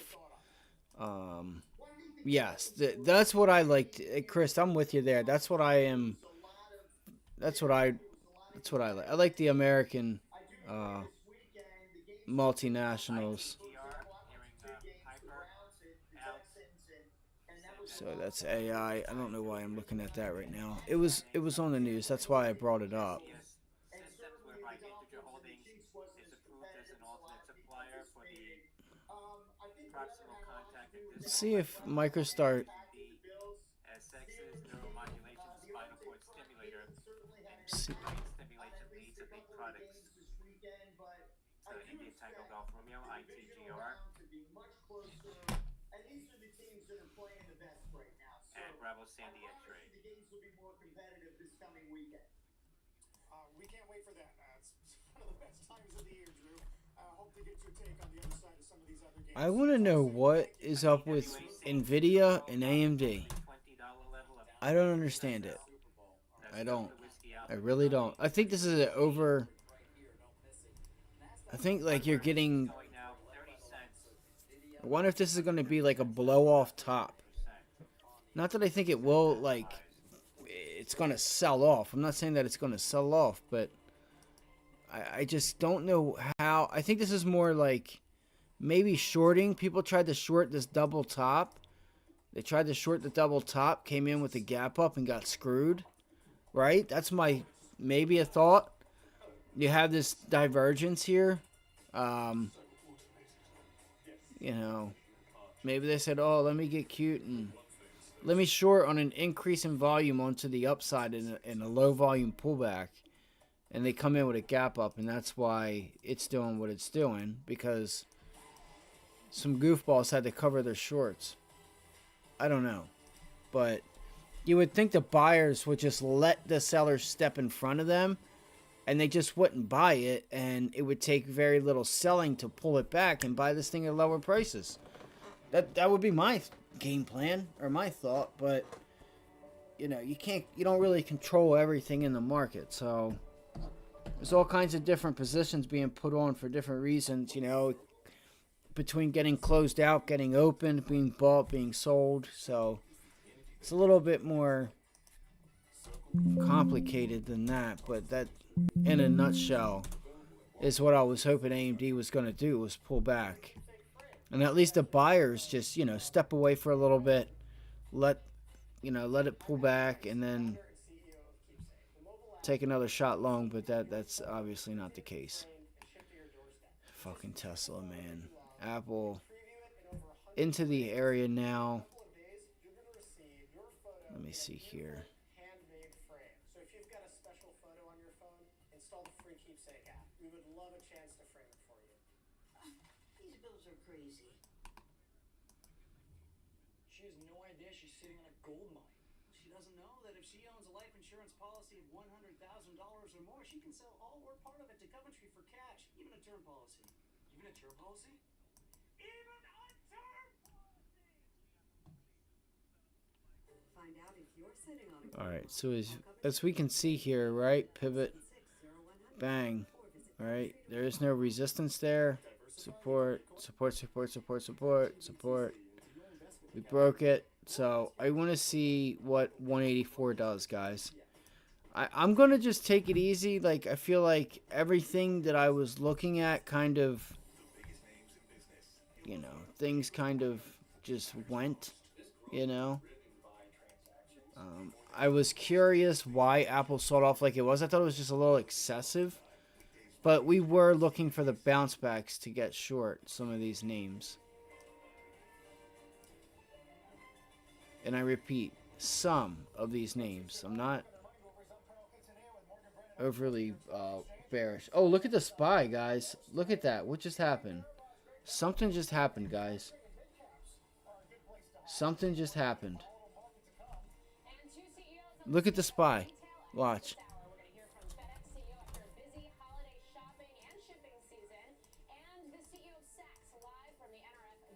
Look at the SPY turning around. There it is. This is what we were waiting for. Look at that. It's gaining steam. S&P's gaining steam.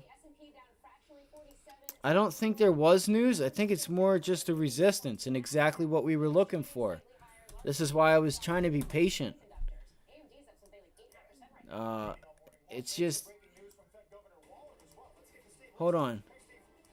Oh, Fed Governor Waller. Okay, that's what it was. Hold on, let me... Somewhat of a dove, says data since the last meeting allows the Fed to consider rate cuts in 2024. The timing and the number of those cuts, he says, depends on economic data. So not really helping solve the debate about... That can't be it. That's not Fed Waller saying that's why the market's pulled back. He can't say economic data. Right? They need... The Fed needs to figure out if they're going to do the backstop program or not. If they're not going to do it, then yes, they need to bring rates down for banks. If they do it, if they are going to extend it, then they can leave rates where they are for a little bit. Maybe, you know. Maybe. You know, I don't know how much effect $7 trillion versus $7 trillion versus, you know, how long that stuff takes to filter out, you know. So I don't know how that's going to filter into the lag effect, but, you know. All right, Tesla pulled back into 220, guys. So I'm going to pull up Tesla. Let's look at the SPY. The December core PCE, that's the one coming up on the 26th. He says we'll be close to...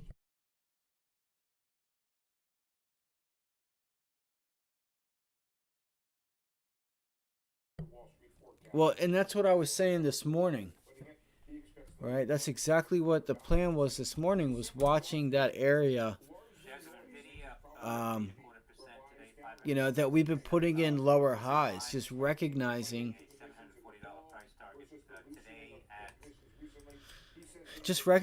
that we're putting in lower highs. right? Lower high, lower high, lower high, lower high, lower high. And this is why as well, what I was trying to say is like I think people are getting bullish. This is a bullish setup, but they're failing to forget that like this bullish like rise to the upside on Apple, Tesla, and these names, Microsoft, right? This is bouncing like into resistance on most of those names that are down off of a catalyst. So on the bounce back, look for that. We should be expecting a pullback. That's what I was trying to get out of it, and this is it right here, it feels like. All right? I've been waiting to get this pullback on Tesla. You know, and it was part of the game plan this morning was to see if we pull it back and then bounce to this resistance area up here, whether it's bounce off the bell or pull back and open up way down. You know, this is it though, right? Bounce into the resistance and pull it back. Here's Tesla. So look, let's see what happens right here. They're still so expensive, right? Because it ran already, and there's already some nice volatility priced in these options that they are a bit expensive. Changes in policy path must be carefully calibrated, not rushed. Confident we are within striking distance of achieving sustainable 2% inflation. And I think we'll give a little bit of the background here, Carl, just so people understand. Waller was one of the first cut should be done methodically and carefully. No reason to cut as quickly as in the past. We're probably going to cut next year because All right, here we go, Tesla. The December jobs report was largely noise. That's from the Fed's wallet. A couple days later, what he said ended up being essentially right and embraced by the committee. So it looks like the SPY is holding pre-market resistance as support right now. All right, there's only one. Let's see here. And where is the target? It certainly raises the bar too, Steve, on PC and that reading that we get next week, especially if you do see this move, depending on how you slice and dice that data, move closer to 2%. Just the latest Fed official to point to that report. Did he say anything about quantitative tightening? Because that's obviously been the other thing that's been swirling for markets right now. Not the fact that the Fed is expected to stop it, but the idea that maybe it could slow it. No, he did not speak about that, but you are correct. That is something that I'm a little bit proud that we've had in our December Fed survey, and again, we'll ask it again. Oh my gosh. All right, so here's what I'm looking at. All right, here's what I'm looking at. I need some volume. I need some. They're already up that much. Are you crazy? That's crazy. Oh no, my phone messed up. God damn it. Just having a hard time here. Alright, so I was looking at the 230s for this week, but be careful because the 3-minute trade line's coming into effect. Alright. Number 2, look at the volume on this pullback and look at the volume on the bounce. So be careful thinking you're going to take the long. Fucking CD lamb is so ugly. The Fed's got to get normalized and then get out of the way. But if you think about it, we have 4 rate cuts, not the 6 or 7 in the market for this year, 24, 4, and 25, which leaves you. All right, so I'm watching 221.09. I will take the short or the long. It don't matter to me. If we start to pull back and hold 220 and I notice that we can't break through it, you can look at, you guys can find the Fed thing on Bookings Holdings, or the Bookings Institute online for that Fed meeting.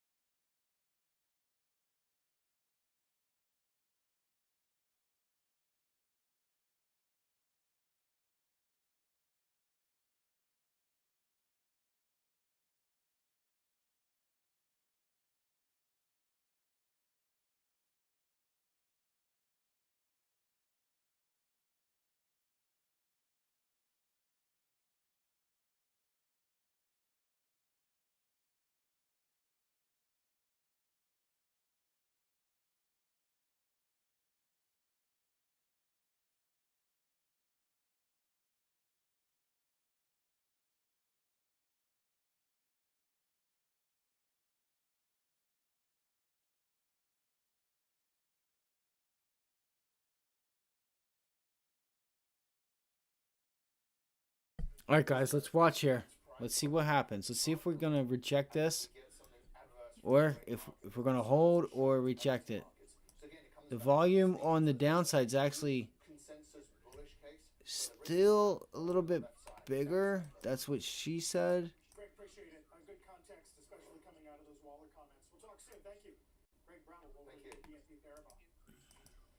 We will hear from the CEO of FedEx after the break on what he's calling an uncertain demand environment. CEO Sachs I want to fucking kill it. National Retail Federation's conference here in New York City. What he's seen from the consumer. And continuing to watch Boeing, Wells Fargo downgrades to hold. We're down another Let's see what we can match up here. So if we turn that into resistance, that pivot high VWAP into resistance again on a 3-minute. All right. Type BBTC into your investment account today, or ask your financial advisor about the world's largest Bitcoin ETF. Ticker GBTC. Come on. Bitcoin investing begins here. Will you enjoy retirement like these folks?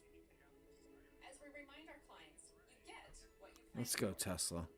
You may have a retirement plan in place, but are you sure it's the right one for you? Don't get your back blown out either. All right, the SPY is still pulling back. It's actually, the SPY is still just sitting above pre-market resistance. Trying to make it support.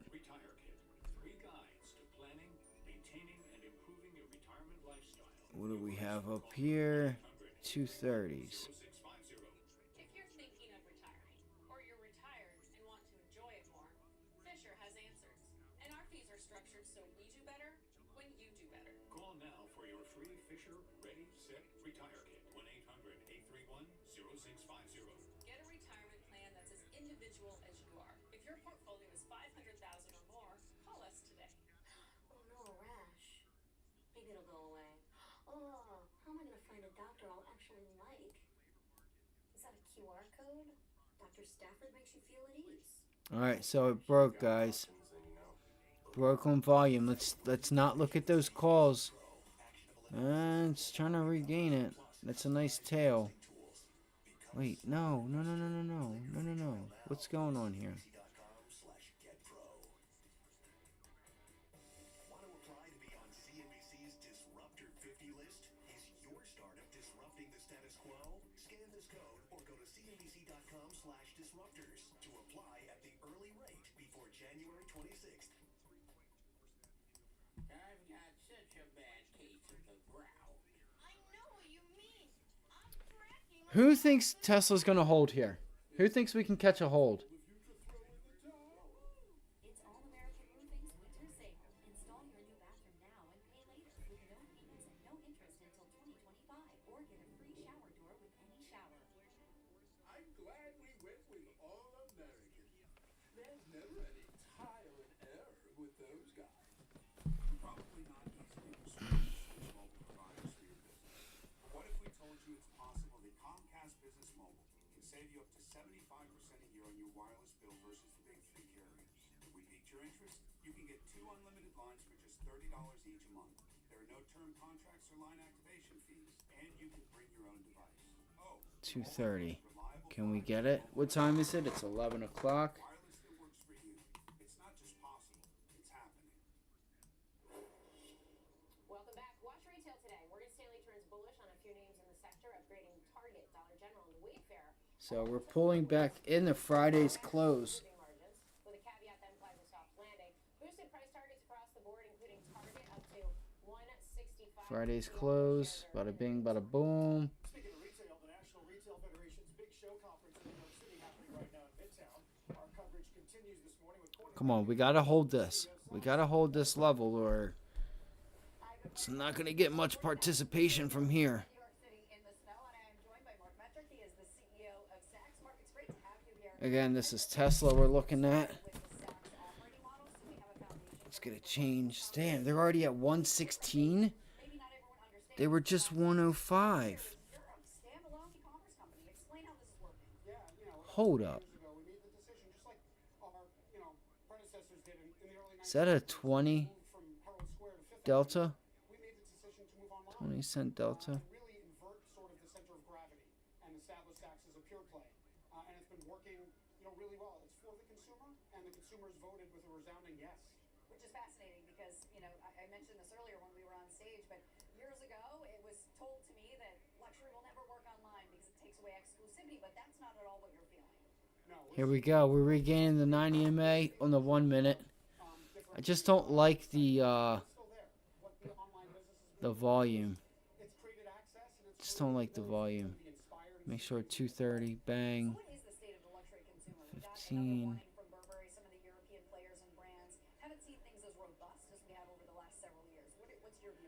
Hold on here. What's bid ask?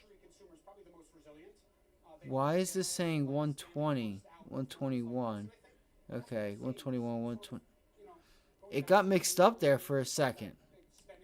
This down here was saying 117 and different from up here. It was a lot higher. 126, 128.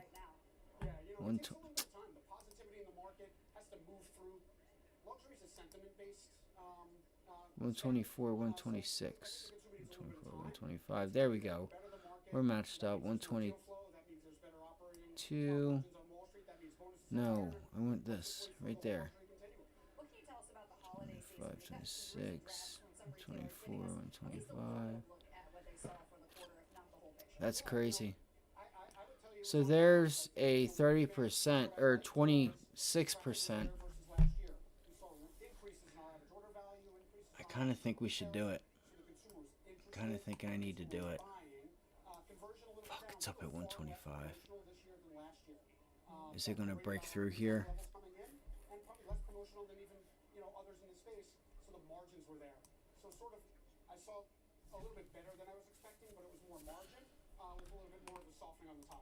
This is going to be an election year, and I know sometimes that can have an impact on your business. What are the expectations? Well, we just need somebody to win, that's for starters, because in 2000 when nobody won, that was very difficult for us. Expectations are, people are going to shop. They're going to shop because they want to shop. I hate to pay up for things like this, but if we can get a pullback, catch this at a nice price. I am still looking for Tesla. Long.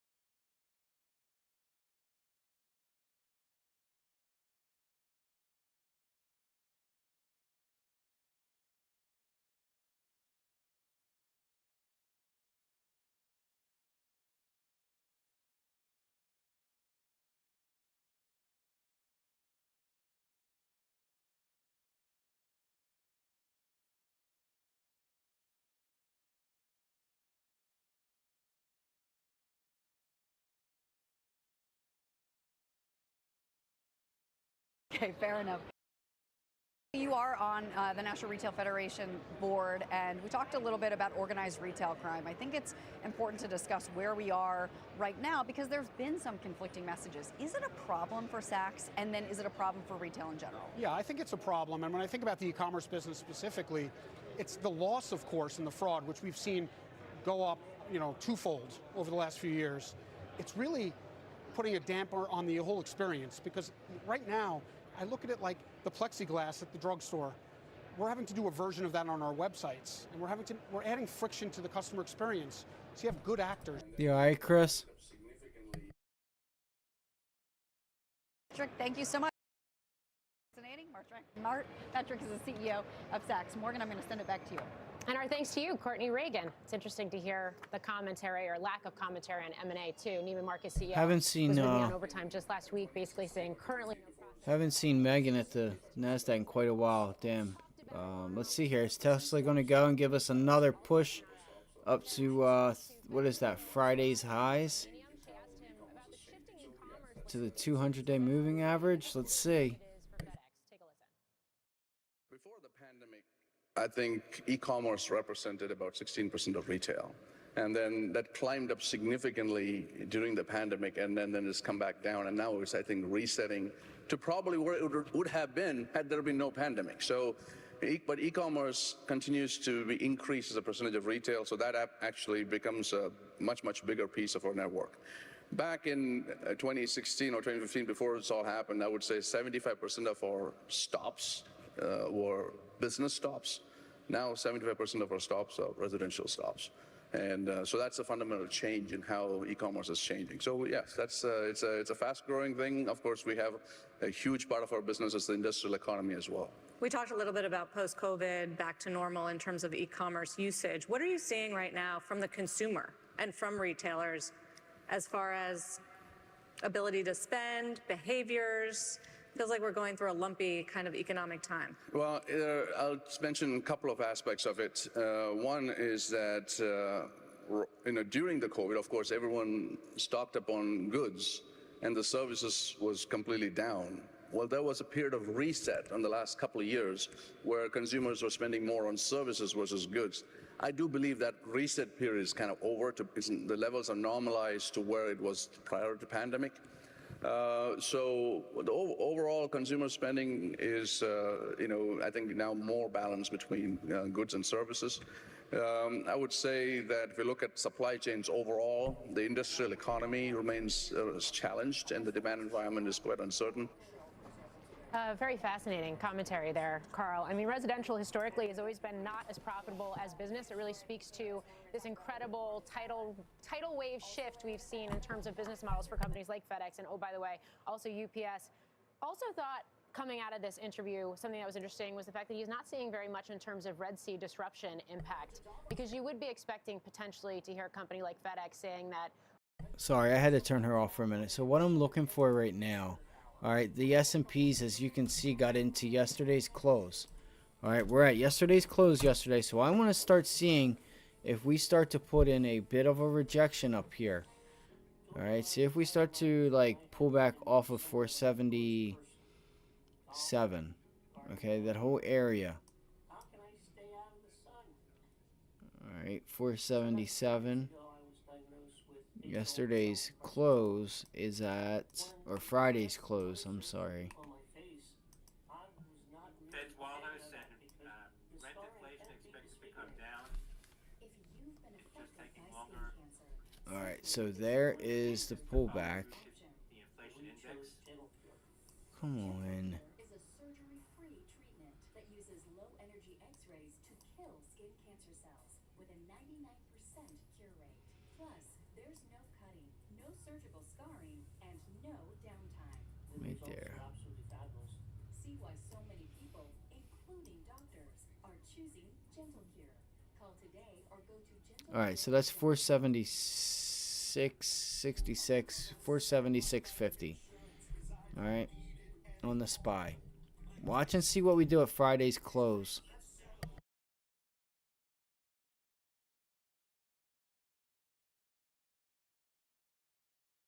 I'm going to be on for just a few more minutes. I have some stuff I want to do. I'm not going to stress it. It's a short week. Apple still looks good here if it can't break through. You know, that's it. That's all I'd be watching for is, does it break or does it not break?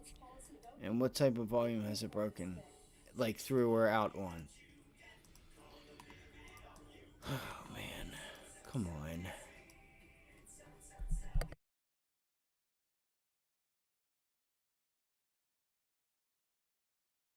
Sorry, I keep clicking the arrow and it's still giving me the hand. It was like the hand was stuck, so. Maybe we should get this looked at. ZocDoc? You're right. I bet they deal with this all the time. Dr. Finley really puts you at ease.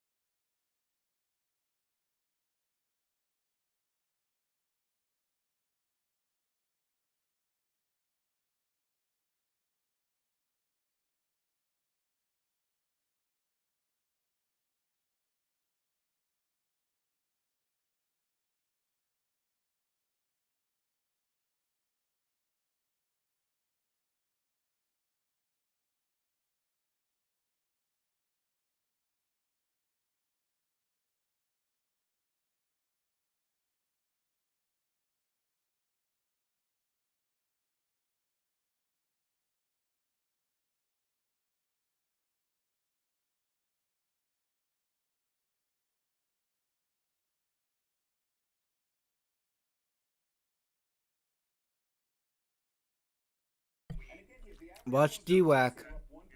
DWAC holding above these previous highs.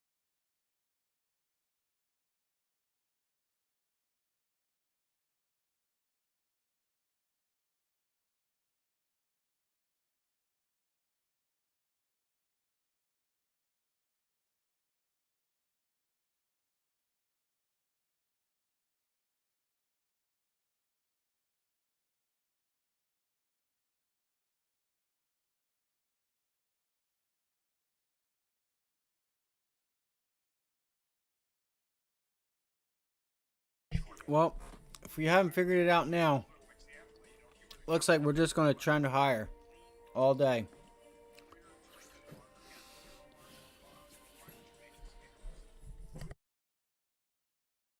I'm listening to Fed Waller right now.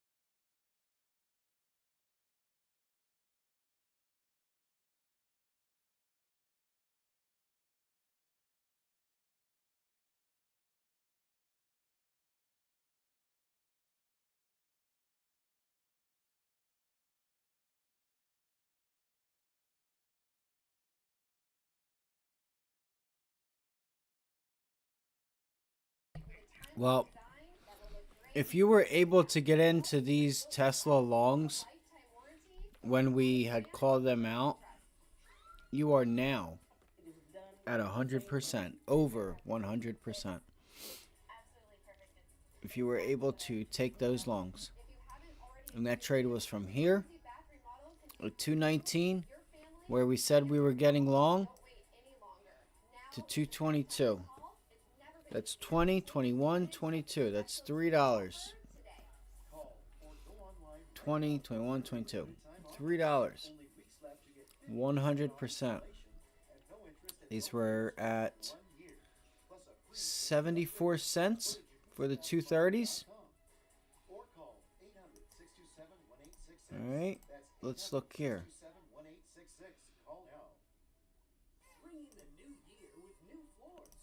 All right, let's look. 5 minutes. What do we have? Weird. Maybe it was Apple. I apologize. It was Apple. So you're up about 40% because this is the double bottom at $1 that we were looking at. Still not bad, man. That's 40%. That's 40 cents on a dollar. Like it's 40%. So looks like you do have a high of $2.20. So you get a pullback. There's still maybe some meat left on the bone.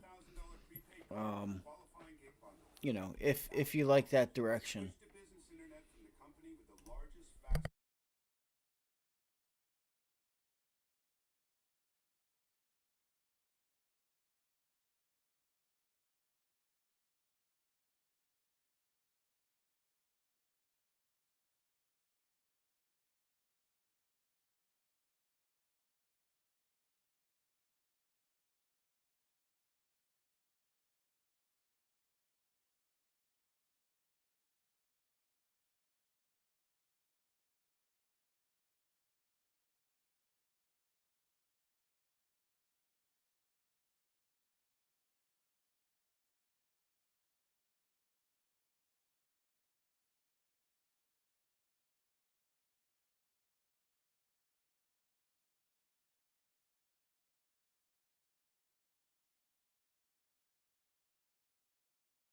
All right, so Apple's still struggling to get through that level.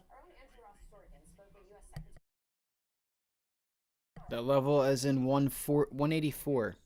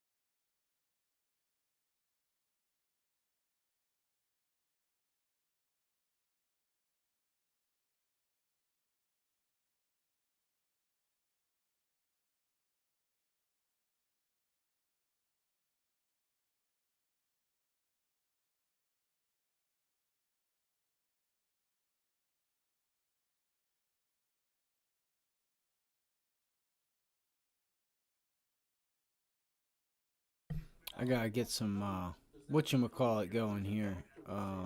Some push-ups or something. I'm getting tired. So I'm gonna watch Apple here, see if we do reject this this area of previous support, 183.85. Let's see what happens here.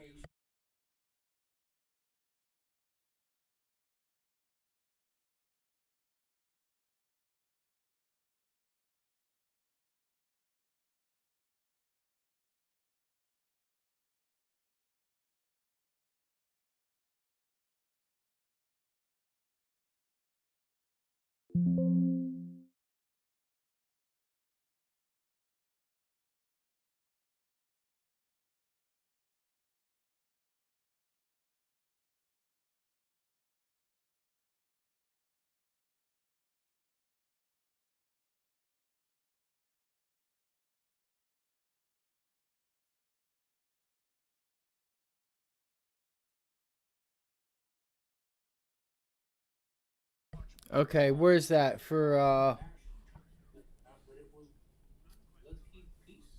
Yeah, that sounds good, man. I would. I'd hang it up. You know, I would. Good luck tomorrow, Chris. Like I said, I missed my entry here on Tesla. I know I have Apple up, but I missed my Tesla entry. It just took off without me. So here we go. Markets are pulling back. That's why it pays to be patient, because we said we wanted to look to see if we get a bounce and can get short up at these resistant levels. So that's what I'm waiting for. And we're there. I just want to see if we're going to continue higher or if we're going to just continue to reject these areas.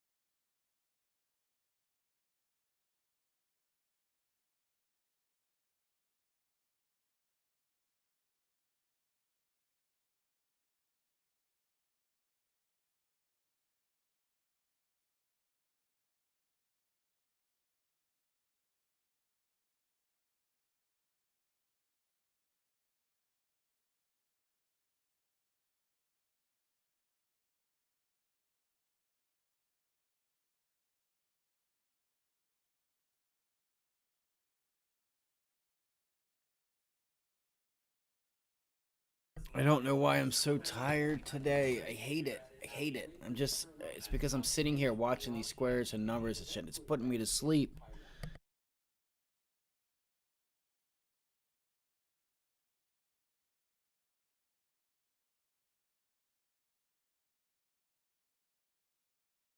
Leaders, a big part of their job. Moving out of China, as you know, with the chips, Taiwan Semiconductor tried building a plant in Arizona. That's not going well. There have been a lot of union problems. The cost eventually will be 50% higher. They've done business with Japan. Japan will also be a higher cost. So that is a big issue that it may just turn up.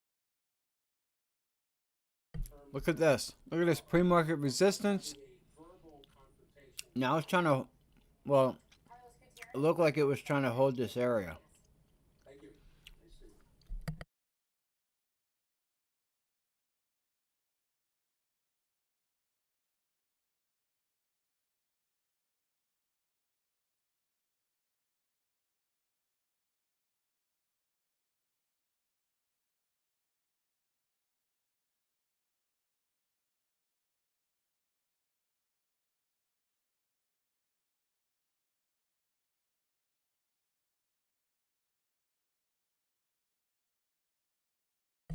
I think I'm going to pull the trigger. If we can pull back in here, I think I may try it. I think I may try the long on Tesla.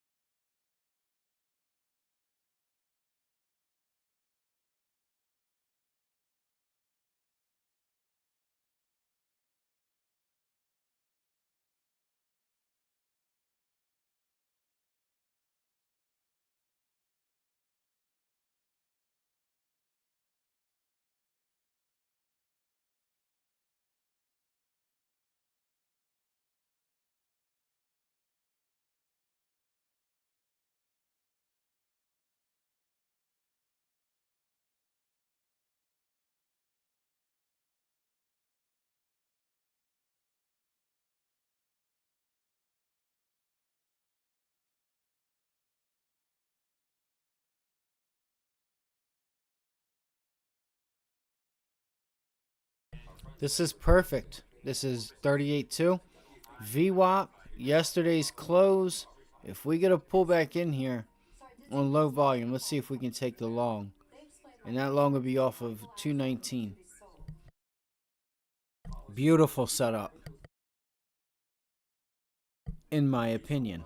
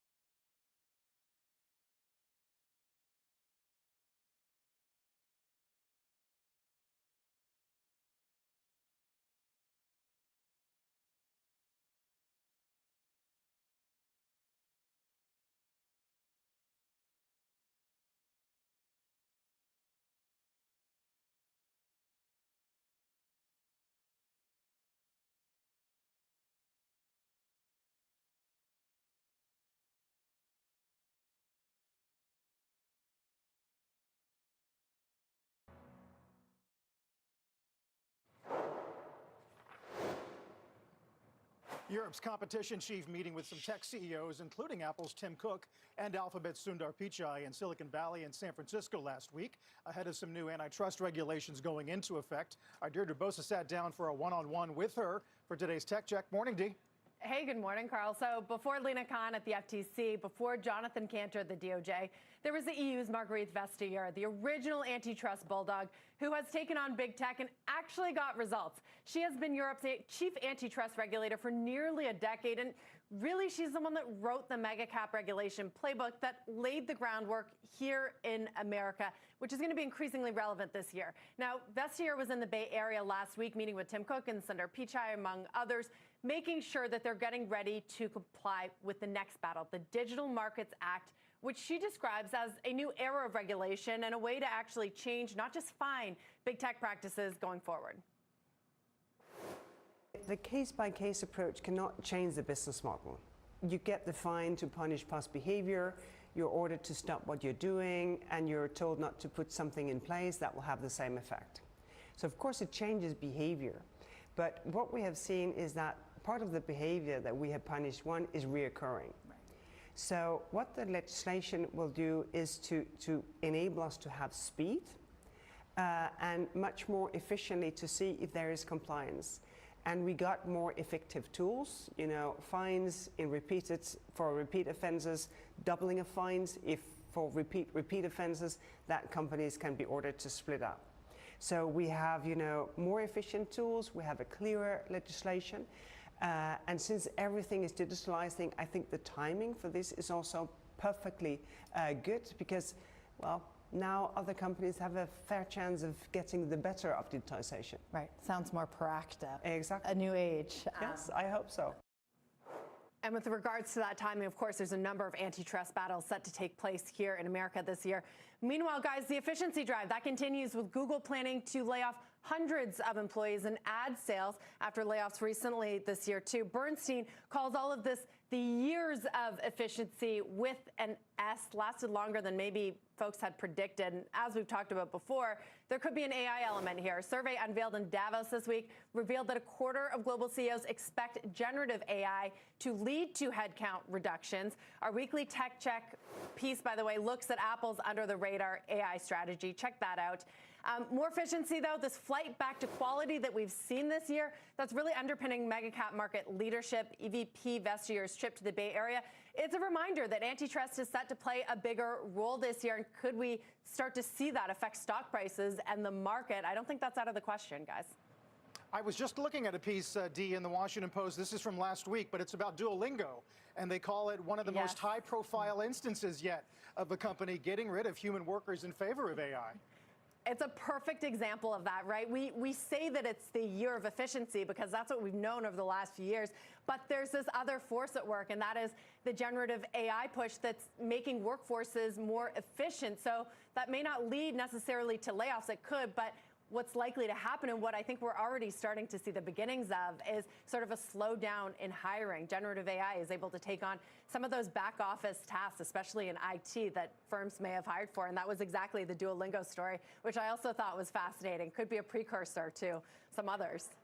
All right, one we'll continue to watch and certainly contributes to the soft landing narrative. Whether we talk about it regularly or not, it certainly contributes. Yeah. Deirdre Bosa, thank you. Great stuff. TD Cowen upgrading BlackRock to outperform this morning. Oakmark's Bill Nygren also buying the stock. We're going to get to that and the other names he's picking up after the break. Don't go anywhere.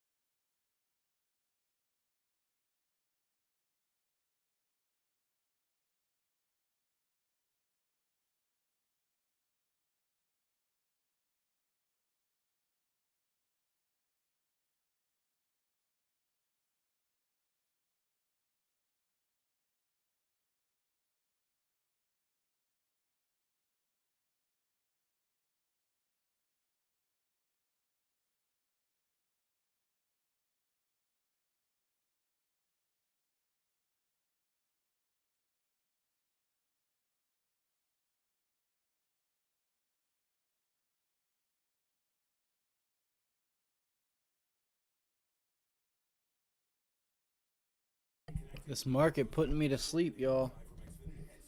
Putting me straight to sleep. I want to say I appreciate y'all watching, hitting the like button if you haven't done so. Do so now if you could. Looking for this level here on Tesla. I feel like it's going to break. All right, I feel like this level here is going to break just because I don't know where to put it now. You guys know where I was talking. 220. No.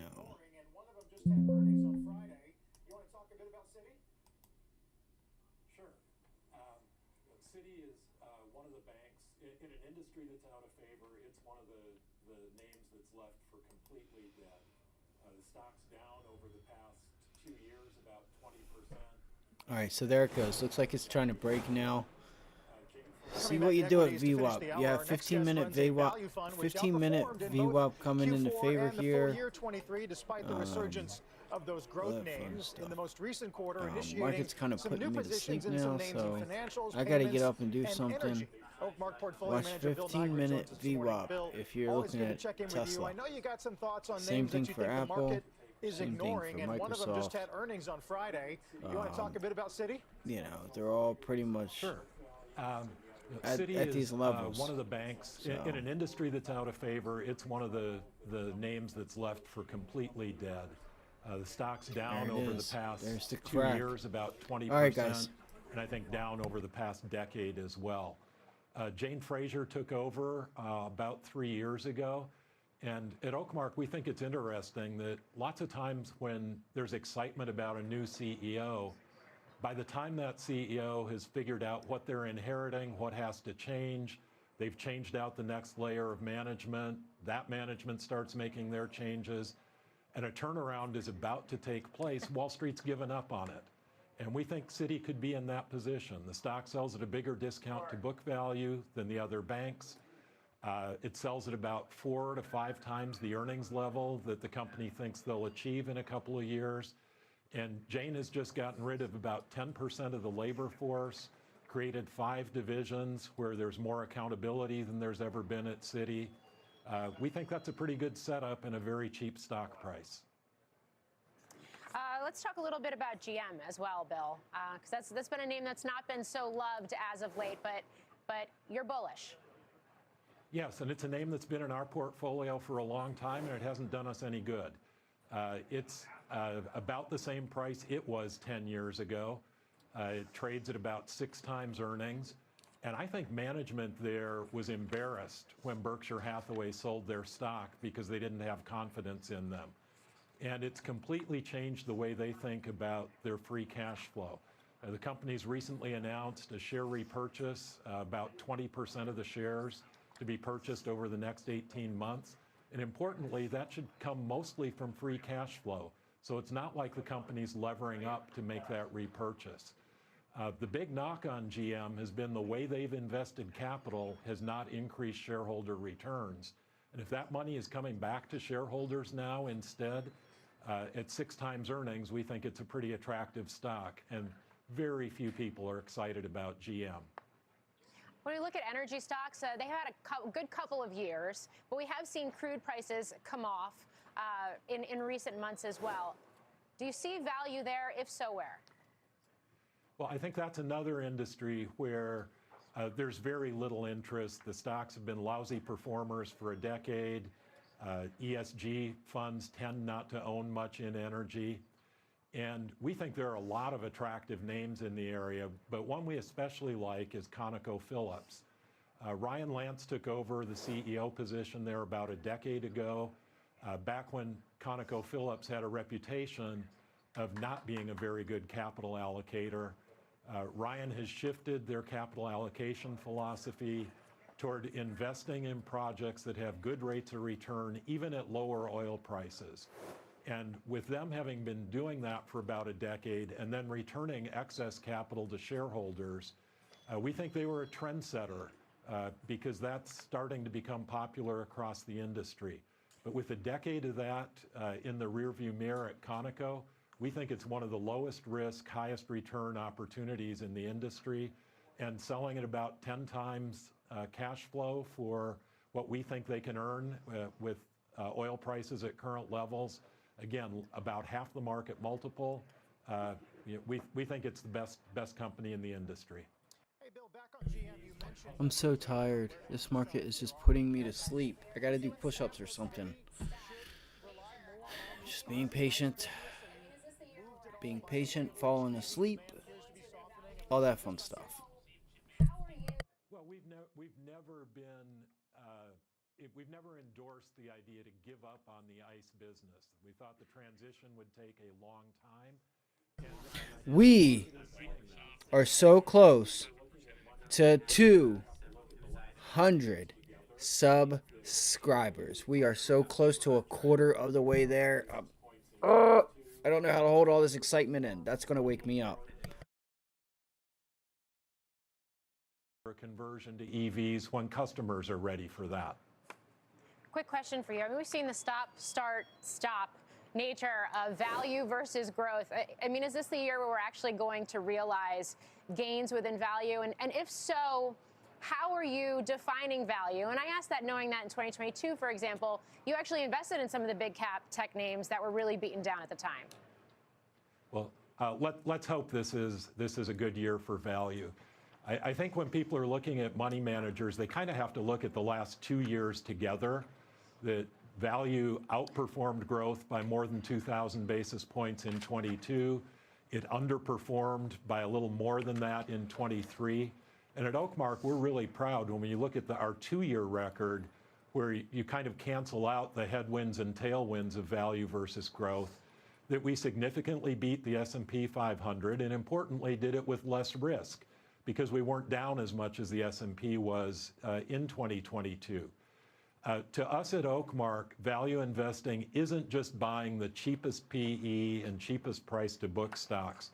We think buying great businesses at average prices is just as much value investing as buying average businesses at great prices. And that allowed us in 22, when the growth stocks were getting hit so hard, to buy companies like Uber at a double-digit cash flow yield, Adobe, when just 1 year of growth would bring its multiple down to the PE multiple of the market. Some of the software companies that were selling at large discounts on revenue to the top names in that industry.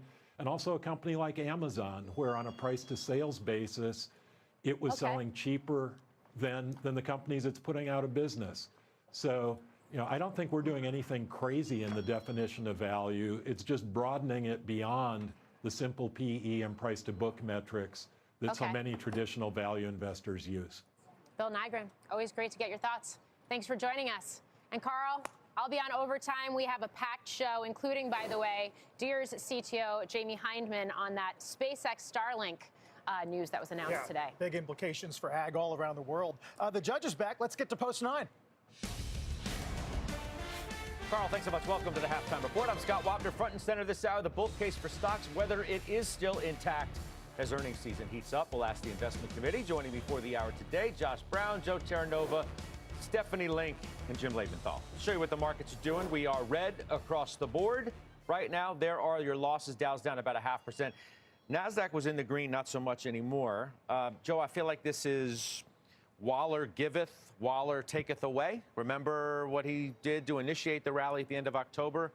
Maybe he's pouring a little bit of cold water on the idea of all these cuts coming. He said a little bit ago, yeah, we can cut this year. No reason to move as quickly or cut as rapidly as in the past. The timing and number of cuts will be driven by incoming data. Yields went up a little bit, and they're, 404. There you go, 10-year. I just wish we weren't in this place because there's been so much fundamental improvement from the fourth quarter in 2023 to where we are now. There should be more excitement. There should be more of a risk-on mentality. But we're in this place where we're debating whether or not we are going to have a March rate cut. And I think that's going to hang over the market in a way, in a mannerism that it's going to be very choppy price action. And I think that's been evident over the last week. Unfortunately, we've got to kind of get past that with some really, really strong earnings. And I don't know if you're going to get the really, really strong earnings until you hear from technology and mega caps. Because certainly last week, while there was some good earnings, okay, to get excited about as it related to the banks. There wasn't enough there where we could say, okay, we're finally getting that broadening out, that dispersion trade that we got the glimpse of, we were tempted by in the fourth quarter. Problem is, Steph, we pulled a lot forward, didn't we? We rallied so hard, so fast that, okay, we've been taking this pause. We've been chopping around, trying to figure out, where we are. Adam Parker, for example, makes the case, look, I'm still bullish. The bull story is intact. Doesn't matter how many times the Fed cuts or exactly when they start. The fact of the matter is they're going to be cutting, and that's bullish. And margins are going to hold up for a lot of companies, and that's bullish. So there's no reason not to be bullish. Right, and maybe we just pause until we get more of earnings. We've had less than 10% of the S&P 500 reports, so you can't make a conclusive decision at this point in time. Yeah, we rallied 9% from the October lows, and we did see a broadening out, and that's kind of giving back a little bit. But Waller, the There it comments is, he it broke. said was, we're almost That level as good broke, as it guys. gets. We're at VWAP. That's pretty good. GDP is running to 2.5%.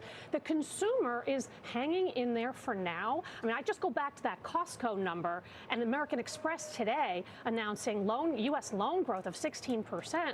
The consumer's hanging in. That's a big piece of the economy. I think their savings rate of up 4.1% and money markets at $6 trillion. There is potential for money to come back as we gain that confidence about what the Fed is going to do. I do not think the Fed is going in March. No way.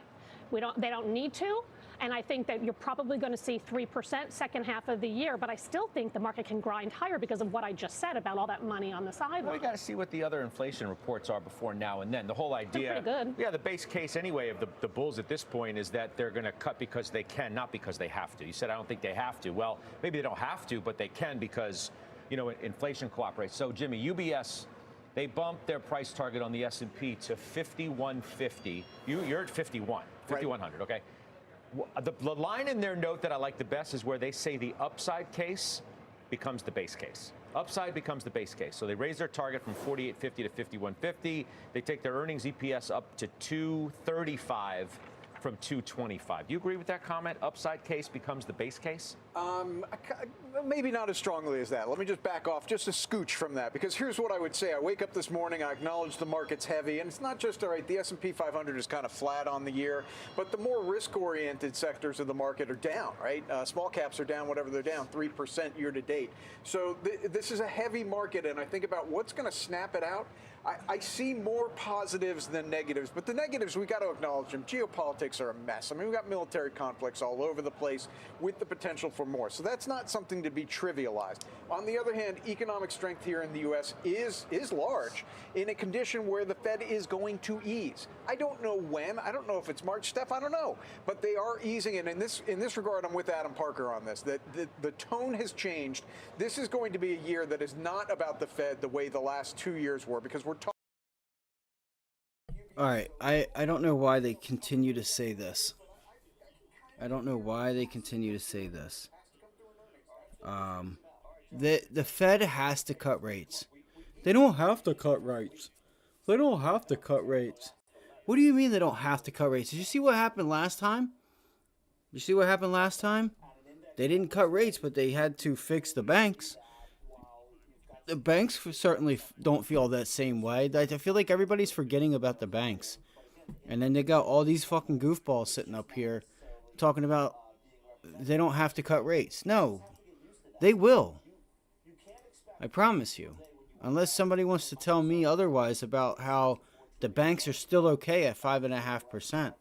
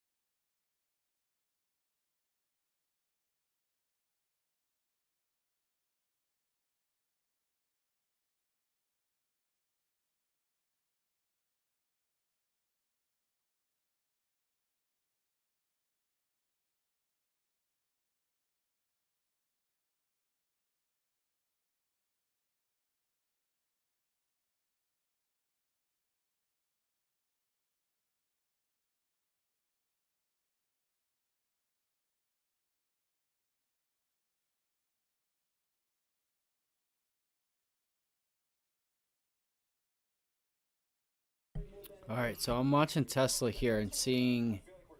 Let's go look at these option prices, okay? I'm going to keep an eye on these. Let's keep an eye on these prices, so as we go into tomorrow and we see what we get, you know, I'm debating whether or not Friday's low or this pre-market high, if it starts to hold, you know, if we start to give, you know, like, where's the point to which, you know, you kind of just take back the short idea, or you hop back on the short idea. Kind of curious if it was this right there, but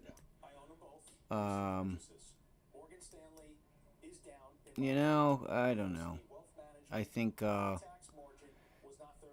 was that? Was that the 38.2? Here we go, right here. All right, yeah, 38.2. Let's look at the whole move. Let's measure this whole move, things like that. Let's figure out what we can do here. Look at that. Look at that. That was huge buying this morning. I think I already did this. And there it is. Yeah, 23.6 fib. This whole move, I feel like, from low to high. All right.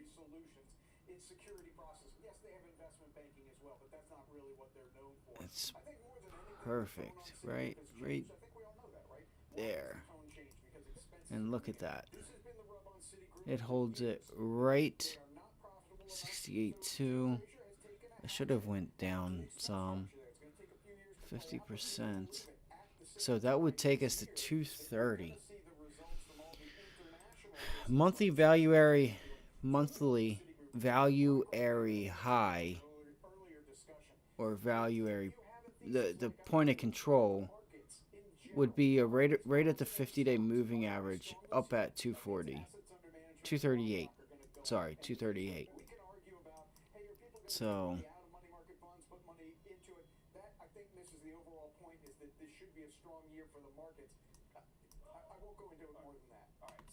you alluded to the fact that by trimming Morgan Stanley and Bank of America that you took that cash and you put it elsewhere. Yeah. The elsewhere is Home Depot, which you bought as a new buy. Yes. Why? Last week.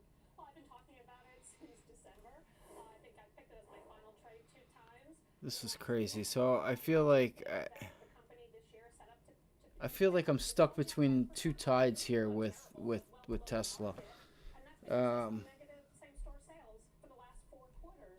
You know, if I make any trades today, guys, what I'll do is I'll put it in the comment section or something.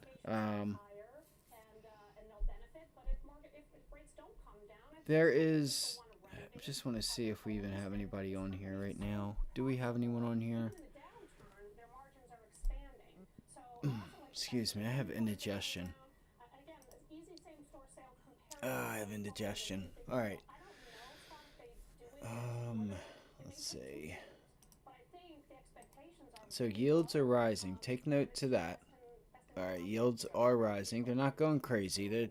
We're just sitting in this area from 3.9 to 4.1. No big deal. No big deal.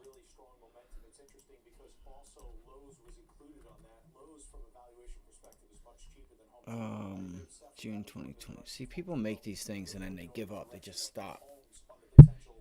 Quickly cut as rapidly as in the past, but when cuts begin should be methodical. Well, our Fed can cut this year if inflation doesn't rebound. Huh?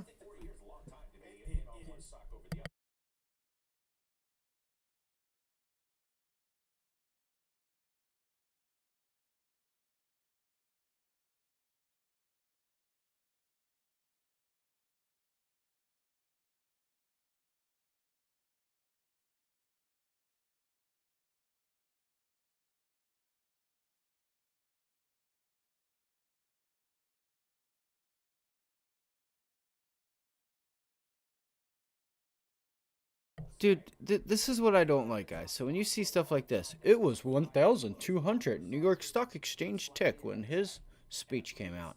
Bro, I can tell you before that motherfucker even came out, we was on a trend type of day. Look at this. You're going to tell me even way before he came out, bro, the trend and the volume and what we were going to do was already made. He didn't do anything. All right?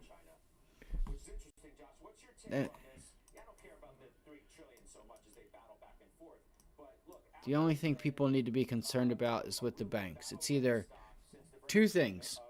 It's one of the two. Or one of the three, really. Which I don't think they're going to do the third.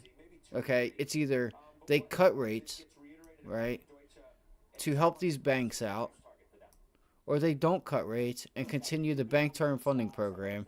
Or three, they don't cut rates and they don't continue the program, and then we have more regional banks that start having issues, have to raise capital, and that gives us our next downside, or the Fed has to restart this program again and cut rates or something, you know. So again, I've been saying it all year. I've been saying it all year, guys, and that's what I think is going to happen.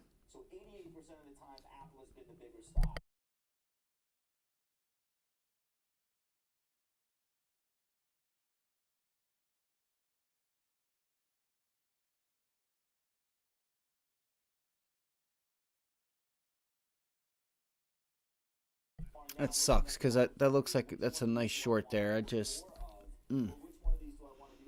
Let's see if I failed the plan. Where is this at? 184, and we said 183 short.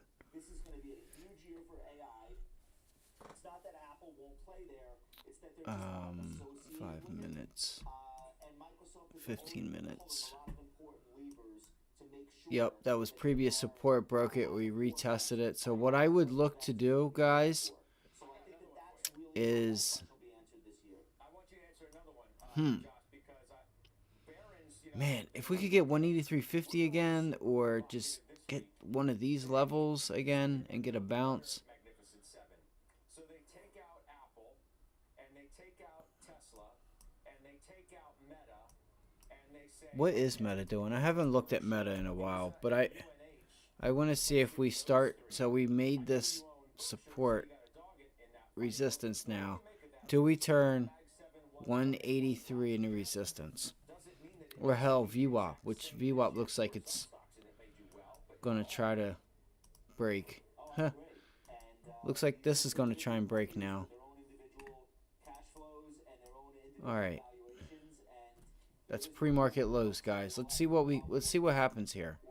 This has been a wild ride, guys, today. A wild one.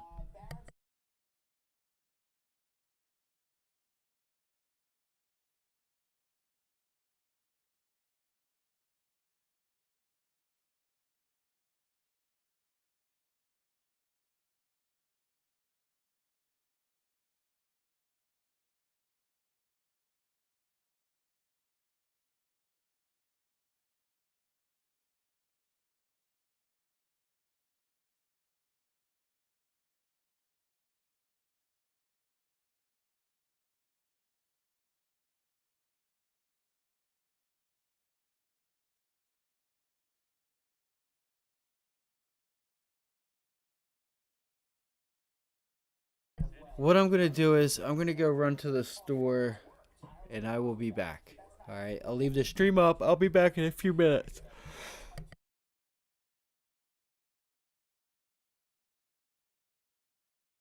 About things and just really focus on what we're doing and why. And a lot of times when you do that, you start to realize a lot of these contrived, groupings of stocks really are coming from a place of journalistic interest more so than they're coming from the perspective of what makes sense for my portfolio. Okay. Yes, we need a term to write about these unbelievable performers in a catch-all kind of way that's shorthand and everyone knows what we're talking about. Yeah, well, it's worked. I don't have a problem with that, but that's not how you invest. I got you, but it's worked, right? FANG, Mag 7, but you get the point. I just want to point out one thing. On Apple, here's a really interesting, and look, don't start sending me stuff on social media. These are just the technical facts. Number one, it's approaching the 200-day moving average. Take that however you want. Look at this Tesla right here, guys. This could be a nice trade.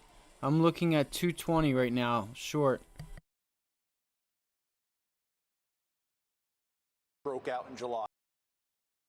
Apple is the one name that is below where it was in July. Everything else has broken out. All right, it is down today by just shy of 2%. We'll take a quick break. When we come back, more stocks on the move today. A pop for Synopsys. Got a deal, some deal talk there. We'll trade it because we have ownership. We got a drop for PayPal.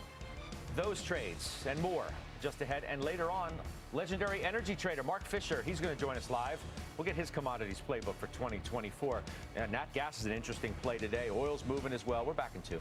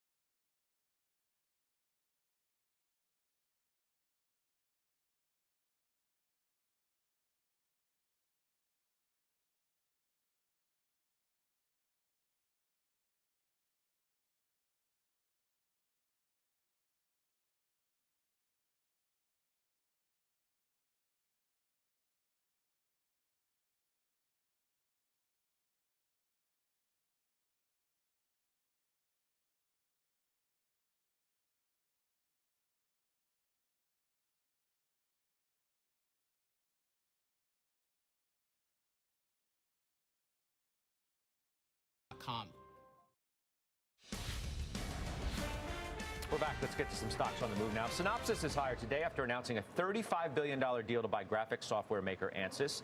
You happen to own Synopsys. So Synopsys and Cadence Design Systems both have been in the JOTI ETF since November of 2020. And I think what's really compelling and important for the viewers to understand is what these companies actually do, because we talk so much about semiconductors and about the relevance of semiconductors advancing the innovation from artificial intelligence to generative AI. These are the companies that make the software that you need to actually produce a semiconductor itself. These companies have been in absolutely the sweet spot. They've been rallying, and now in the case of Synopsys, able to utilize the revenue growth and the cash availability to go out and acquire a company like an Ansys. All right, let's talk PayPal because it got downgraded today. Josh, I'm coming to you on this. Mizuho takes it to neutral from buy, price target to 65 from 72. Our data suggests that market share loss to Apple Pay looks increasingly challenging. There's the stock down near 4% today. What's interesting, too, is to look at the way the analysts have rated this stock from 2 years ago, January of 22, versus today. January of 22, you had 40 buys or overweights. Today, you only have 23. January of 22, you only had 7 holds. Today, you have 23. What's your take? So this is Dan Dolev, and in my view, he is among the finest of fintech analysts. And Dan is pointing out that the pressure, the competitive pressure that PayPal has felt in e-commerce, their share of checkout continues to get worse. according to his checks. Apple is just blowing them out of the water, basically. And that's been going on for years, so it's not news. What is news here is Dan has been one of the analysts that's been willing to say, okay, we understand the competitive situation, but the stock's already come down a lot, and maybe we're overly discounting that threat. And today it seems like he's throwing in the towel and giving up on that idea. So, yeah, look, that's the story with the stock. How did I They've miss lost this? $300 billion worth of market cap already. So I think the threat is well understood. I think the only debate now is, can PayPal find growth or can they not? The stock currently is being priced for 0 growth. None. If they find something to do, then all of a sudden the story changes, and if they don't, stock remains right where it is or worse. Jimmy, NXP goes to overweight from equal at Barclays, price target to 260 from 200. That's you. Yeah, there's competing narratives in this semiconductor application for automotive space. One narrative is what we saw from Mobileye a week ago, where they pre-announced, and they pre-announced really, really badly. So some people think that extends to the entire semiconductor for automotive application space. Then there are people like me who have the competing narrative that say, if you look at auto demand, if you look at the need to replenish inventories on dealer lots, then the Mobileye situation is specific to Mobileye, and a company like NXP is very, very undervalued relative to the production of autos that's going to continue to go on. Steph, take Target. Upgraded today to overweight from equal. Morgan Stanley, attractive investment, they call it. Price target to 165 from 140. Is this thing turned around? I mean, because the stock's turned around. Yeah, I know. Stock's up a lot in a short period of time. It's up 34% from the lows. Is that deserved? I'm not crazy about the upgrade here, but it is still down 11% in the past year. And I do think the expectations for top-line revenue growth of just 1%, that's been de-risked. Now it's all about margin. And as inventories come down, maybe they can get a handle on shrink, which is a big question mark. But they do have a big cost-cutting program. So if you think that maybe they grow 1% revenues, margins can actually see expansion. You got operating leverage and possibly a $10 a share earnings power, which puts it at 13 times. So it's still pretty cheap. Okay, let's get the headlines now with Bertha Coombs. Hey, Bertha. Hi, Scott.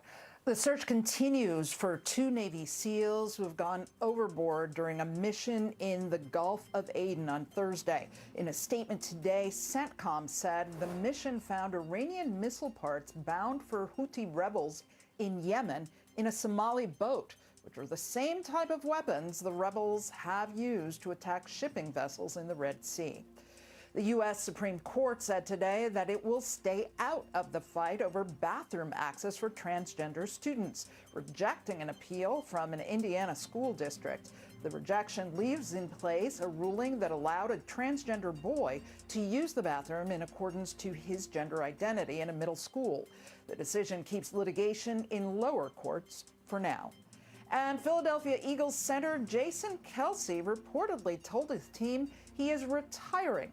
League sources tell ESPN that Kelce, who is considered one of the best centers in the NFL history, made the announcement in the locker room after the Eagles' wild-card playoff loss to Tampa Bay last night. Scott, I guess maybe he'll be joining Taylor Swift to watch his brother in Buffalo. That's going to be a big matchup, the Bills versus the Chiefs. No doubt about that. First ballot Hall of Famer. We congratulate him on a great career, of course, if in fact it is true that he's retiring. Bertha, thanks. Coming up, trade school is in session. Josh Brown says there is a, quote, guaranteed bull market in one SPY sector. is just selling off, where guys. that SPY is just selling and the off. stocks he is betting on to play it. We're back in just 2 minutes.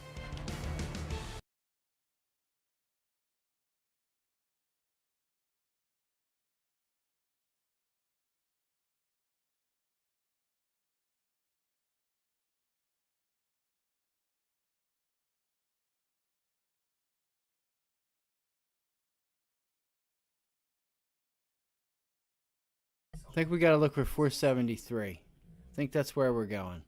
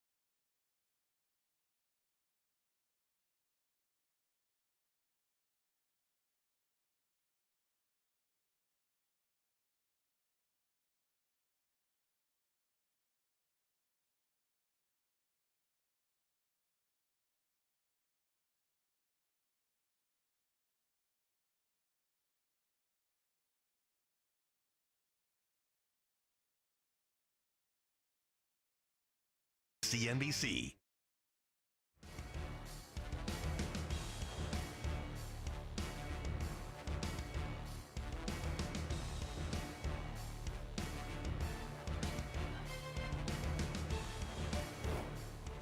All right, welcome back.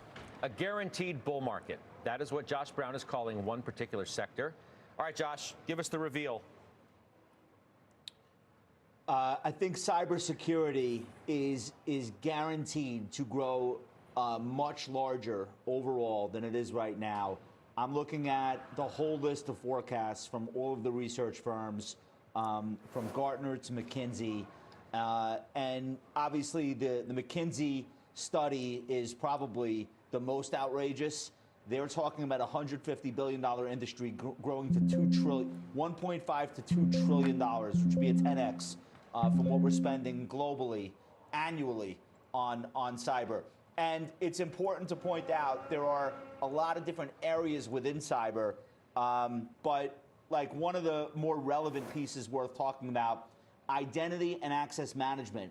Last week, there was a government agency hacked on the eve of Bitcoin ETF approval.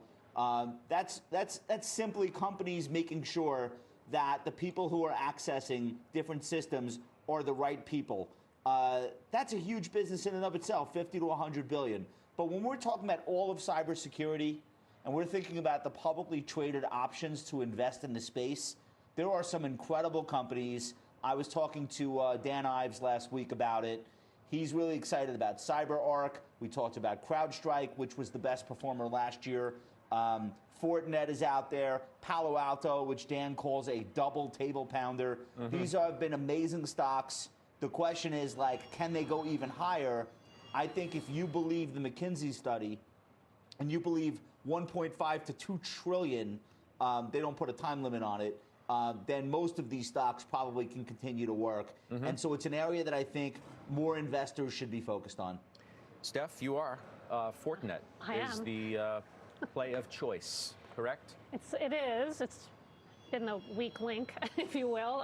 It really had a tough year last year. You looking at any others in the space? No, because I actually think there's real value to be had in Fortinet. I think it's so off the radar screen because they disappointed so poorly last year, where they missed 2 quarters in a row and lowered billings and bookings numbers. So numbers have come down. I think they've reset. To Josh's point, I mean, you're at a $120 billion total addressable market today, growing substantially. We don't really know what the number is, but we hear about cybersecurity issues all the time. Even the cybersecurity companies are having cyber attacks. So it is going to grow, and I believe that Fortinet, they do have a price performance advantage, but they do have to right the ship. So I'm willing to hold on to this one because the entire group, I think, continues to move much higher. Yeah, I mean, it is the laggard by a lot, Oh, by right? a lot. When you look at, these stocks have all done really well in tandem. But this one remains 23.5% from its 52-week high. Everything is basically there. Yeah, Josh. Can we do a couple of tickers, because there are some names in this group that we never talk about. Yeah, let's do it. These charts are bananas. Let's put up CHKP. This is Checkpoint Software Technologies. This is one of the oldest granddaddies of cybersecurity, back when we used to actually use the term cyber. This stock did nothing for a decade, and now look at it. It's going absolutely crazy. This is like the value play in the space. It's 17 times forward earnings. People thought of Checkpoint as a perennial share donor, meaning the new companies would just keep taking business from them. Something's changing there. Let's do Palo Alto. Joe should probably talk more about the stock than I should, because I know he's made money there. Look at this. Look at this chart. Where are the sellers? And then just one more. CyberArk, which I don't know that well. This is moving with the AI stocks. Very important to point that out. The stock made a high in 2021, spent like the next 2 years consolidating, and at the end of like Thanksgiving week, it broke out, and it just has not looked back. I don't know if I want to buy all of these at all-time highs, but these tickers need to be on people's screens. Yeah. We're looking at 1 year of CyberArk. Checkpoint. Checkpoint we have in the Joe T ETF. We've owned that for some time, in addition to Palo Alto. Fortinet, and then obviously I own CrowdStrike personally. Hack, which is the cyber ETF, is another way that you could play what Josh is talking about, and obviously I agree with him. Just keep in mind the expense fee is a little bit rich. I think it's about 60 basis points. All right, coming up, we're going to get the trade on commodities too. Nat gas down 10% as we speak. Crude oil is hovering in the low 70s. We hear from legendary commodities trader Mark Fisher on where the energy market might head from here. Halftime's back just after this break.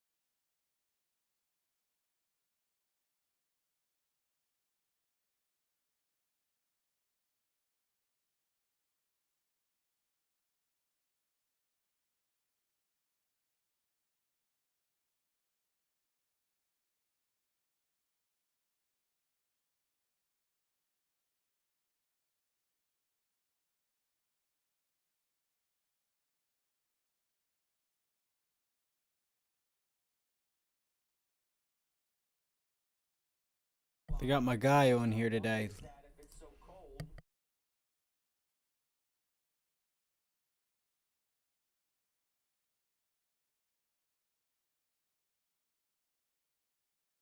Insurance. We're back. Nat gas, well, it's sinking today, down more than 11%. It's been a rough start to the year, too, for commodities, with crude oil stuck in the 70s. Joining us now to discuss how to play it is MBF Clearing Corporation founder and CEO Mark Fisher. Fish, welcome back. Happy New Year. Good to see you. Hey, what's up, Scott? Is Josh there with you today? Josh is there. Josh is here. He's just on remote, like you. Hey, Mark. Hey, Josh. Hey, let's start with nat gas. So when I heard it was down a lot, I'm like, I don't know, why is that if it's so cold here and so many other places? Wouldn't you think it would be up a lot? What's the story? Well, first of all, you know this theory that whatever makes sense never makes money, right? So that's first of all. All right, so make sense of it for us. Right. Second of all, last week, over this past weekend, the price of natural gas in January was probably trading around $8-9, while the futures for the next month were trading, $3.30. So again, you have this disconnect that now that the weather's actually here and the weather looks a little warmer in the next 10 to 15 days, people are pricing in the expectation of what's going to happen 10 days from now, not what's going to happen over the next 4 or 5 days, because that's the spot market and not the futures market. Is there, what's the top end here? I mean, I just remember it wasn't that long ago where some of the predictions for where nat gas was going to go, I should preface that by saying not that long ago, like a year and a half ago, we're talking about double digits, and here we are under $3. Right. Well, the whole world's getting spoiled by cheap natural gas. which eventually, once we ramp up LNG about a year from now, a year and a half from now, these days will all be over. But more importantly than that, Scott, there's an interesting opportunity coming up because, first of all, you had this rebalancing going on at the beginning of the year, which added all these, what I call perma-longs to nat gas and to corn and some other grains, where basically because of the rebalancing that took place, you have all these money, this passive money that's now, for lack of a better word, in natural gas and in grains for the remainder of the year, unless people get out of the GSCI and the Bloomberg index, which means that unlike other times when people would go ahead and liquidate their longs on weakness, this passive money never gets out for the whole year. That's the first thing. Second of all, once this 3 to 4 day period of passive UNG money is over rolling, right? The risk reward to being short February natural gas is just not there, because why would you go ahead and be short Feb nat gas in the last week of when it becomes really prompt and becomes there, when you can go ahead and risk another polar vortex, which is happening now, come in February, which would be even worse, and you could probably risk losing $4, $5 to make 30 cents. It doesn't make any sense. So what about oil? What's the best way for our viewers to think about crude, if not invest around it? I think the best way to trade crude oil is to trade the products and not to trade crude. I think heating oil and gasoline, along with gas oil, offer the most bang for your buck, the most volatility, again, because there's no new refineries. Because if you look at the cracks, they've held up pretty well. If you look at the refinery stocks, they've done pretty well, and so I would more focus on the refined products as opposed to crude oil, which kind of acts counterintuitively that when there's, political turmoil and in the Middle East and everything, those markets don't usually respond positively, but yet the cracks tend to work better. Okay. But to me, the layup for the next week in terms of Josh, to me is by the end of this week, I would think that the risk reward of being long nat gas and being long grains is probably a 3-to-1 trade to the long side. So that's what I'm giving for. Okay. All right. So then, Joe, take what Fish says from the product, if you will, standpoint, and then make it actionable for equity standpoint. Simple. Marathon Petroleum Corp. Top performing energy stock in 2023, top performing energy stock so far in 2024. You could look towards Valero, which I own. That's another way to play what Mark's talking about. Josh, real quick, because we got to bounce. If you got a way to play it. I think I just want to be long the producers. I own the IEO ETF. It's the simplest way for me because I'm an equity guy, not a commodity guy. I got you. Hey, Fish, thank you. We got to run. We'll see you soon. I appreciate you coming on today very much. Take care. Happy New Year. All right, you as well. That's Mark Fisher. Up next, Mike Santoli.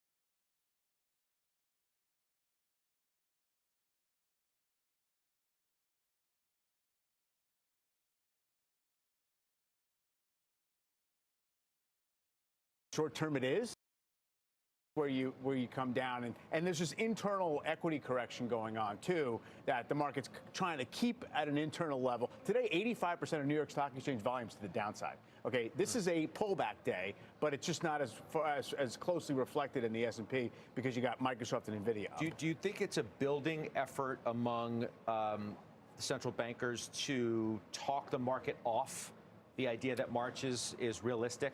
Or at least it almost feels that way. Or at least say we have 2 months of numbers that is going to determine whether March happens or not. And so, yes, I do think that there's a sense out there of we want to preserve optionality. We don't want the market to become a runaway train in one direction. But I don't think this is a heavy pushback. I mean, he's basically saying the conditions are there, and we'll wait and see. Look, which he basically said before, it's just the market took the leap. That's what it is. That's the initial condition. Yeah, all right. I'll see you at closing bell. That's Mike Santoli. We'll do finals next.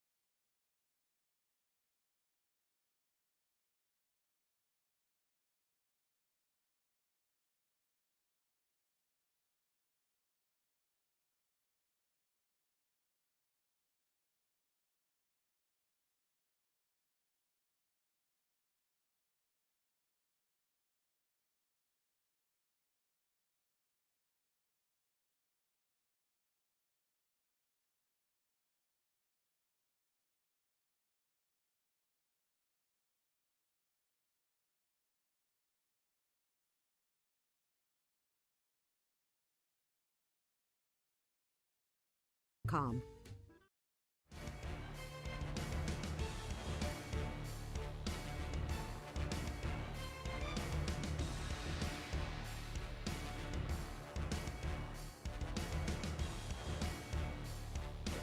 Are you following the Halftime Report podcast? What are you waiting for? Look for us in your favorite podcasting app. Follow the Halftime Podcast now.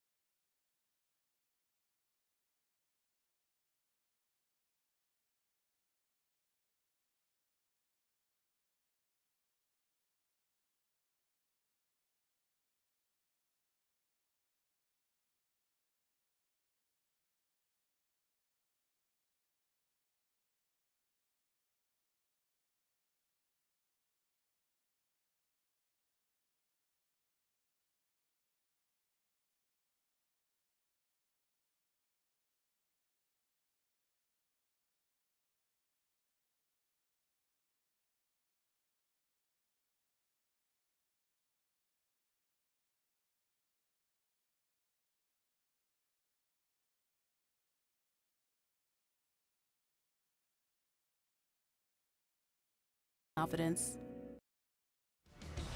All right, 3 o'clock Eastern closing bell. Hope you'll join me then. John Mowry, Cameron Dawson, and the Dean of Valuation, Aswath Damodaran of NYU, joins us. Tell us whether he thinks the market's fairly valued, given everything going on, where rates are. Rates are moving up, as we just showed you. All right, finals. Josh Brown, you first. Another new record high for Uber. They're closing down the Drizzly app and instead bringing alcohol delivery into the main app. This is smart. Market likes it. All right, as long as you can get it, right? I mean, does it matter what the color of the bag looks That's when they right. bring it? Give me that hooch. Jimmy. Visa, just one of those quiet, strong performers, should continue as the economy hangs in there. All right, the Linkster. GE Healthcare, mid-single-digit organic growth, margin expansion, 13% CAGR on earnings. All right, Joe T. I still think the SMH and semiconductors themselves are the place to be as long as the yields are going to press higher. All right, well, NVIDIA's hanging in there, that's for sure. It's in the green today. All right, I'll see you on the closing bell. A couple hours, the exchanges now.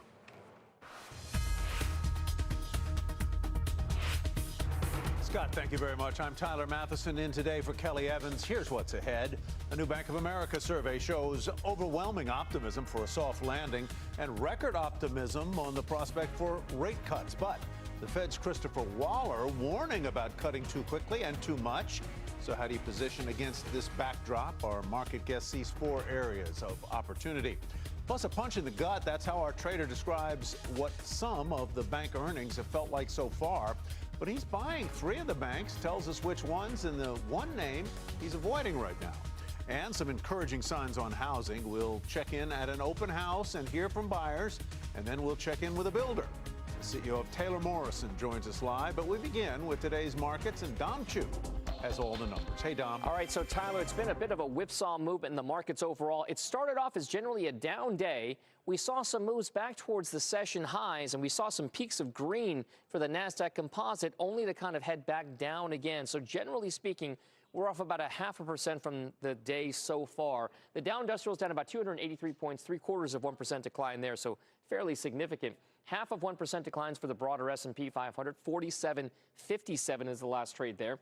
And 0.5% declines as well for the NASDAQ Composite Index, 14,892, the level there. One place, though, that we are seeing some signs of life are in that technology trade overall. Now, it's a little bit mixed right now, but generally speaking, mostly in the green. Microsoft, NVIDIA, Advanced Micro Devices, Palo Alto Networks, and Arista Networks, all among some of the stocks seeing some real relative strength so far today. And by the way, for Microsoft, also we'll put a star there. NVIDIA gets a star, Palo Alto Networks gets a star, and Arista does as well, because each of these stocks made a record high at one point intraday so far today. So keep an eye on that big technology trade, still outperforming in certain parts of the market.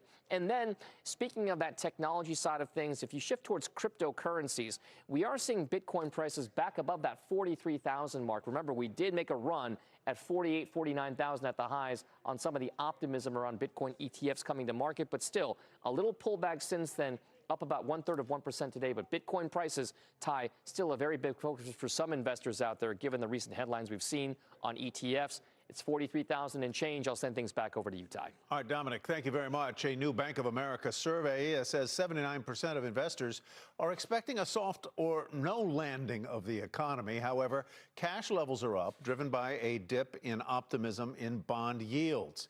Our next guest says he's still a buyer of short-term corporate and treasury bonds. We'll find out why from Michael Cugino.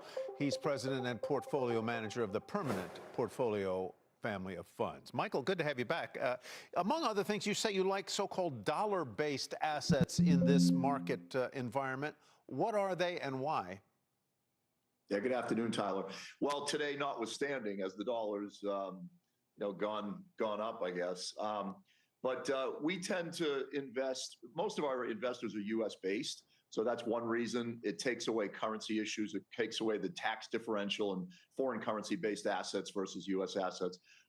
And also, we feel our portfolio is hedged. Whether the dollar goes up and down, we're not really making any bets on the dollar. We have assets that would do well in a declining or advancing dollar environment. You also like strategic metals like gold and silver. Why? Well, we think in the long term, the Fed is probably close to being done, if not done.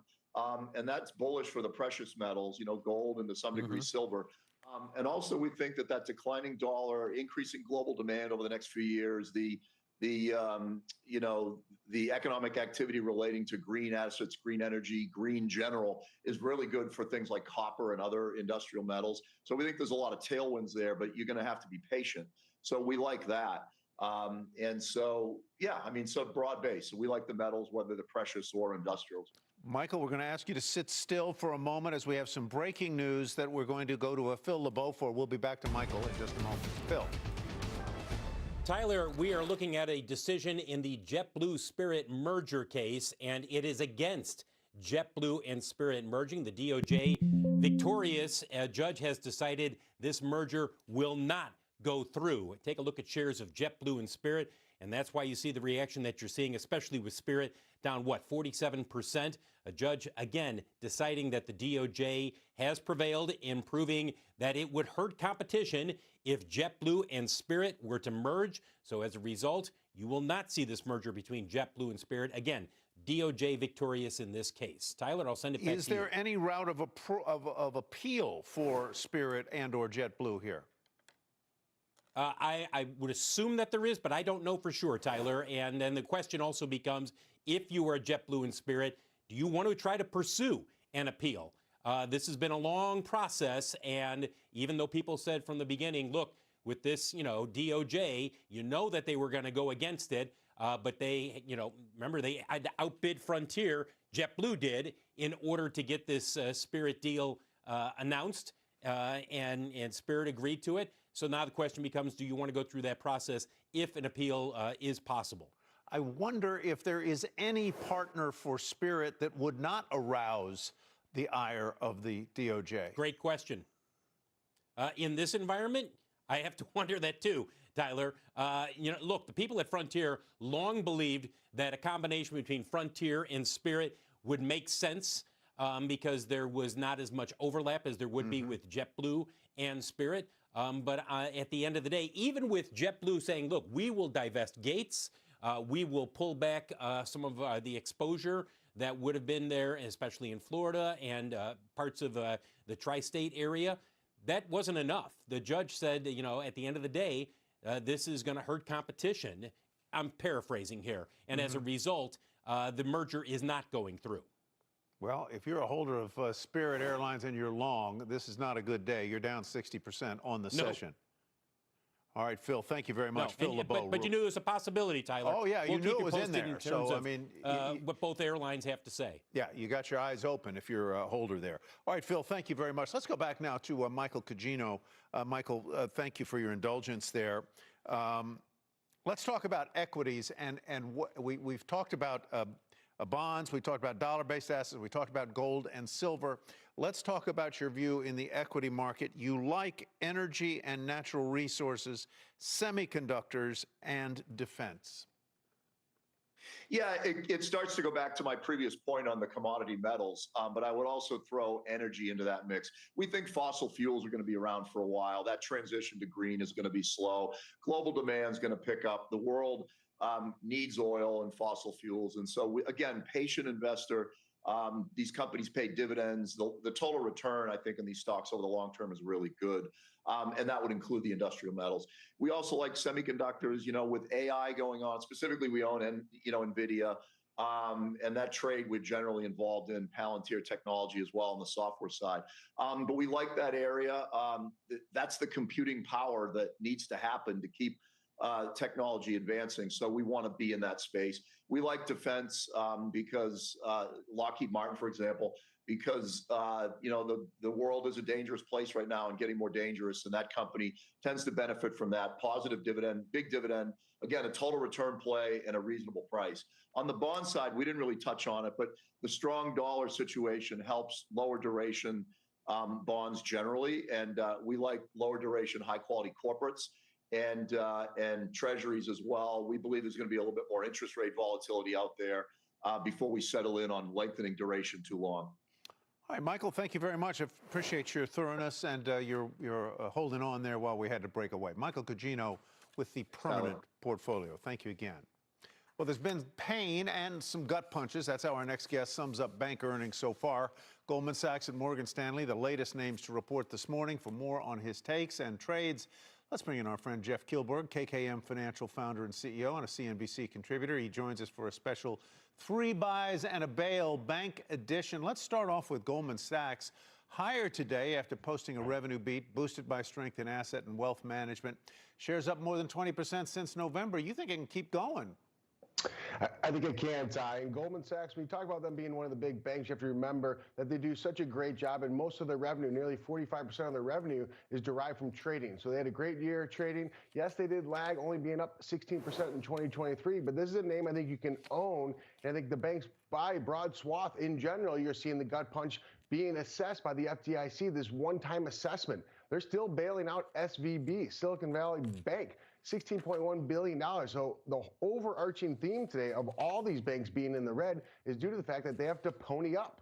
And you're seeing Goldman push up about $529 million going into that insurance fund that got depleted from Signature Bank as well as SVB. All right, let's go to Morgan Stanley, moving the other way after earnings revenues beat expectations. But that FDIC payout and other regulatory settlement cutting into earnings in the first report under the new CEO, Ted Pick.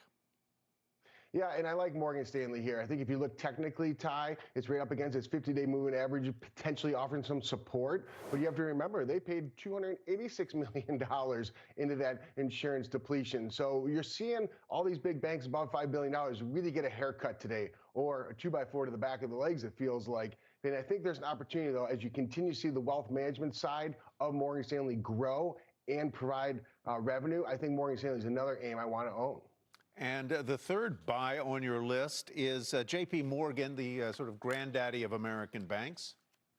It is, Ty. I mean, a market cap of nearly $500 billion. This is an essential 40 portfolio name. This is an essential bank to the U.S. economy, to American way of life. And you see revenue. They had one of the best quarters. And we go just back to last Friday, that trading action. That's what we look at when we're trying to trade this, have a better understanding. So in the wake of that trading report, which was phenomenal, that was one of the best earnings reports they've had, you saw it go up about 3%. And sure enough, as shareholders realized that they were getting a punch to the gut of about 74 cents per share because they had to kick in nearly $3 billion to the coffers for the SVB and Signature Bank debacle we saw back in 2023. So I think you think about JP Morgan above its 50-day, above its 2-day moving average. This is a bank we want to own. But if you look in the bigger picture, 2023, this was the best bank. This is the best bank of anything we talked about. It's funny, I nearly think 30%.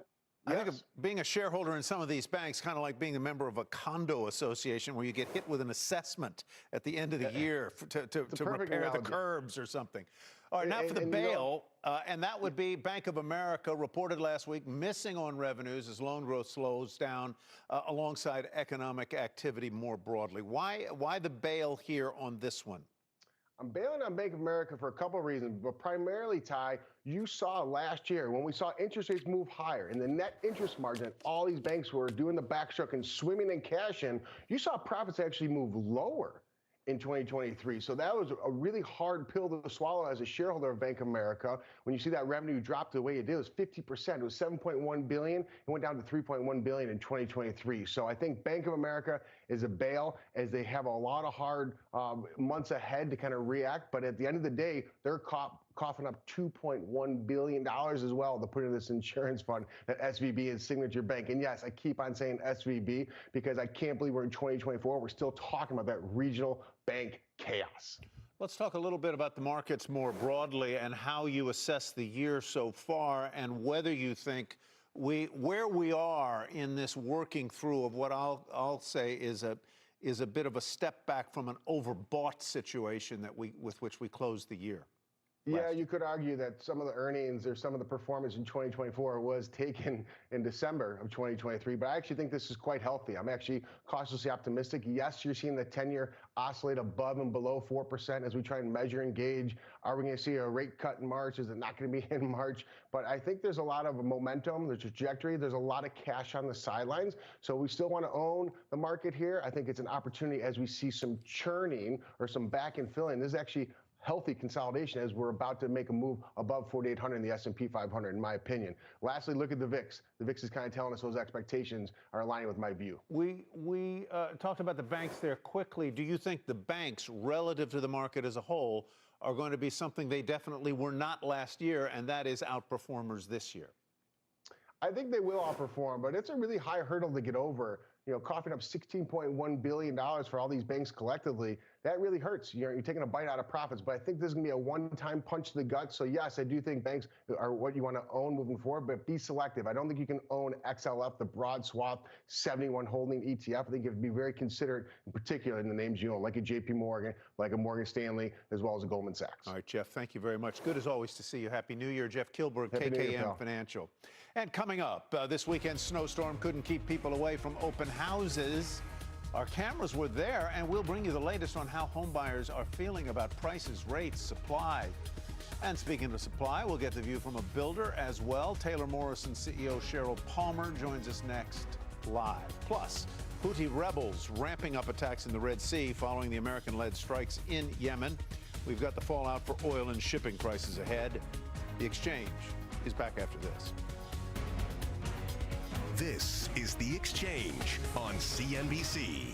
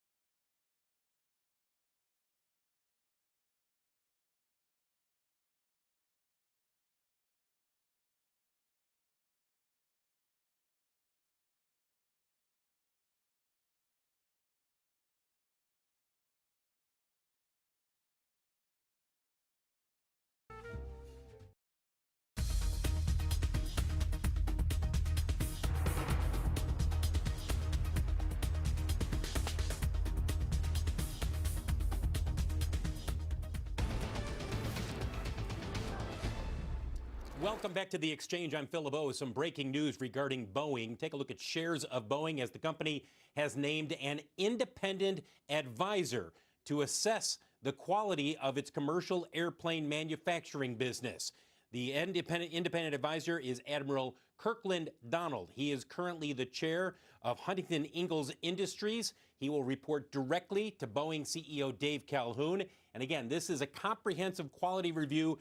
Boeing announced last week that it was going to be doing this review of all of its commercial airplane manufacturing facilities, the process from start to finish. Now we know who will be leading that. He is an independent advisor. Again, Admiral Kirkland Donald, who is the current chair of Huntington Ingalls Industries, will report directly to Boeing CEO Dave Calhoun. Tyler, back to you. I read an interesting article over the weekend, Phil, that had the opinion that because it appears that the problem with the door plug was a manufacturing-related problem as presumably opposed to a design-related problem, that may Correct. make it, in fact, harder to fix. Because a design-related problem, if you fix the design and then correct it on the individual aircraft, you're done. But here, you're kind of, if it's manufacturing, there's so many steps, so many parts, so many chain of deliveries that it's tougher. It's hard to know for sure, Tyler. I'll take the counter argument to this. If it's a manufacturing and production issue and they can identify exactly where what's gone wrong in the step from start to finish, then perhaps you can address it quicker. Bottom line is this. They still don't know exactly what caused the problems that led to that door plug being ripped off of the Alaska Airlines flight, that fortunately nobody was seriously injured when that happened. Once they find the root cause, Tyler, that goes a long ways towards saying, okay, here was the problem. Why did we not catch it in the process? Well, it's a very interesting thing because the more and more you read, the kind of systemic quality review that is seemingly being put in place here with this new independent advisor is what is needed at Boeing right now. Phil LeBeau will be following this into the future. Phil, thank you. Appreciate it. You bet. All right, mortgage rates well off their October highs, but are they low enough to get buyers back into the market? Diana Olick has the details. Hi, Di. Hi, Ty, and the answer is yes. We're hearing from agents that there is a surge in interest from both home buyers and sellers, likely because of that recent drop in mortgage rates. The 30-year fixed hit a high of around 8% in October, then came down in November slowly and more sharply in December, now sitting around 6.69%. So despite 4 inches of fresh snow and freezing temperatures, buyers showed up to this open house in Detroit on Saturday. The renovated 4-bedroom, 3-bath home is listed at $254,500, well below the national median price, but more than twice the Detroit median. Nikita Bell, who's currently renting, said the drop in rates got her out looking. I have a home in Georgia. That finance rate I got way back when the market crashed, and it's at 4%. So I know I'm never going to get 4%. But what I don't want is 9, 10, 11, and 12. It is not a credit card. It's a house. Now, a recent Fannie Mae survey found a record share of consumers think mortgage rates will drop further this year, and that may be why they're out now trying to get a jump on the competition. There is still not a lot for sale, but agents say they are expecting to see sellers get in the game also because of lower rates. Because rates have changed somewhat, so sellers are feeling more comfortable now with putting more homes on the market. It's not going to be as Yo, reflective did y'all right just this hear moment, that girl on but there? As we inch and get closer to the spring, On CBS? you'll definitely see more homes coming on the Sorry, market. as we've already CNBC? seen over the last few weeks here, especially. I don't want no 11, 12. It ain't a Now, credit while card. credit It's a purchase house. prices, they're still rising and the Bitch, gains are you ain't gonna accelerating. afford it Detroit is now unless seeing the fastest or home price until appreciation they of give any you major that city in the 12, 11 country, and beating make out the house Miami for the affordable. first time, Tyler, because Or it's you an ain't, affordable your ass market. ain't gonna be able to afford it anyway. I don't give a shit what the rates are. The lower and longer that they stay where they are, the more you're gonna pay for that house. Who has her finger on the pulse of home buying Yeah, trends like, as are her people company stupid? builds homes in 11 states She should from be coast like, to coast damn to right, starter to luxury. give me She that expects 12, to see 11 strong for demand about a in year. 24 I'll with come foot in and buy a traffic damn already house, up 25% half the damn price, in just the first 2 weeks in January refinance, compared with a year bada ago. bing, Let's bada bring boom. in That's how Cheryl the American Palmer, dream is CEO done, of and we Taylor don't do Morrison. that Cheryl, nice to anymore, have you back right? with us. We That's not appreciate what your we time. do anymore. But Well, thank you. Good to you see know, you. what do I Great know? to have you. Have you ever thought of changing the name to Taylor Swift? Might help. Big branding move. You know, I heard about that when we took the company public 10 years ago, and that was Kramer's recommendation. But we've held on to Taylor Morrison. All right, well, good for you, and just putting it out there as a possibility. So are you seeing what we just described there? Increased foot traffic, increased interest among buyers, and maybe even sellers as rates come off the boil a bit? Yeah, I think Diana said it very well, Tyler. I mean, we haven't reported our Q4 yet, but I think consistent with what you've heard in some market reports, you know, we saw rates really peak early in fourth quarter. And as Diana said, Guys, I'll be 8%, right back maybe in a even little bit. I'm gonna go higher run if to you the think store. about, what Tesla. car rates really look I just don't really see So anything that I'm like today, really seeing rates excited to down go under after right now. 7% is I am gonna significant. And I am gonna watch Tesla. Sorry about that. I am gonna watch Tesla here. If we can get back up to 222, and if we end up breaking 222, I just don't see anything that I'm crazy about. I feel like I should have bought that dip, but I'm also like, should I scalp some SPY plays? The SPY is looking good for a short, in my opinion. If you get another opportunity back at pre-market highs, which it doesn't look like you're going to get, 475, maybe a short off of 475, 475.50 would be the last, like, second stage. You can see here on this daily chart, all right, you can see right here. You see how we bounced off of this level right here? It was flat top resistance, right? Resistance, resistance. You break it. It tried to hold it, but it broke. You tested it again, pulled back, bumped into it, gapped above it, held it, right? Are we going to break it again? This is what I'm looking for. All right, see if we can't get ourselves back down to 469, 469.50 area. That's what I'm going to be watching for. So if the SPY bounces, I'm going to look to see where and if it struggles. Where and if it struggles, I'm sorry. Come on. So that is what I'm watching, guys. That's what I'm going to be looking for. And I'll be right back in about a half, like a half hour. 40, sorry, I'll be back in like a half hour, 45 minutes. How is that hitting your bottom line? We just saw KB Home report, and they had good sales, but their margins were not so great. A lot of that because of those rate buydowns. Yeah, certainly, Diana, as you mentioned, with rates in the 8% range in the fourth quarter, those buydowns were a little bit more expensive. We've seen the cost of those buydowns come down quite a bit. So I think that when you look at all the ins and outs of what goes into that margin, to your point, and we look at some of the savings on construction costs, I actually think we're in a really good place. Each builder has a different set of programs, so it's hard to speak about another builder's report, but I feel actually really good about the trajectory as I look forward. And just to follow on that, would you expect to see more price cuts? Because we're seeing that from other builders as well. And again, that hits your bottom line. Yeah, I think it's very different by market. I think it's very hard, once again, Diana, to paint the country with one brush. In some markets, we're actually seeing prices go up. In some markets, we're pulling back on incentives because just by the cost of those rate buydowns, coming down, we're able to pull back a little bit.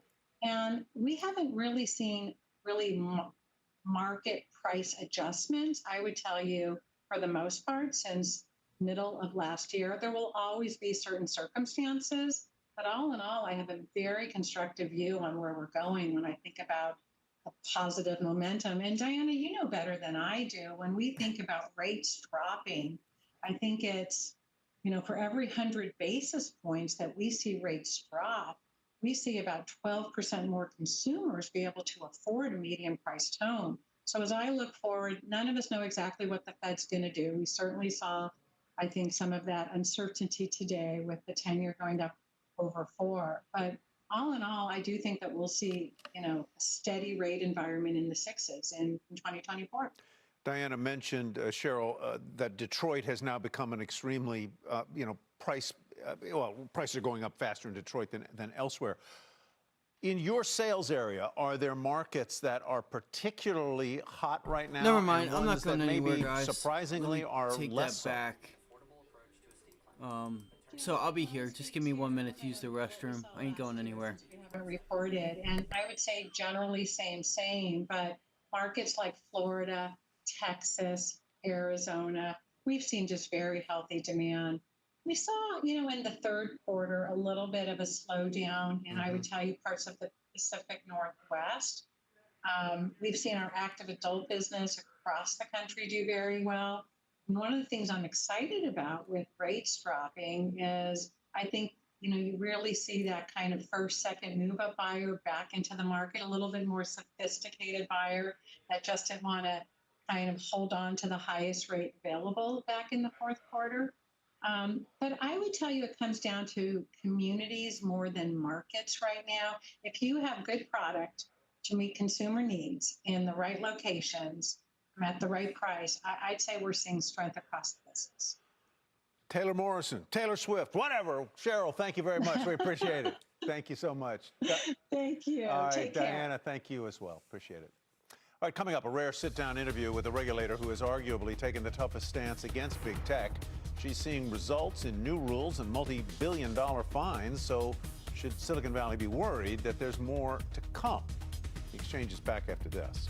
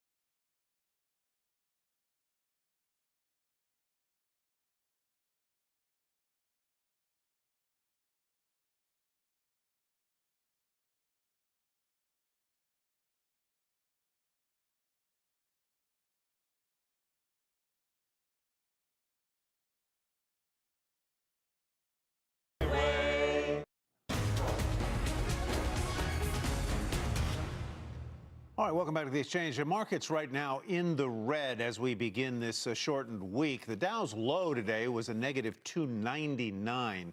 Right now, off that, down 227 points, or about 0.3%. S&P 500 down about half as much in percentage terms. Ditto the Nasdaq. 10-year yield back above 4%, climbing there after Fed Governor Christopher Waller suggested the central bank may be slower to cut rates than the market expects.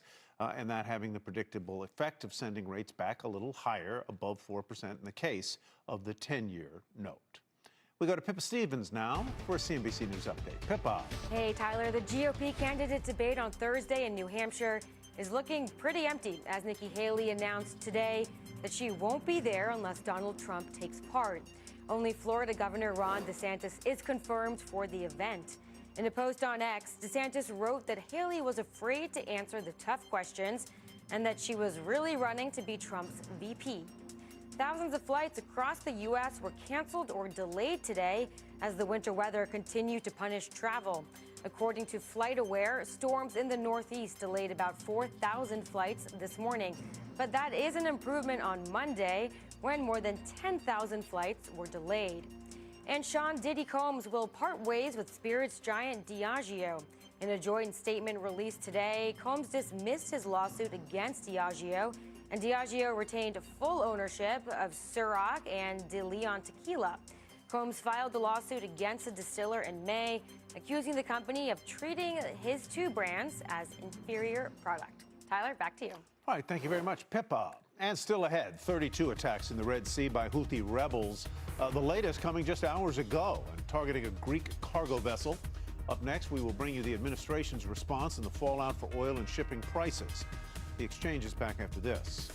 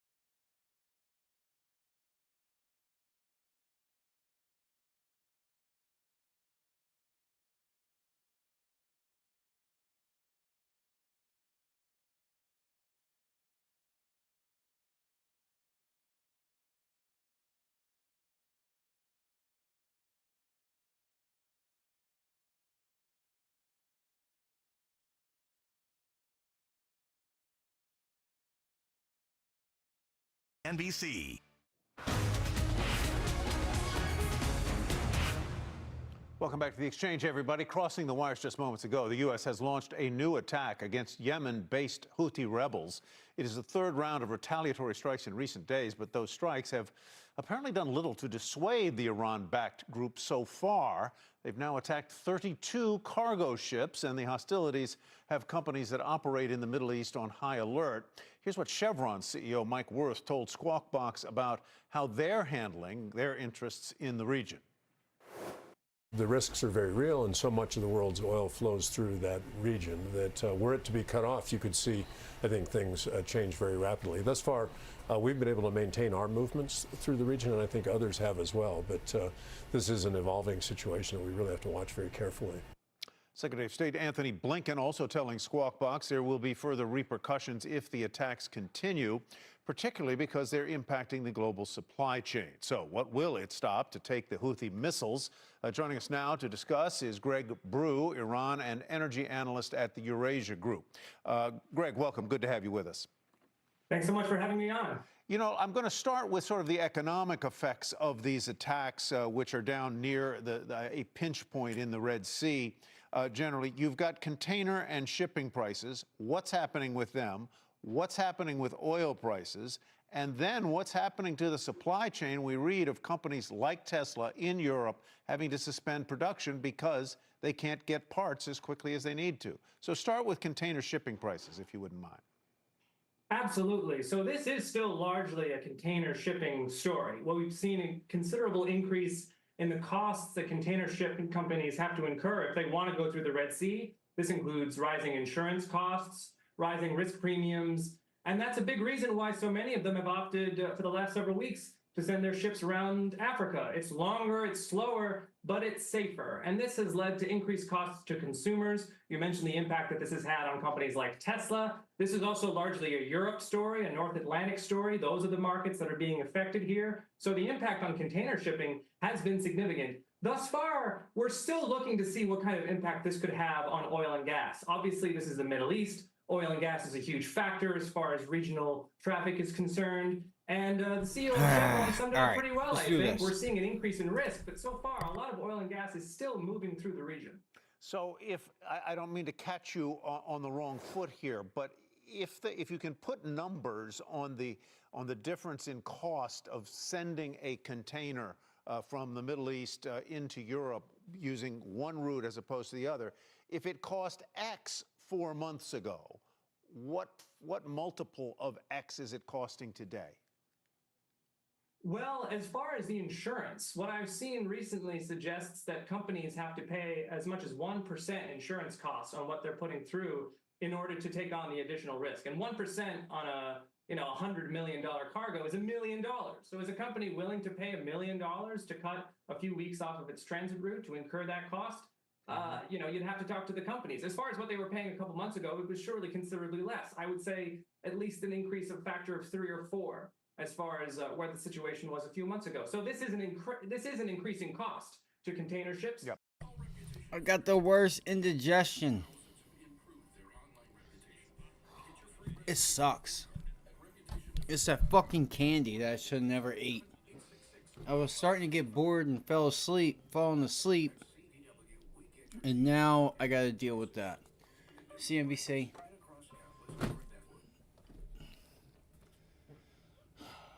Alright, let's see what we got going on here. DWAC was going. It probably pulled back in.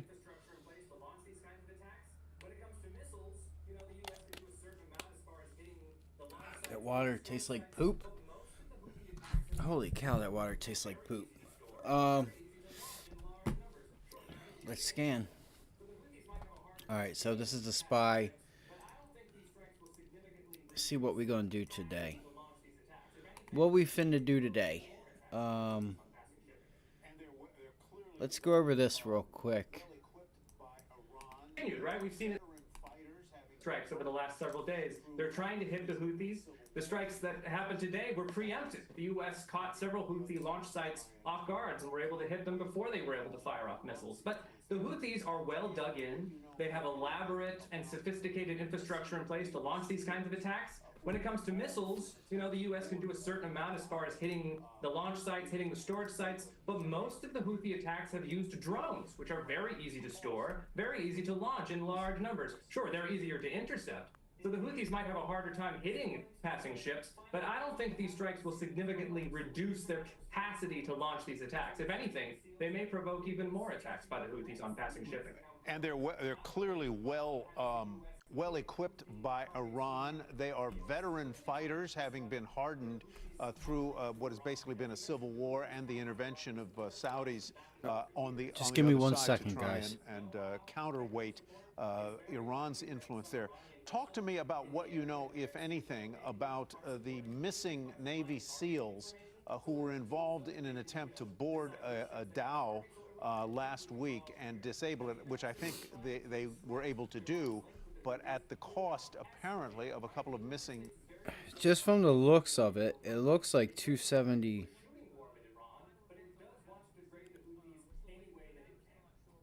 Greg, thank you very much. Love the work of the Eurasia Group. 275. Colleagues, we appreciate your time today. Thank you.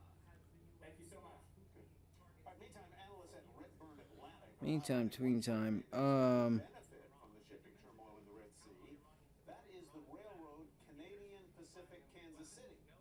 Redburn expecting shippers to reroute from Asia to Mexico's west coast. I think we gotta look at 472. I'm gonna be honest. Well, we're holding this as support right now. This is a 30-minute chart. More than a year. The full story, including how much upside analysts see in that stock, go to CNBC. Yeah, 472.50 down here. I don't like. Ruling blocking Spirit merger, considering next steps. A warning for the industry. That is next. The exchange will be right back. I just don't like. All right, I mean, this is a really nice support level. So.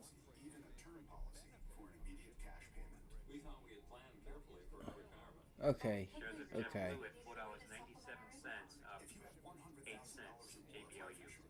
472. Let's see if we start heading down to 472, guys. Let's look here. Here's our daily chart.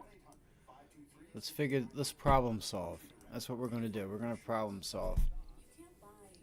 So we have this level. This is our little consolidation. Again, I said this morning. I said it last night in the video that I didn't do. All right. So in that video I didn't do last night and this morning I said, I think the markets consolidate. All right. I think we consolidate, take a breather. Next week we have some earnings, some data. Right. So I didn't expect much out of the markets. And here I am wanting to try and scalp and make some money off of it. It's not good. All right. It's not good because it's not how you make money. It's how you lose money. All right. So if I know that the markets aren't really moving and there's not much liquidity, you know,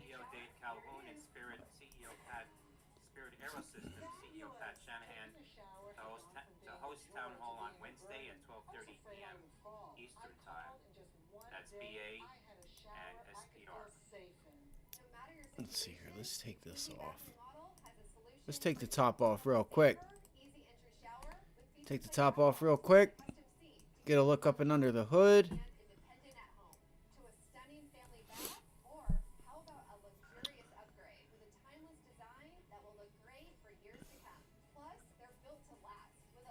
I mean,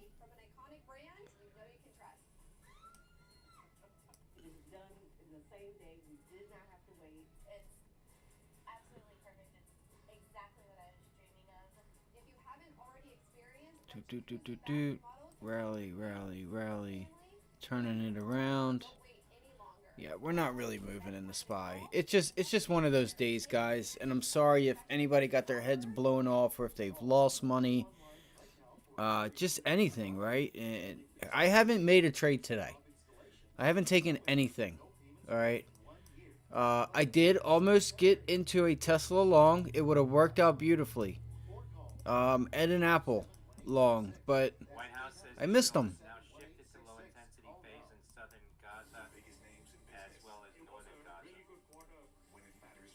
So I missed them. It is what it is. I gotta live with that. I gotta live with the fact that I did not put risk on. No, I'm just kidding. I tried, but I missed it. There's nothing else I can do. So you gotta let it go. You can't force it. I'm telling you, this is how you got, like, this is how people waste money, by just throwing shit at the wall or just randomly doing it. I don't know what they do and why they do some of the things that they do. It's human nature. Tesla, this long right here, believe it or not, crazy, blows my mind. This little ass move was 100%. Or no, that was like 40-50% there, if you were able to take that with us, if you're able to get in on it. I think it was like $1 something, where, you know, when we wanted to get in, it was like $1, and then they went all the way up to like $1.40, $1.48, something like that. And then Apple, we said 183. It did pop itself up to 184 right off the bell. Could have been your nice short. Turned it around. Started to hold this area here. Let me pull up my charts. So now we're turning pre-market into resistance. We're just trading sideways. Market has not really moved. At least Apple hasn't. So Apple opened up at 182.25 and it's at 182.42. It's moved 20 cents. So can't do much with that. So if you did not make a trade today, or if you, more importantly, if you didn't make a trade today, then good job. this is a day where you don't want to trade, right? This is perfect for one of those days. You called it right. All right, you called it right. If you didn't make any money, where did you lose money? Why? Like, what did you do that you couldn't? Like, was the direction wrong? Was it, I don't, identify what it was. Identify what it was. Right? But more importantly, you got to identify why you were doing what you were doing. All right? Because if I pull up, come here. God damn it.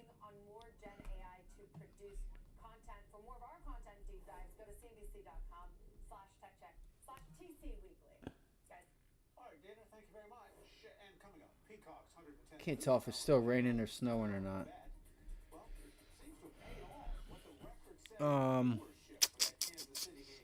Let's see. So Taiwan Semiconductors on Thursday.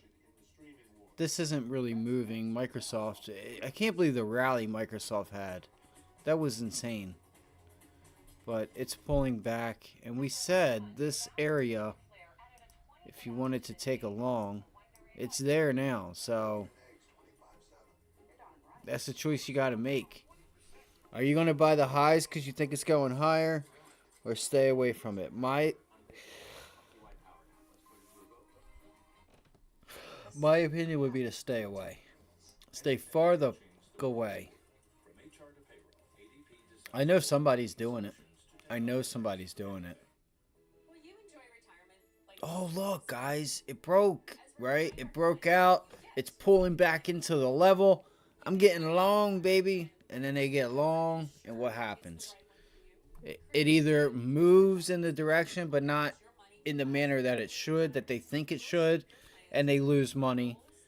Either way, it ends badly for the person. It's unfortunate. So I'm gonna be honest. All right, I'm gonna be honest with you guys. So I'm gonna ask you guys a question. All right, there's nobody here. Shit. God damn it. Let me post this. I have a question here. Let me try and post this up on Twitter. Martin Luther King had a dream. I have a question.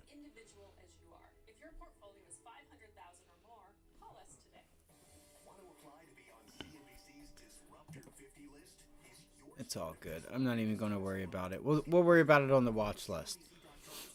We'll worry about it on the watch list.